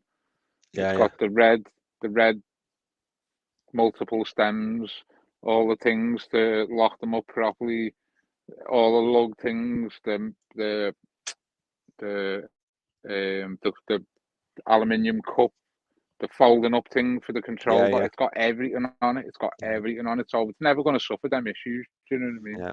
But I couldn't resist. My back was just screaming at me and it was telling me no more. Like, not surprised, mate. I handled that CTX for about 5 hours of a 9-hour detecting day, and after 5 feel hours, wrecked after it. All your other side just feels like as soon as you put it down, you go, oh. Yeah. Honest to God, I had off to you for 10, enduring 12-hour days. Yeah, well, when I've been on digs with the day, from Detects, I've been on a dig with him, and we've been out for 12 hours, and then we've come back to the tent, had something to eat, and they're all having a drink and a laugh, and I've just carried on detecting for another 4 or 5 hours. Yeah. I've come back to the tent just crippled. Do you know what I mean? Because my body couldn't take it. Yeah, I believe it, mate. I really do. Love that. I love it. I'm gonna want a new one. Anyway, mate, I'm gonna head off myself. All right, I'm gonna no worries, Paul. Get myself something to eat and all that kind of stuff. So it's have in a crumpet and a cup of tea.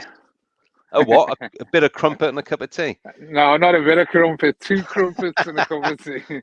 I wish I could get a bit of crumpet. Oh, I was going to say not in that order, But listen, be good to chat, in a back room, before we jump onto a live stream and get you in, mate, because you've got so much to talk about. And it'd be great to unfold a lot more of your interests and stuff like that. So look forward to it. All right. Yeah, cool. And have a great rest of the night, man. And I'll send you a load of pictures and stuff ready, and we'll have a chat. Yeah. Facebook. Have I seen you on Facebook? Or WhatsApp, whatever. I don't know. We should have. I'm sub to you, I think. Should be. I'll email you. It's easier.